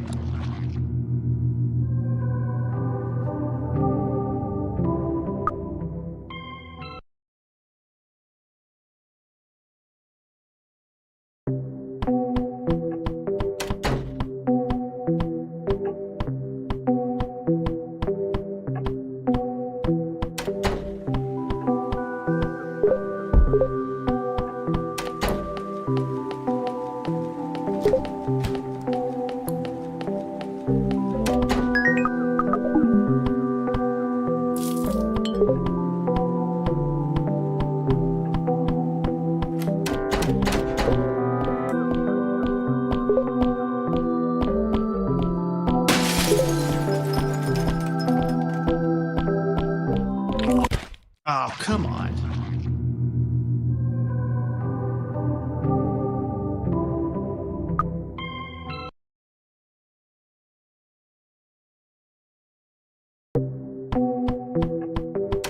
I was able to get through them before. What the hell?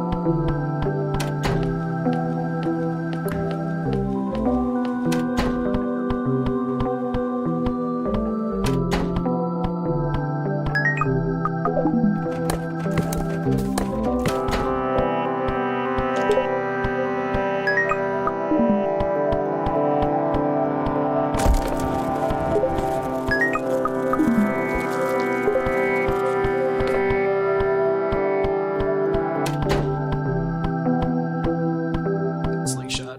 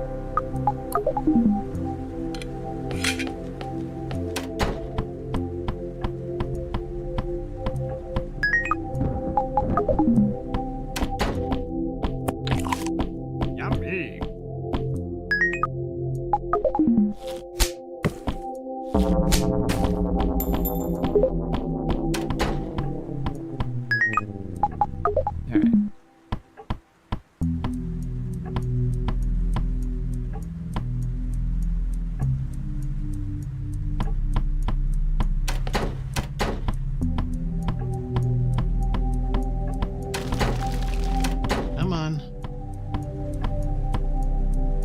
Here's so I can put you out.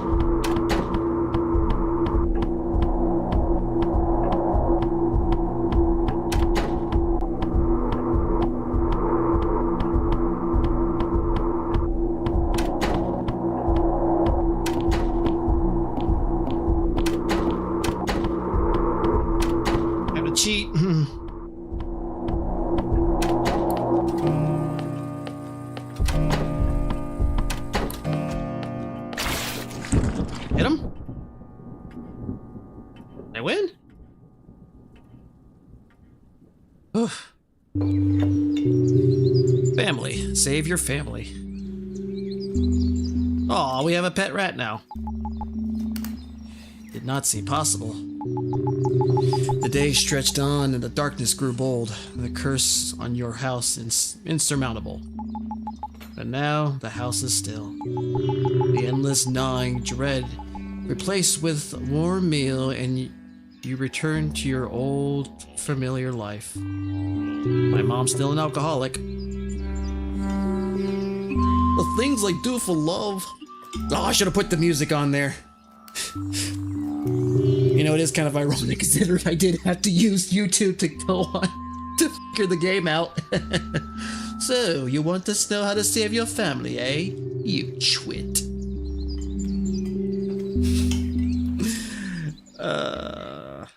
Oh, there we go. It never... Oh, hello.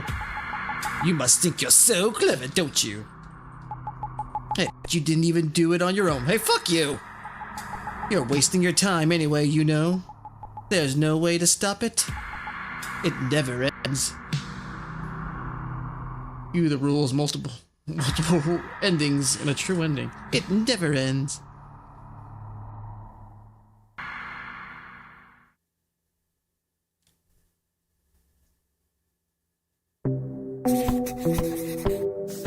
Let's see. I did everything for a brief moment. Everything was back to normal. It didn't matter. I still woke up again in the room. I can't make much of this.